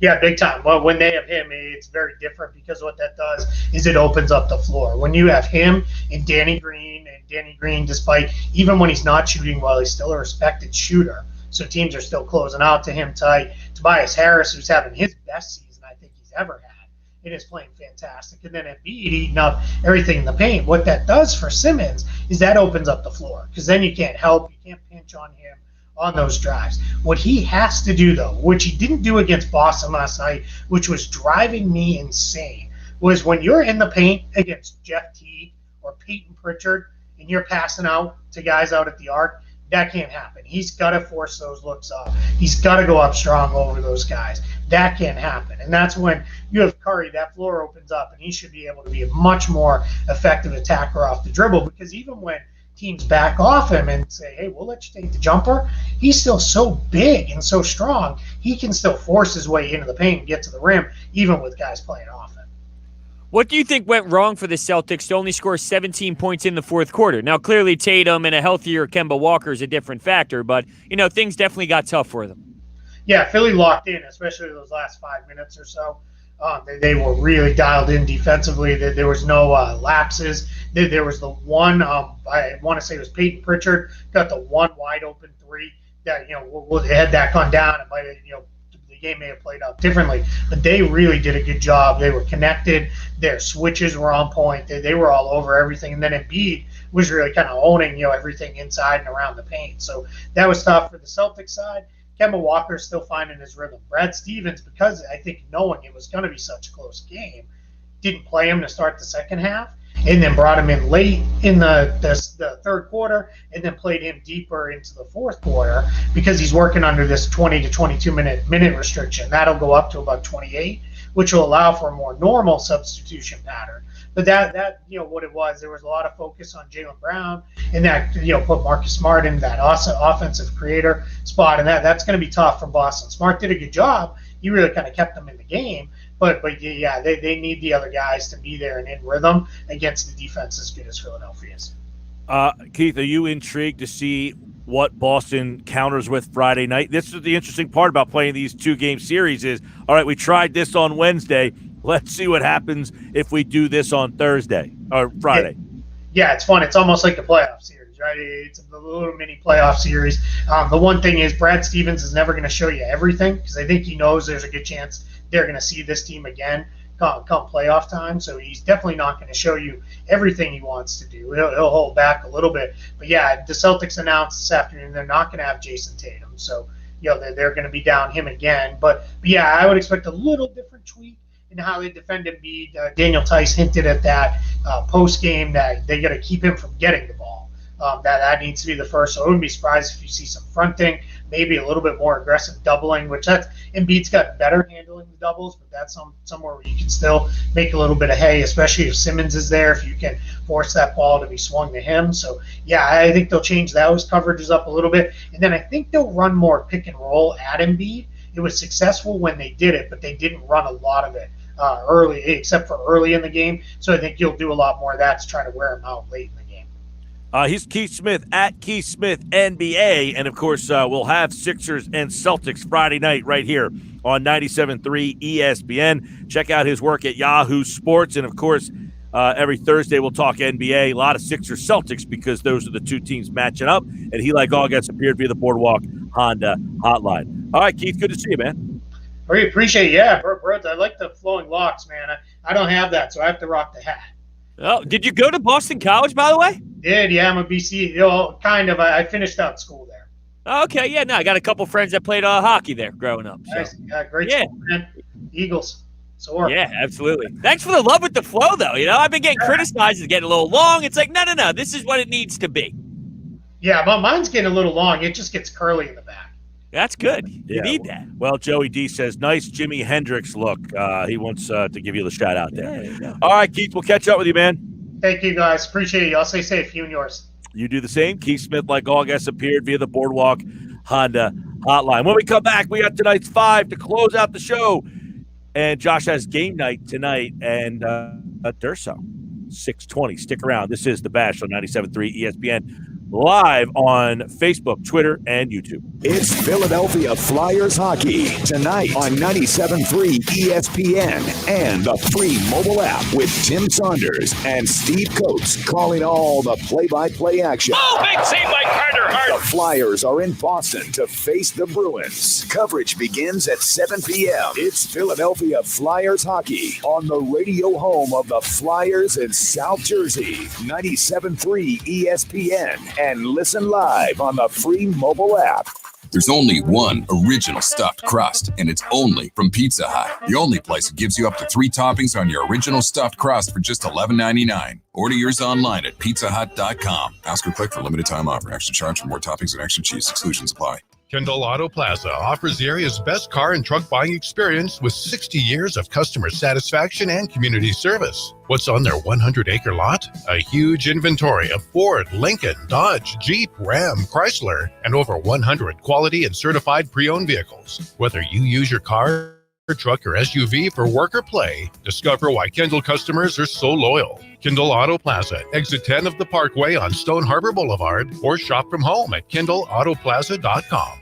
If you're struggling with a drug or alcohol addiction, now is the time to take action and get professional help. Call Recovery Centers of America at 1-888-RECOVERY today. You are worthy of recovery from your addiction, and calling RCA will be your first step in getting the help you need. Recovery Centers of America answers the phone and admits patients 24/7. And because safety is a top priority, all patients and staff are routinely tested for COVID-19. RCA's expert team of physicians physicians and medical professionals will treat you with compassion and dignity and provide an evidence-based treatment plan that is custom-tailored to your specific needs. Recovery Centers of America at Devon and Lighthouse are local and in-network with insurance providers, so their best-in-class inpatient and outpatient care, offered both in-person and via teletherapy, is affordable and accessible. Make this the year you conquer your addiction. Call today, 1-888-RECOVERY. That's 1-888-RECOVERY. And now more Straight Talk from Straight Talk. The big wireless companies say they're the only way to get the best coverage. Because they've got like a gajillion cell towers? Something like that. But Straight Talk Wireless runs on those same towers, so you get the same great networks for up to 50% less.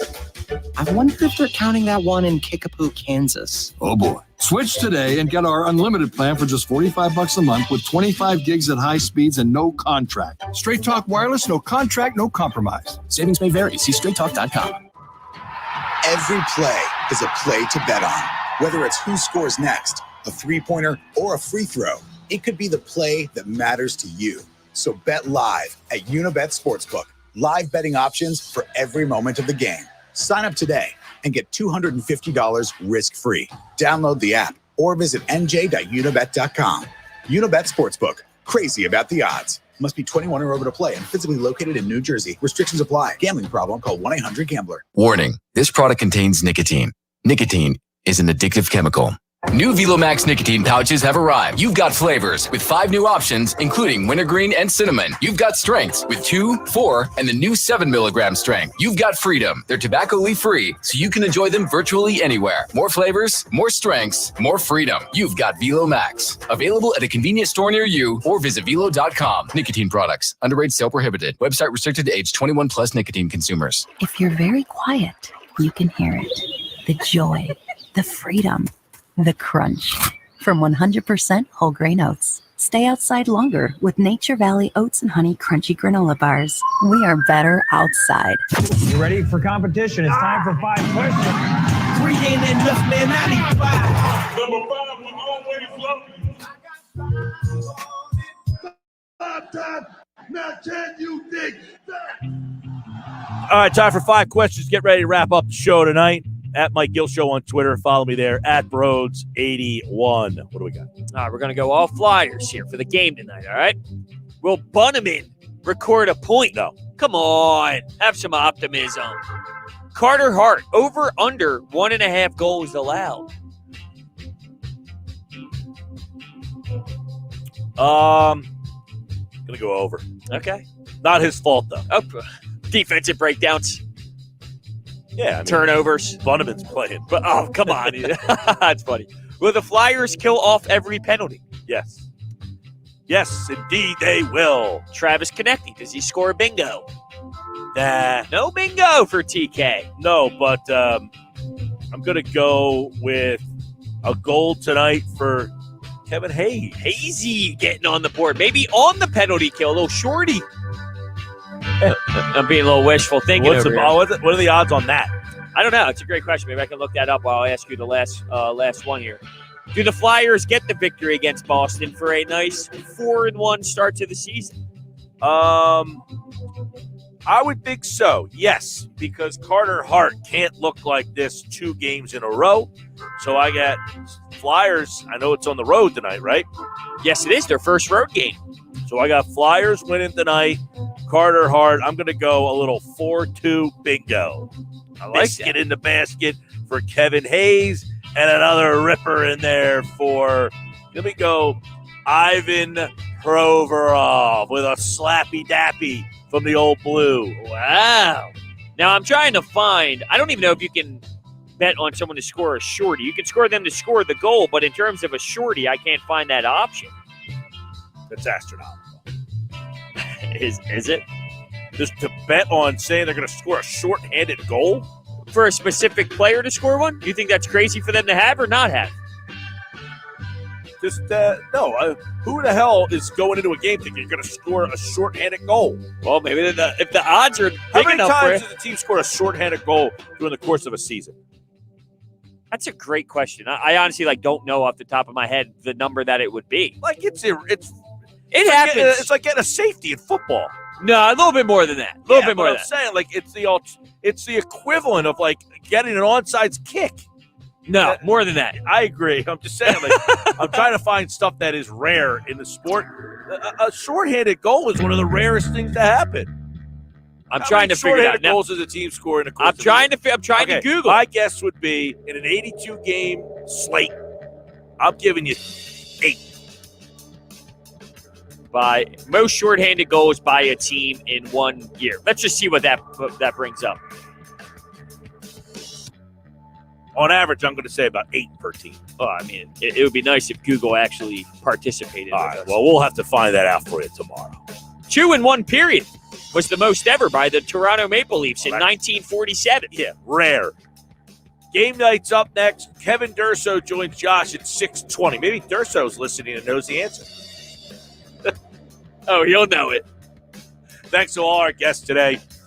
For Brodes, I'm Mike Gill. Josh has game night up next, right here on the Sports Bash on 97.3 ESPN. South Jersey's favorite sports show, The Sports Bash with Mike Gill, now has a podcast. You can listen to full episodes of your favorite segments, interviews, and more, like Football at 4, Ask Mike and Brodes, and more, whenever you want, wherever you want. Miss that big interview or reaction to breaking news? Full episodes of The Sports Bash are now available on multiple podcasting platforms like Apple Podcasts, Spotify, Google Podcasts, Anchor, Breaker, and more. Just search The Sports Bash on those platforms to find the show and make sure to rate, review, and subscribe. So if you can't listen live every weekday afternoon from 2 till 6 on 97.3 ESPN, now you can download and listen to the podcast of The Sports Bash exclusively from 97.3 ESPN, South Jersey's sports leader. 3, 2, 1. Stop the countdown. It's not a new year we're celebrating. It's an all-new Matt Blatt Nissan. Yes, you heard right. Matt Blatt Nissan is now open on the Black Horse Pike in Egg Harbor Township, next to Home Depot, and online at mattblattnissan.com. Help us celebrate when you get out of that old car, truck, or SUV.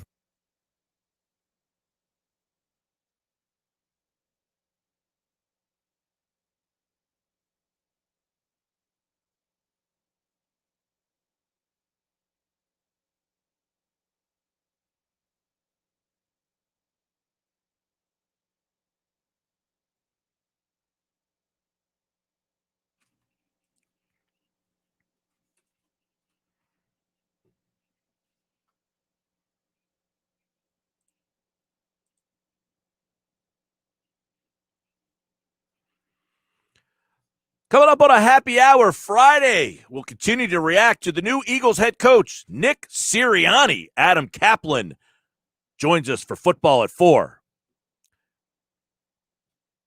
Plus, a look at championship weekend with NFL insider KC Joyner. We'll go inside the Sixers and they get ready for the Celtics with Paul Hudrick at 3:20. And don't forget, you can watch the show live on Facebook, Twitter, and YouTube.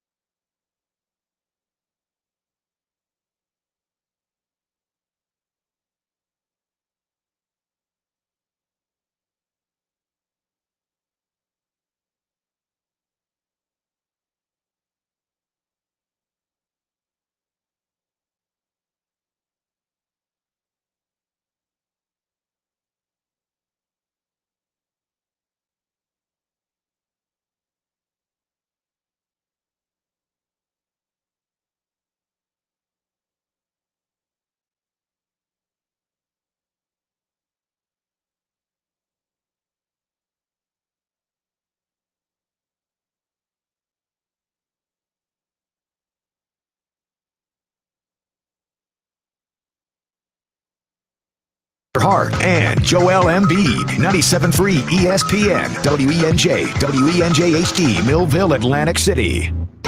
This is Game Night with Josh Hennig on 97.3 ESPN and the free mobile app.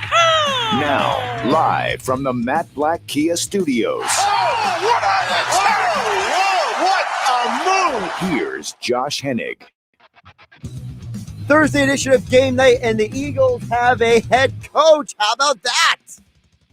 Josh Hennig here on 97.3 ESPN, of course, live on YouTube, Facebook, and Twitter at 97.3 ESPN, also on the 97.3 ESPN mobile app. Of course, text board is open as always, 609-403-0973. A very busy day. Everyone reacting to the news of Nick Sirianni, the next Philadelphia Eagles head coach. Also, you can drop your comments in during the feed for Nick Sirianni on the YouTube, Twitter, and Facebook feeds. We'll also talk some Flyers. Kevin Durso joins us coming up at 6:20. The Flyers are back in action tonight, taking on Boston. Sixers taking on Boston. Flyers taking on Boston.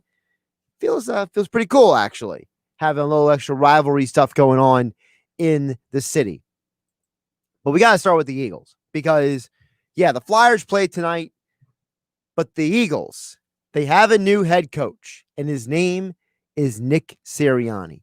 And honestly, my first reaction when I saw the news come out was, is this real?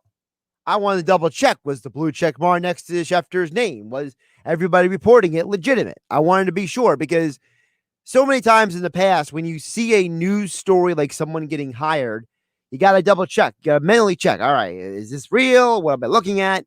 But then as I started processing the information, and as time is going on, the more I realized this was the move that made sense all along. It wasn't Josh McDaniels, because Josh McDaniels is the guy with too much baggage. It wasn't Todd Bowles, because guess what? Jeffrey Lurie loves the offensive coaches. He always has been about offense, right? You look at the other coaches they interviewed, guys like Jared Mayo, might be the future head coach of the Patriots, right? You look at a guy, for example, like Dennis Allen. Maybe another team will give him a shot next year when things are a little bit different. You look at Robert Saleh. He's now with the Jets. Arthur Smith. He's with the Falcons.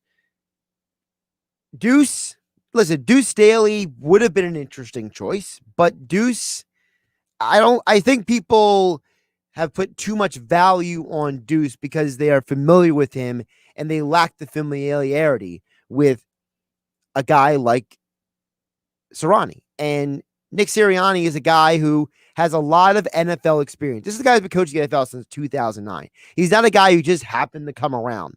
Sirianni's resume reads a little like Sean McVay's. All right. For those who may not remember, Sean McVay had a similar situation where he came in as a very, very young offensive quality control coach. He worked for the Shanahans. He worked his way up. He was a quarterback coach, and he was a offensive assistant. He was a passing game coordinator. He did all these different things before he became a head coach. Now, Sirianni is obviously older at 39 years old than McVay was when he was hired at 31, but the depth of experience is similar.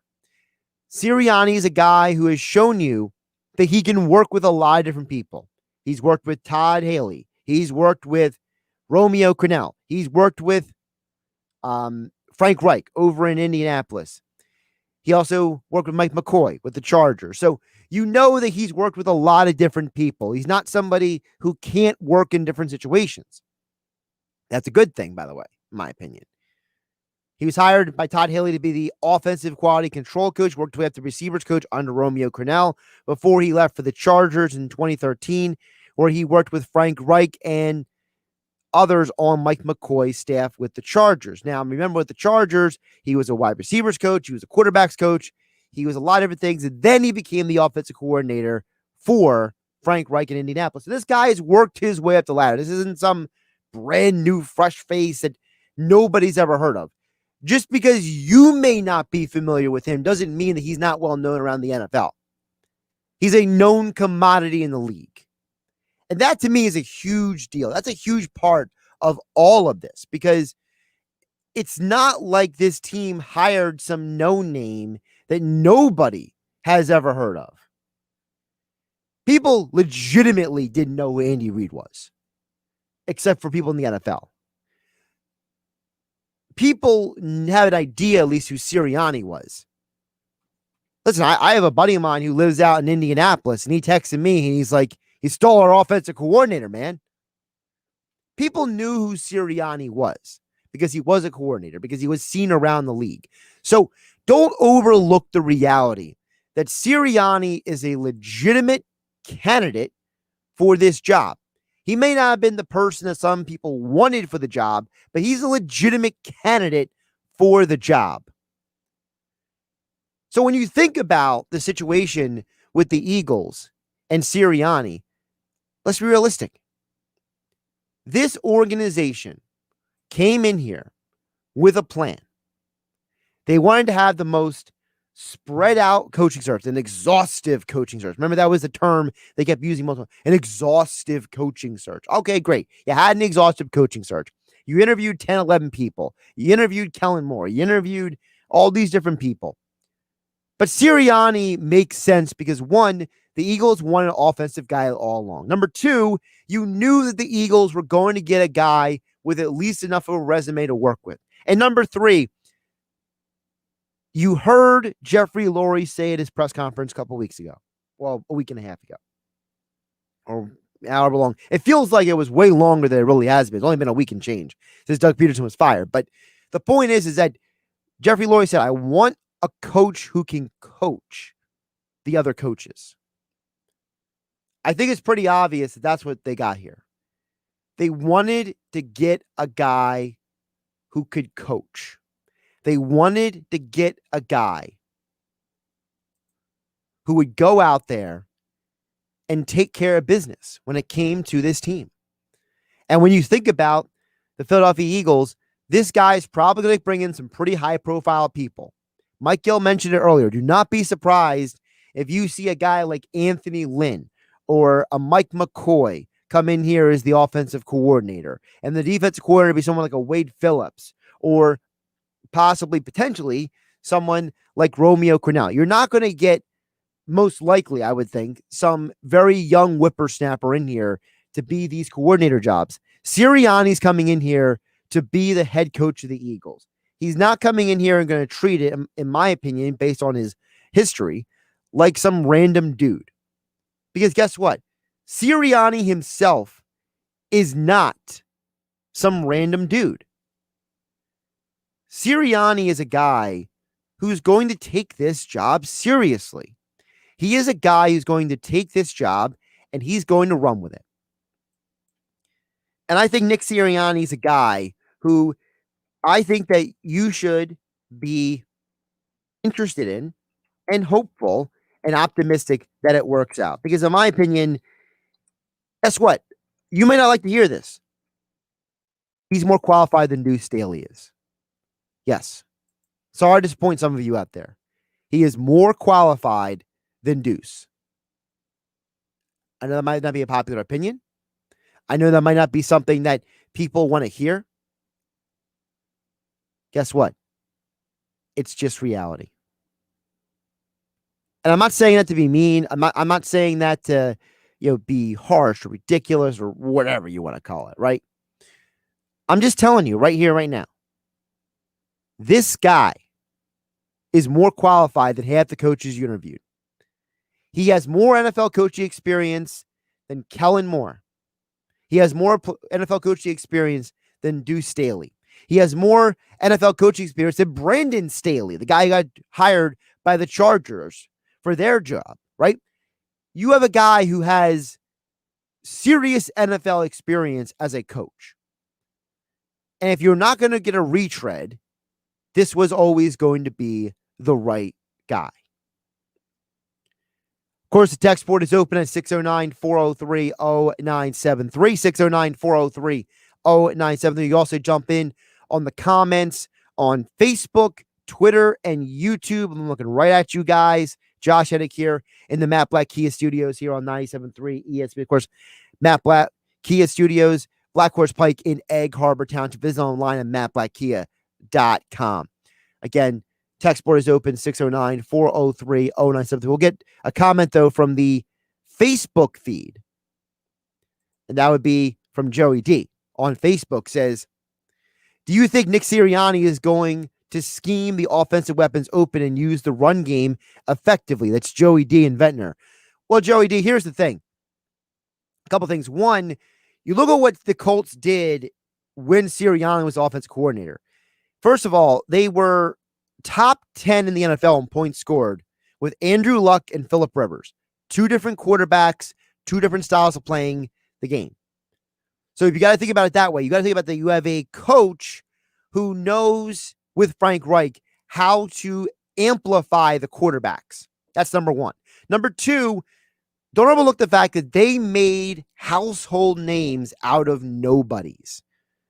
Nobody knew half those receivers were for the Colts. Nobody knew who Nyheim Hines was before he got out there and became a dual threat running back as a runner and as a receiver. If you could make Nyheim Hines a dual threat out of the backfield, what are you going to do with Miles Sanders, who's already had an excellent season his rookie year? Look at the situation when it comes to the receivers. You found ways to get no-name receivers open. And I think Jalen Reagor and Greg Ward have legitimate NFL talent. And I think that they can do the same thing with those guys. So to me, it's less about the scheming than it is about the ability to coach up the players. Because Sirianni has the experience with coaching receivers, coaching quarterbacks, you know that this guy is going to come in there and find a way to get the job done. And that's why I like him. Now, I'm not going to say that I'm 100% sold and on board with him, but I think he's going to do it. You heard Mike Gill quote the stat earlier. Colts are top 10 in the NFL in rush attempts this past year. So you know Sirianni comes from an offense that's not afraid to run the football. Jonathan Taylor had an amazing year this year. Think about what Jonathan Taylor did this year. By the way, South Jersey's own Jonathan Taylor. Jonathan Taylor had an amazing season, and it was in that Colts offense. As a rookie, he had almost 1,200 rushing yards and 11 touchdowns. By the way, 36 receptions out of the backfield, too. And that's a run-first guy, Taylor, catching balls. So if they could do that with Jonathan Taylor, you know they can do that with whoever's in the backfield behind Miles Sanders and with Miles Sanders as well. So great question by Joey D. and Ventnor. I have confidence that Sirianni is going to find a way to get the job done here in Philadelphia. Josh Hennick here on Game Night on 97.3 ESPN. Still to come, Kevin Durso, our Flyers insider, is going to join us because Flyers back in action tonight. They found a way. They got the job done on Tuesday night. They bounced back with an important win. Travis Konechny, Brian Elliott, everyone stepped up in that game. What does Kevin Durso think about the Flyers moving now into this double dip with Boston on every other night? We'll get to touch with Kevin Durso coming up at 6:20. Again, you can comment on the YouTube, Facebook, and Twitter streams at 973 ESPN on all of them. Also at 609-403-0973 on the text board, 609-403-0973. Don't forget that Game Night is being brought to you by my friends over at weightliftinghq.com. Listen, weightliftinghq.com is located right here in South Jersey. So that means you can do everything online and they will deliver it right to your home. So no matter where you are in the South Jersey region, they will deliver to your house the equipment you need to meet all of your health and fitness goals. Listen, whether you're someone who goes to the gym like I do, or someone, maybe you're stuck at home working, maybe because of the pandemic, you couldn't get out of the house to go anywhere because of work and family obligations. Well, weightliftinghq.com is here to help any type of person who wants to work out from home. They got bench and squat racks, kettlebells, dumbbells, cardio and fitness machines, resistance bands, and more. And with the code radio10, you can get 10% off your entire order. That's right, 10% off your entire order with code radio10 when you go to weightliftinghq.com. Again, the code is radio10 for 10% off your entire order at checkout at weightliftinghq.com.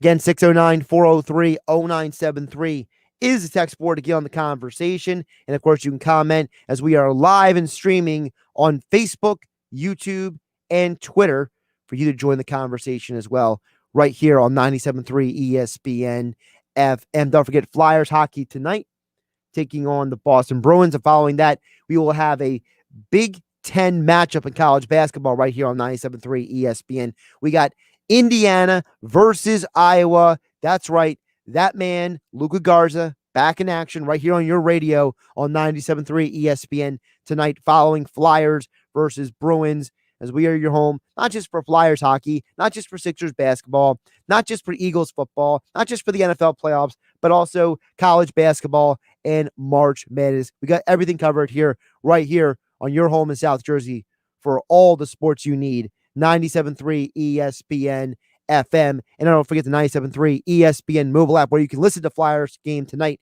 starting at 7 o'clock. But Kevin Durso joins us first to preview the game and get into all the injuries the Flyers are dealing with right here on game night on 97.3 ESPN. Sunday, it's the championship round of the NFL playoffs as we bring you a special doubleheader. First, Tom Brady duels Aaron Rodgers as the Bucs take on the Packers in the NFC title game. Then it's the top two seeds in the AFC when the Kansas City Chiefs host the Buffalo Bills.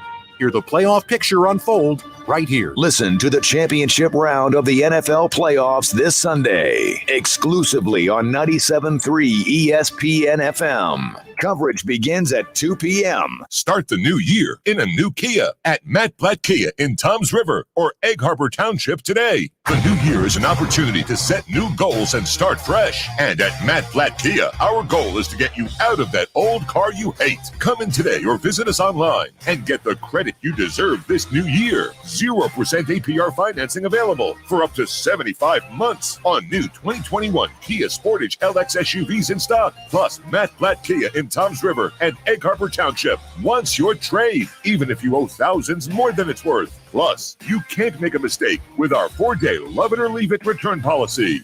It's gotta be a Matt Blatt Kia. Offers with approved Tier 1 and 2 credit through Kia Motors Finance. Not all will qualify. 0% based on 1516 per 1,000 borrowed. Go to mattblattkianj.com for complete details. Expires 2/4/2021. Matt Blatt Kia, 6211 Black Horse Pike, Egg Harbor Township. And now on Route 37 in Toms River. Hey guys, are you afraid of taking off your shirt in public? Don't be embarrassed. Just say, I love Lyle back instead with male breast reduction. Many men develop a fullness in their chest as boys that persists and even worsens as they get older. This condition is called gynecomastia, and with simple liposuction, most cases can be effectively treated. Call 856-MAKEOVER today to schedule your private consultation with Dr. Lyle and Back. That's 856-MAKEOVER, or visit ilovelyle.com. Carmen's startup found an angel investor, but now they're asking for a miracle from her development team. Hello, this is Carmen. That's exciting news. I guess we could launch early. It's time to hire. I need Indeed. Indeed you do. The moment you sponsor a job on Indeed, you get a short list of quality candidates from our resume database. Indeed delivers 2.5 times more hires than the other branded job sites combined, according to Breezy HR 2019. Visit Indeed.com/credit and get a $75 credit for your first job post. Terms and conditions apply. A message from your neighbors and friends at First Bank. We've been serving residents and businesses of Sea Isle City and the surrounding communities for more than 130 years. Today's challenges, while unique, are another opportunity to show our strength and resilience. Our commitment to you remains strong. Whether it's using our drive-through services, bank by phone, the First Bank mobile app, or online banking, we're staying strong with you. Be safe and be secure.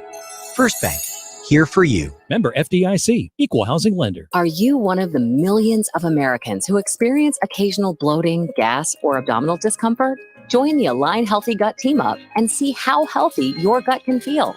Align contains a quality probiotic strain developed by gastroenterologists. It adds more good bacteria to your gut to naturally help soothe your occasional digestive upsets with continued daily usage. This is the time to join the Align Healthy Gut Team Up from the #1 doctor-recommended probiotic brand. Sign up at alignprobiotics.com. If you own a small business, you know how hard it can be to find new customers. But maybe you're unaware of new tools that can help your business stand out. Go to getlocalcustomersnow.com for a free market competitive analysis that will show you what other businesses are doing to find new customers and how you can do it too. There's no cost and no obligation. Be one of the first business owners to sign up and receive $500 in free advertising on this station. Get started today. Visit getlocalcustomersnow.com. That's getlocalcustomersnow.com. You're listening to Game Night with Josh Hennig on 97.3 ESPN and the free mobile app. Josh Hennig here on Game Night on 97.3 ESPN. Of course, get back to your text at 609-403-0977. Good morning. The Eagles head coaching situation in just a bit, but the Flyers are back in action tonight. Flyers taking on Boston for a double dip on alternate days. They're dealing with some injuries, so we got to get to all of that and more right now with our Flyers insider, Kevin Durso. He joins us right now on the Boardwalk kind of hotline on 97.3 ESPN. Kevin, how's you doing today?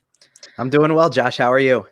Doing pretty good. Just still working my way around this setup we got going on. It's a little extra fancy, is it not? Yeah, it definitely is. I'm really enjoying it. I've been streaming the Sports Bash the last couple of days and carrying it over into game night too. So it's been a lot of fun to see it up on the big screen in my living room. Well, at least you have set the trend, because I think you were the first picture that got sent in the other day. Everybody saw your picture and everyone's trying to do it. So you are a trendsetter, Kevin Durso. Well, I'll take that. Sure. Well, something I don't think a lot of people would like to take is the Flyers with their injury situation. So let me ask you first, let's start with the injuries with the Philadelphia Flyers. Give the folks a little bit more information about what exactly is going on with guys like Morgan Frost and a couple other guys right now for the Fly Guys. Yeah, we were waiting for a while on this one. I don't think it was a secret. Everybody saw what happened in Tuesday's game when Phil Myers left and then Morgan Frost left. And we thought we were going to get an update on Wednesday, and we waited, and finally it was nothing's coming until today. So Phil Myers has a fractured rib. That's a week-to-week injury, and that's going to be an interesting situation to see how that evolves, because it really, they can't afford to lose pretty much anybody in that defensive core. And now they're going to have to figure out what they're doing without Phil Myers in the lineup. And that's a top 4 guy that you really are going to struggle to replace internally. So that's an evolving situation to see how long that will really last. Week to week is kind of vague. I think typically you hear a rib injury, you're thinking something more long-term than short. You're thinking 4 to 6 weeks probably, or something in that range. So there's no telling what it's really going to be. Morgan Frost is a completely different situation. He suffered a dislocated shoulder, and that's no timetable on that one at all. They just said out indefinitely. And it's a shame for him, because he was filling the void of Sean Couturier, not really filling the void, but he was trying to fill the spot in the lineup. And it was really his first opportunity to take charge and maybe see if he could hold a spot in the lineup for a long time during the course of a season. And 2 games back, he had looked, it was hard to evaluate his game on Monday, as I told you, going into Tuesday's game, because everybody looked so bad. But Tuesday, he was having a strong game to that point, and it was relatively late in the second period, and he takes a hit behind the net and went off in a ton of pain. And you could tell that it was troublesome. And sure enough, it seems that way, because there's no timetable on his return either. So now it's next man up mentality for this team. They're going to have Connor Bunneman filling the center spot for where Morgan Frost was. He's going to play on the 4th line tonight. And they're going to have Mark Friedman in the lineup for the first time this season in the defensive spot. The good news on the injury front, though, is Shane Gostisbehere is off of the COVID-19 unavailable list officially. So he did skate locally. He is not with the team on the road trip, as far as I know. He isn't on the road trip, and he doesn't plan to join them, I should say. So I don't expect him back in the lineup anytime soon. I definitely don't think he'll be in the lineup for the next 2. Perhaps if the team finds a way to return home and then take the trip to New Jersey for the 2 road games next week, he might be able to factor into one of those, possibly. But for now, you're going to wait a little while for him to come back. But at least you have him waiting in the wings to come back. And that's a guy who definitely could step in and play significant minutes, knowing he's done it before in his career, when you have a guy like Phil Myers not in the lineup. So, Kevin, with all that being said, so let's touch on the Gostisbehere stuff really quick, a little bit more. So if he does come back, whether it's Saturday or at some point next week, where do you think he gets set up with this team? Because right now, according to the projected lines, Friedman is supposed to be paired up with Haig. So is that maybe where he gets slotted into? Maybe they do a little bit more shuffling with the lines overall. What would you expect them to do? I think you'd either see him back with Haig in some capacity, maybe on the 3rd pairing of that grouping, or perhaps slotted in somewhere where he can be next to a Justin Braun type or something like that, playing in the top 4 again, because he has played the top 4 minutes before. Maybe you pull Eric Gustafsson back to that 3rd pairing like he was before. They've kind of had their moments. Pretty much every defensive pairing so far has had their moments this season where things haven't looked perfect and there's been some sloppy play and inability to get out of their own zone at times. So I don't really think it matters. Like, it's hard to pinpoint one pairing that you go, I definitely don't want to see them break it up. Perhaps the top pairing, Provorov with Travis Sanheim. I thought Sanheim played outstanding in Tuesday's game, really stepped up. It was one of the first times I can remember him playing that many minutes in a game. He played over 25, and that says that he can handle that workload that Ivan Provorov usually takes typically in a game, and can step up and maybe play a significant role against tough teams like they're going to have on the schedule coming up. So I don't think you're going to see that pairing broken up anytime soon. I think Sanheim's going to fall there for now. So I would think Gostisbehere falls somewhere in the bottom 4 of that somewhere.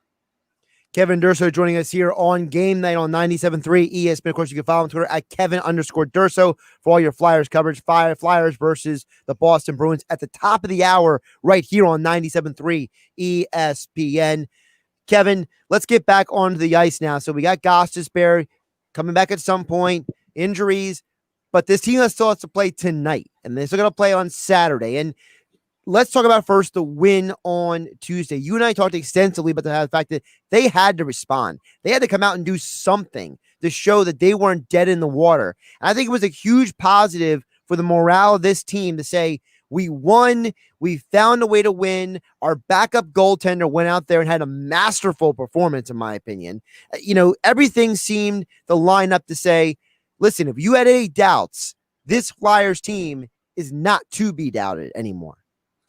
Yeah, I think so. And, I think one of the things about that game is that there were opportunities pretty early on for this one to slip away too. I mean, they took 2 penalties in the first 3 minutes of the game, and you're down 5-on-3, 59 seconds with guys like Taylor Hall and Jack Eichel on the ice. There's plenty of opportunity there for Buffalo to get the first goal, maybe even get a second one while they're still on the power play there, and start doing what they did to you previously the night before. And instead, you get a big save from Brian Elliott very early on that shows how sharp he was going to be that night.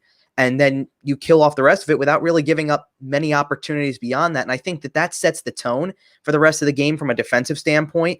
It took a while for them to really get it rolling offensively. It took them a while to put something together where they got the right opportunity to be able to score a goal. But once they did, it felt like the effort was being rewarded at that point in time. You come out of the second period with a 1-0 lead in a game where at different times you were being dominated a little bit, but you were showing dominance on the other side too. There were times where they were cycling through the offensive zone and skating circles around Buffalo too during that game. So to finally get that goal and to take that into the third period, it set up a situation where Buffalo was starting to clearly get frustrated with not being able to score. And if you could just extend that lead, you were setting yourself up for probably a win that night. And they got that goal with just under 7 minutes to play, and Brian Elliott did the rest. So it shows that you have the makeup of a team to embrace the next man up mentality, to look at no Sean Couturier, to look at a game where you're down to 11 forwards, 5 defensemen, no Phil Myers, no Morgan Frost, and other guys are going to have to find a way to do it.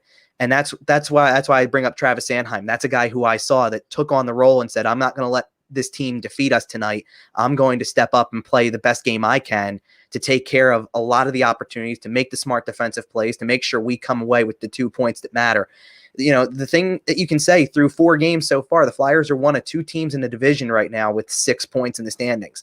So that's a pretty significant mark to have at this stage of the season early on. And it's still really early, but at the same time, to get those points now as opposed to chasing them later, ask a team like Edmonton who's played, and they're in a different division, obviously, but ask a team like that who lost 3 of their first 4 and are now going to deal with the questions that come with losing 3 of your first 4 in a shortened season. How soon can you put it all together? How quickly can you get this back on track so you're not chasing the season? The Flyers don't have to answer that question so far because they've won 3 of their first 4 games, no matter how pretty it looks. Well, speaking of Edmonton, the thing I'm going to ask you about is something that you might identify with Edmonton's Connor McDavid. But no, it's not Connor McDavid who holds the lead for goals in the NHL. It's Travis Konechny. He is one of 4 men who have scored 4 goals this year in the NHL. He has 4 goals and 2 assists. He's among the leaders in both points and goals. It's been a really long time since anybody could say a Philadelphia Flyer.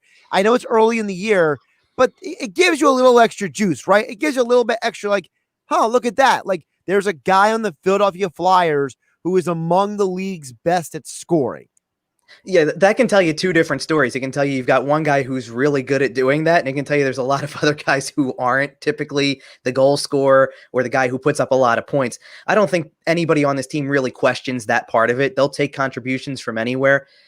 Konechny's just picking up where he left off a year ago in the regular season, at least. I know there was so much talk about his during the offseason about his playoff performance. There were no goals. He was really held off the score sheet for a lot of it. The only way you really saw him during the playoffs sometimes was when he was trying to get under the skin of the opponent and trying to stir up things a little bit there, but he wasn't scoring at the rate that he was in the regular season. He's right back on track for that now. He's got 4 goals in the first 4 games of this season, and realistically, it's happened over the course of 2 because that game on Monday night was really no contest from the midway point of the game on, and he gets that all-important first goal in Tuesday's game, picking up where he left off from the hat trick from the Friday before. So he's picking right back up where he left off. 3 straight years he scored 24 goals in a regular season. I'm convinced he would have reached 30 last year if not for the shortened season that they stopped after 69 games, I believe it was, is where they stopped the season. And he only played in 66, actually, because he had missed 3 with an injury. So he would have easily made it to 30 if they would have finished out the 82. And that really, I think, is a benchmark for him moving forward. I don't know about this year because of 56 games, but I do think that down the road, when they're back to playing 82-game seasons, he's a 30-goal scorer in this league because he's proven it already with the 24 goals constantly. I mean, he had 24 from pretty much the beginning of his career, and now he continues to step up and supply that year after year. So I don't think that he's anything short of a 30-goal scorer in this league, and that's something that's good for the Flyers to have because it's an element of the game that is hard to find. I think you need to develop it more than you do just go out, and a lot of teams have to go out and find it through free agency. They have to make that pickup when they're ready for it. When you can develop a guy who has some natural ability to put the puck in the net, and I think we'll see it also from, maybe it'll take a little time since they've had so much time off, but having guys like Oscar Lindblom, who was on a 30-goal pace before he was out of the lineup, who knows what to expect with Nolan Patrick as a scorer potentially. I mean, I don't know if he might be more of the playmaker type. And the cool part is all 3 of those guys I just mentioned, as far as I know, will be playing on the same line tonight like they were in Tuesday's game. And all 3 of them had a big role in Konechny's goal to open the scoring in that night. So to have all 3 of them at such a young age, enjoying playing with each other, reading each other really well, setting themselves up for opportunities, that's a big thing for the Flyers to have, a collective line that has that kind of potential. Kevin Durso joining us here on the Boardwalk on the Hotline here on Game Night on 97.3 ESPN. You can follow Kevin on Twitter at Kevin_Durso. Flyers versus Bruins tonight, starting at 7 o'clock. Tim Saunders, Steve Coates on the call right here on 97.3 ESPN. Now, Kevin, you mentioned about development. I want to touch on that a little bit because I know that when you look around the NHL, most of the teams that have high-level scorers, they're also usually high-level picks, right? Connor McDavid, for example, Austin Matthews. But talk about development, because I know that was a big deal when Ron Hextall first came here, right? Was about rebuilding the farm system. They traded away a lot of guys that led to that drought of playoff appearances, right? One of the reasons why they couldn't make the playoffs because they had nobody left in the system to work with. So talk about what the development of the Flyers has been to get a guy like Konechny, to get a guy like Lindblom, because outside of Nolan Patrick, it's not like they're sitting there drafting in the top 10 every year. Right. I think that you think about the handful of top 10 guys that you can refer back to are an Ivan Provorov or a Sean Couturier. They were both top 10 picks, but that was even before, Provorov was a Hextall pick, but Couturier was even before Hextall's time, and they had a pick in that spot because of trades that they had made and found their way into the top 10. But most of these guys, I think of Lindblom as a prime example of this, because Lindblom is one of those picks that you make it later on in day 2 of the draft, and you sit there and you wonder what their potential could be if they find a way to put it all together. You don't have the highest expectations for them on that particular day, but they could turn into the big finds that really become the heartbeat of your team. And I think it's safe to say Lindblom was definitely the heartbeat of the team last year, even though he wasn't on the ice for a lot of it, because they used him as inspiration and motivation throughout the year. But he's also got the talent, and I think he developed properly by playing at such a high level in his home country. When he played in Sweden at the professional level there and is playing against men at such a young age, he's getting almost a crash course in playing against bigger, stronger players, which is what the NHL is going to bring you. So when he finally did come over to North America to play in the AHL for a little while and then make the jump to the NHL, it was probably more of a natural transition for him. But the only thing that you could say that's a big difference from playing internationally to playing in North America is the rink size. So you have a little bit less space to work with, and you're still dealing with these bigger, stronger players as they mature. But he embraced that pretty quickly and continued to turn heads. He had that success at that level. And then when he came up to the NHL too, I mean, it was a little bit of a slow go at the very beginning of his career, but that sometimes is the role you get when you're first called up. When he really got put into a pretty significant role with this team and in this lineup, he showed what he's got in this league. And I think that the talent for him, it's the sky's the limit with his potential, because he's a guy who has always had to work hard for it. He's not the top guy in the draft who gets told constantly how good he is. I think he's a guy who, as a 5th round pick, had to work for it a lot and has that determination and that work ethic to be the best player he can be, even though he wasn't picked so high in the draft. And the Flyers have a lot of other guys too who they picked in those middle rounds sometimes. I mean, even Carter Hart was a 2nd round pick, because goalies so infrequently go in the 1st round. They really have to be so highly touted compared to somebody on an elite level. There was a goalie taken in the 1st round of this year's draft who was drawing comparisons to Andrei Vasilevsky, and that's a name that stands out when you're talking about a prospect. If you're saying he's going to have some of the same skills and some of the same potential that a guy like that does. I think about him. I think about Nick Aube-Kubel, who was a 2nd round pick, who fits a role and fills the role nicely. I mean, he doesn't have to be the highest scorer on the team to fill the role that they need him to fill, and he's a good guy to get in the 2nd round when you're past the point of talking about generational talents or significant talents at the top of the draft, and you're trying to just fill out your lineup with guys who you can develop. And the development of these players goes down to constantly, year after year, making sure they focus on the right things. Maybe sometimes all they need to focus on is just adding some weight, getting bigger and stronger to be in a position to play in the league, or sometimes it's work on a specific skill, whether it's skating or controlling the puck, or maybe for a defenseman, it's playing without the puck and getting yourself in good positioning in the defensive zone. Whatever it is, working on it constantly helps get you to that level. And I think a lot of these players have bought in with the developmental coaching that this team has had. The developmental coaching from guys like Scott Gordon, who's the coach of the Phantoms, all the way down to the coaches that are running these development camps and usually running some form of training camp practices that involve these younger players. They've all been around for several years at this point. And I think what they do is pretty well known at this point, that they help mold these kids into something that can be part of an NHL lineup. Now, speaking of the Flyers back on the ice course tonight, they take on the Bruins. Folks, here at 7 o'clock right here on 97.3 ESPN. Catch Kevin's full breakdown of the pregame for it over at 97.3 ESPN.com.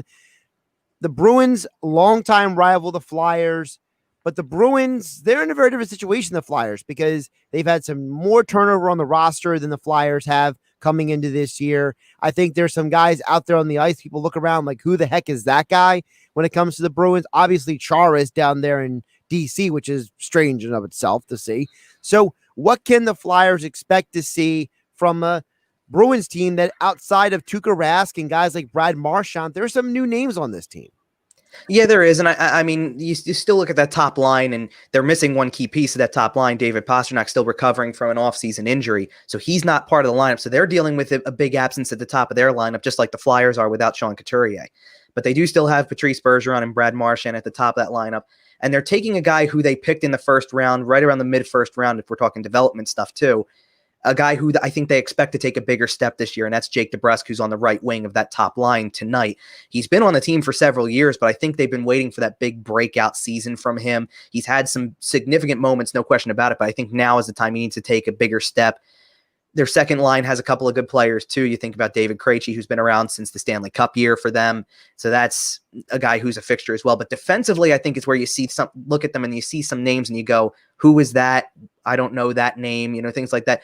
Not only did they lose Zdeno Chara to Washington in free agency because they opted to not re-sign him. They basically made an announcement about that right as Chara made the decision to sign with DC, or to sign in DC with Washington. But they also lost Torrey Krug, who is another big part of their defensive core. And that's another void they're trying to fill right now. I mean, they do have Charlie McAvoy, who was a 1st round pick of this team too.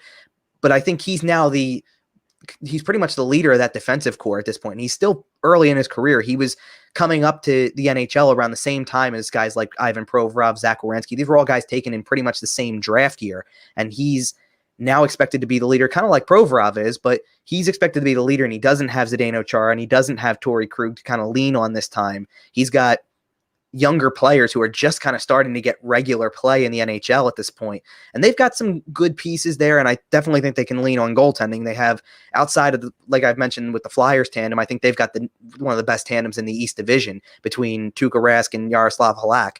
And both of them have been excellent to start the season. That's been the good thing for Boston so far. I think the struggling area right now is they can't score goals. And I don't know if that's a product of Pasternak not being in the lineup or just getting off to a slow start like teams were expected to do without a preseason and with maybe so much change to the lineup. They've played 3 games. They only have 3 goals. And aside from getting, I guess you would call credit for an additional goal in a shootout win, that's all they've got. They won a game 3-2 in a shootout. They lost a game 2-1 in overtime, and they were shut out by the Islanders on Monday, 1-0. And the Islanders scored that goal with just under 5 minutes left in the game. So it tells you what kind of style they've played so far. They've played in a lot of close, low-scoring games. I wouldn't be surprised if we see something similar, but it'll be interesting to see if the Flyers, what they can do possibly is expose some of those defensive liabilities potentially, because it's a young defensive core, and it's a defensive core that may not be so experienced playing at the NHL level or playing with each other. Maybe you can find a spot where you can get to some open space, and maybe you can find a way to get into an area where you can beat Tuukka Rask, because that's really the guy who I think is going to make the biggest impact on this game if Boston's going to stay in it as long as they are. It's going to be whether they get that production from some of their top forwards, which certainly could be the case when you think about the guys that the Flyers are missing, both up front and at the back end too. No Phil Myers, no Sean Couturier. That's a void that the Flyers have to fill. But the Bruins are trying to fill some voids too, and whoever I think can expose those more is the team's going to come out on top. He is Kevin Durso, our Flyers insider. Check out all of his coverage over at 973ESPN.com. He has the full Bruins Flyers preview right now up on the website and the 973 ESPN mobile app, where you can listen to the Flyers game at 7 o'clock, as well as here on 973 ESPN FM at Kevin_Durso on Twitter. And as all guests, he appeared on the Boardwalk on the hotline. Kevin, good to see you. Glad to have you in a virtual setting here, jumping on the show. And I'm sure that the Flyers will not be out of our talk anytime soon, considering the season is just heating up. Absolutely. Great to be on in a virtual setting this time around, and we'll definitely talk again soon, Josh. Absolutely. Kevin Durso joins us here. Kevin's also very nice to always answer my texts as well. He's very nice like that. He actually will jump on, and if I shoot him a random text, he'll always get back to me. Kevin's just a good guy like that. So not just the Flyers coverage, it's just great to have him as part of the team. So Kevin Durso at Kevin_Durso on Twitter right here on 97.3 ESPN. Josh Hennick here on Game Night on 97.3 ESPN. Don't forget my FanDuel Sportsbook pick of the night coming up on the other side. Plus, we'll get back to your texts and thoughts about the Philadelphia Eagles hiring Nick Sirianni right here on 97.3 ESPN FM and the 97.3 ESPN mobile app powered by First Bank of Sea City. It's Philadelphia Flyers hockey tonight on 97.3 ESPN and the free mobile app with Tim Saunders and Steve Coates calling all the play-by-play action. Oh, big save by Carter Hart. The Flyers are in Boston to face the Bruins. Coverage begins at 7 p.m. It's Philadelphia Flyers hockey on the radio home of the Flyers in South Jersey, 97.3 ESPN, and listen live on the free mobile app. 3, 2, 1. Stop the countdown. It's not a new year we're celebrating. It's an all-new Matt Blatt Nissan. Yes, you heard right. Matt Blatt Nissan is now open on the Black Horse Pike in Egg Harbor Township, next to Home Depot, and online at mattblattnissan.com. Help us celebrate when you get out of that old car, truck, or SUV and into a brand new Nissan with the Matt Blatt Nissan Fast Track Checkout. Available online at mattblattnissan.com. Our non-touch delivery and electronic paperwork ensures your safety comes first. Plus, Matt Blatt Nissan wants your trade. Bring it in today and help us celebrate the all-new Matt Blatt Nissan on the Black Horse Pike in Egg Harbor Township, or visit us online. We want to help with your credit approval. And don't forget, with Matt Blatt, you can't make a mistake with our 4-day love it or leave it return policy. Celebrate the all-new Matt Blatt Nissan online at mattblattnissan.com. Credit may affect terms. Negative equity will be refinanced at the new vehicle. Get all the details at mattblattnissan.com. Matt Blatt Nissan on the Black Horse Pike, Egg Harbor Township. If I'm not commuting anymore, where do I really want to live? While you handle life's questions, Merrill Guided Investing helps you manage your portfolio and invest for your next move. with the option to work with an advisor at a low cost and minimum. Merrill, a Bank of America company. Visit merrilledge.com/investing goals to get started today. Investing involves risk. Merrill Lynch, Pierce, Fenner & Smith Incorporated, both a registered broker-dealer and investment advisor, member SIPC. Investment products are not FDIC insured or not bank guaranteed and may lose value. Finding great candidates to hire can be like, well, trying to find a needle in a haystack. Sure, you can post your job to some job board, but then all you can do is hope the right person comes along, which is why you should try ZipRecruiter for free at ziprecruiter.com/news. ZipRecruiter doesn't depend on candidates finding you. It finds them for you. Its powerful technology identifies people with the right experience and actively invites them to apply to your job. You get qualified candidates fast. So while other companies might deliver a lot of hay, ZipRecruiter finds you what you're looking for. The needle in the haystack.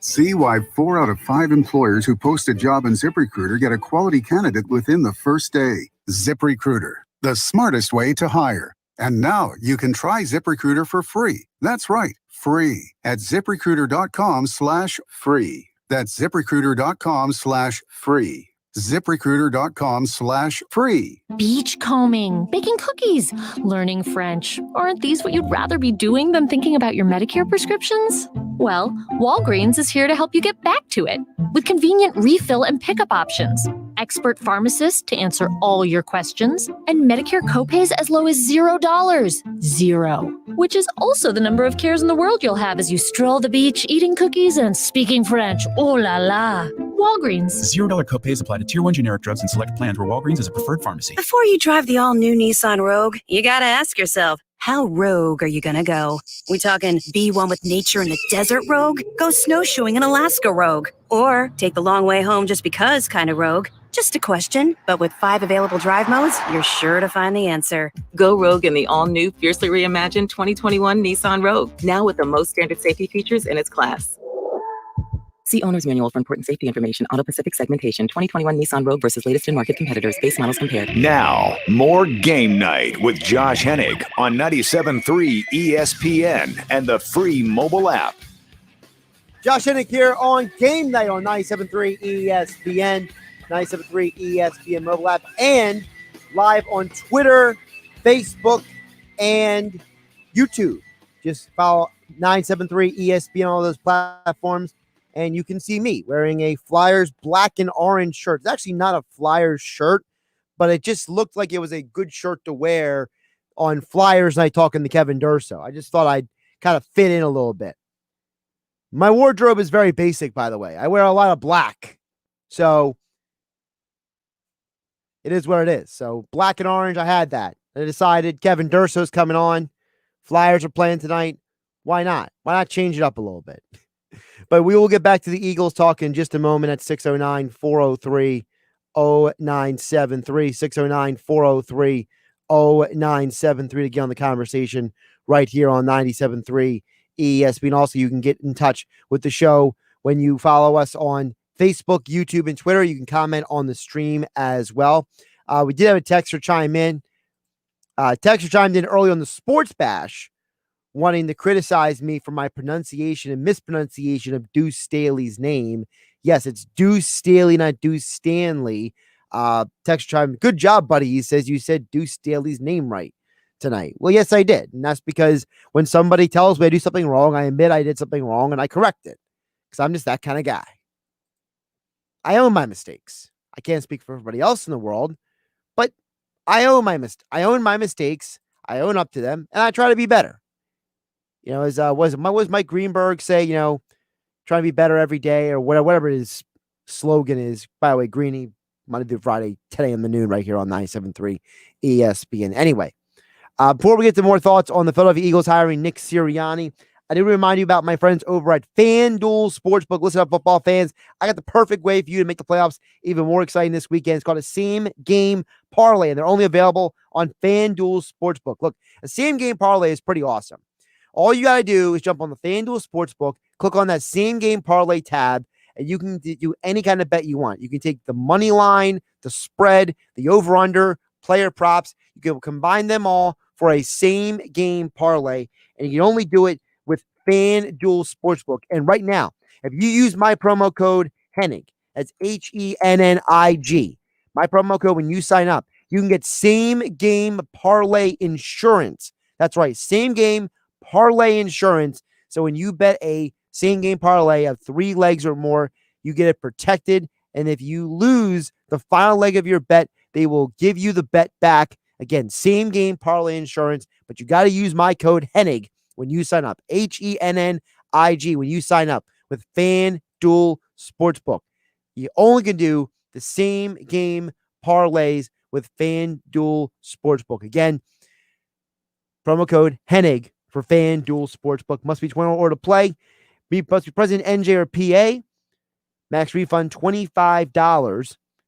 Terms apply. See sportsbook.fanduel.com for details. Gambling problem, call 1-800-GAMBLER. Texter does chime in and says, wait, Josh doesn't remember who Deuce Staley was when he played for the Eagles.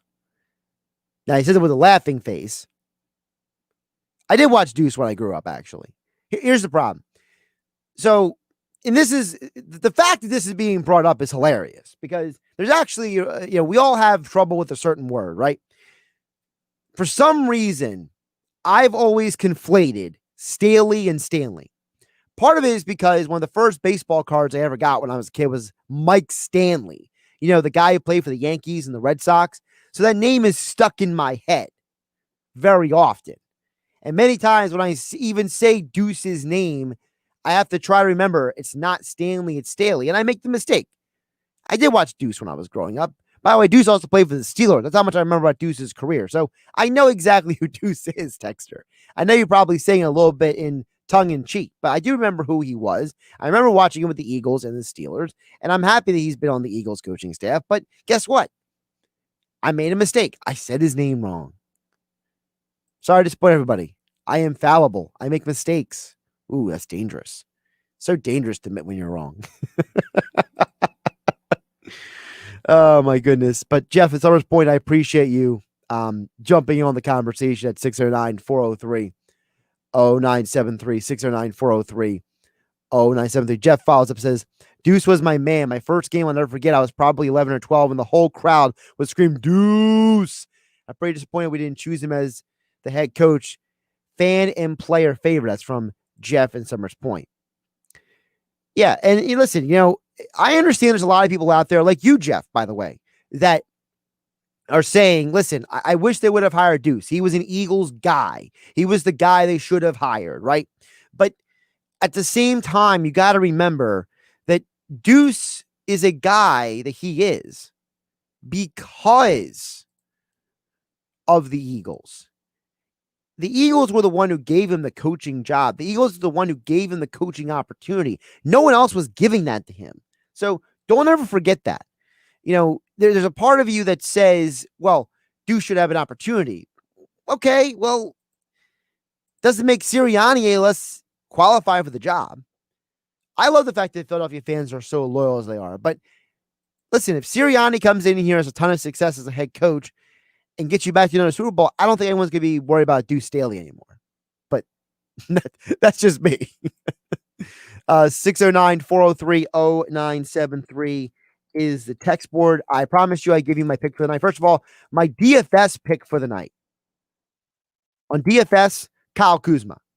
Kyle Kuzma has been putting up solid numbers all year, and it's a light slate on the NBA schedule tonight. So Kyle Kuzma on DFS is an inexpensive option. He'll get you double-digit points. He'll get you 5 to 8 rebounds. He's going to get you some production. So that's my DFS pick for the night.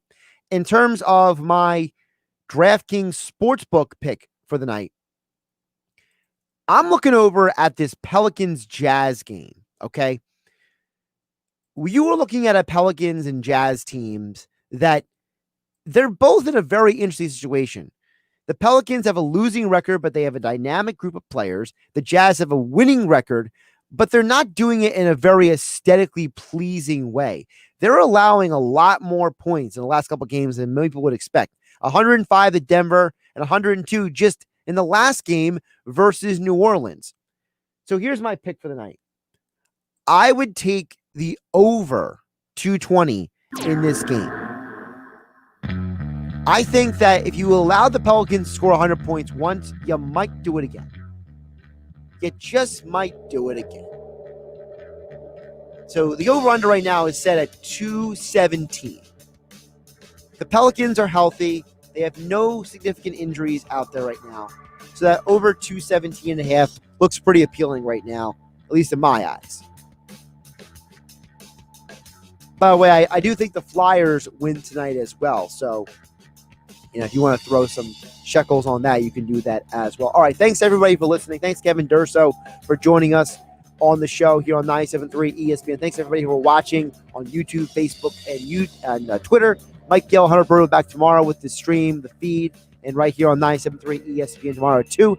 I'll be back at 6 p.m. for game night. Coming up next, Flyers versus Bruins right here on 97.3 ESPN.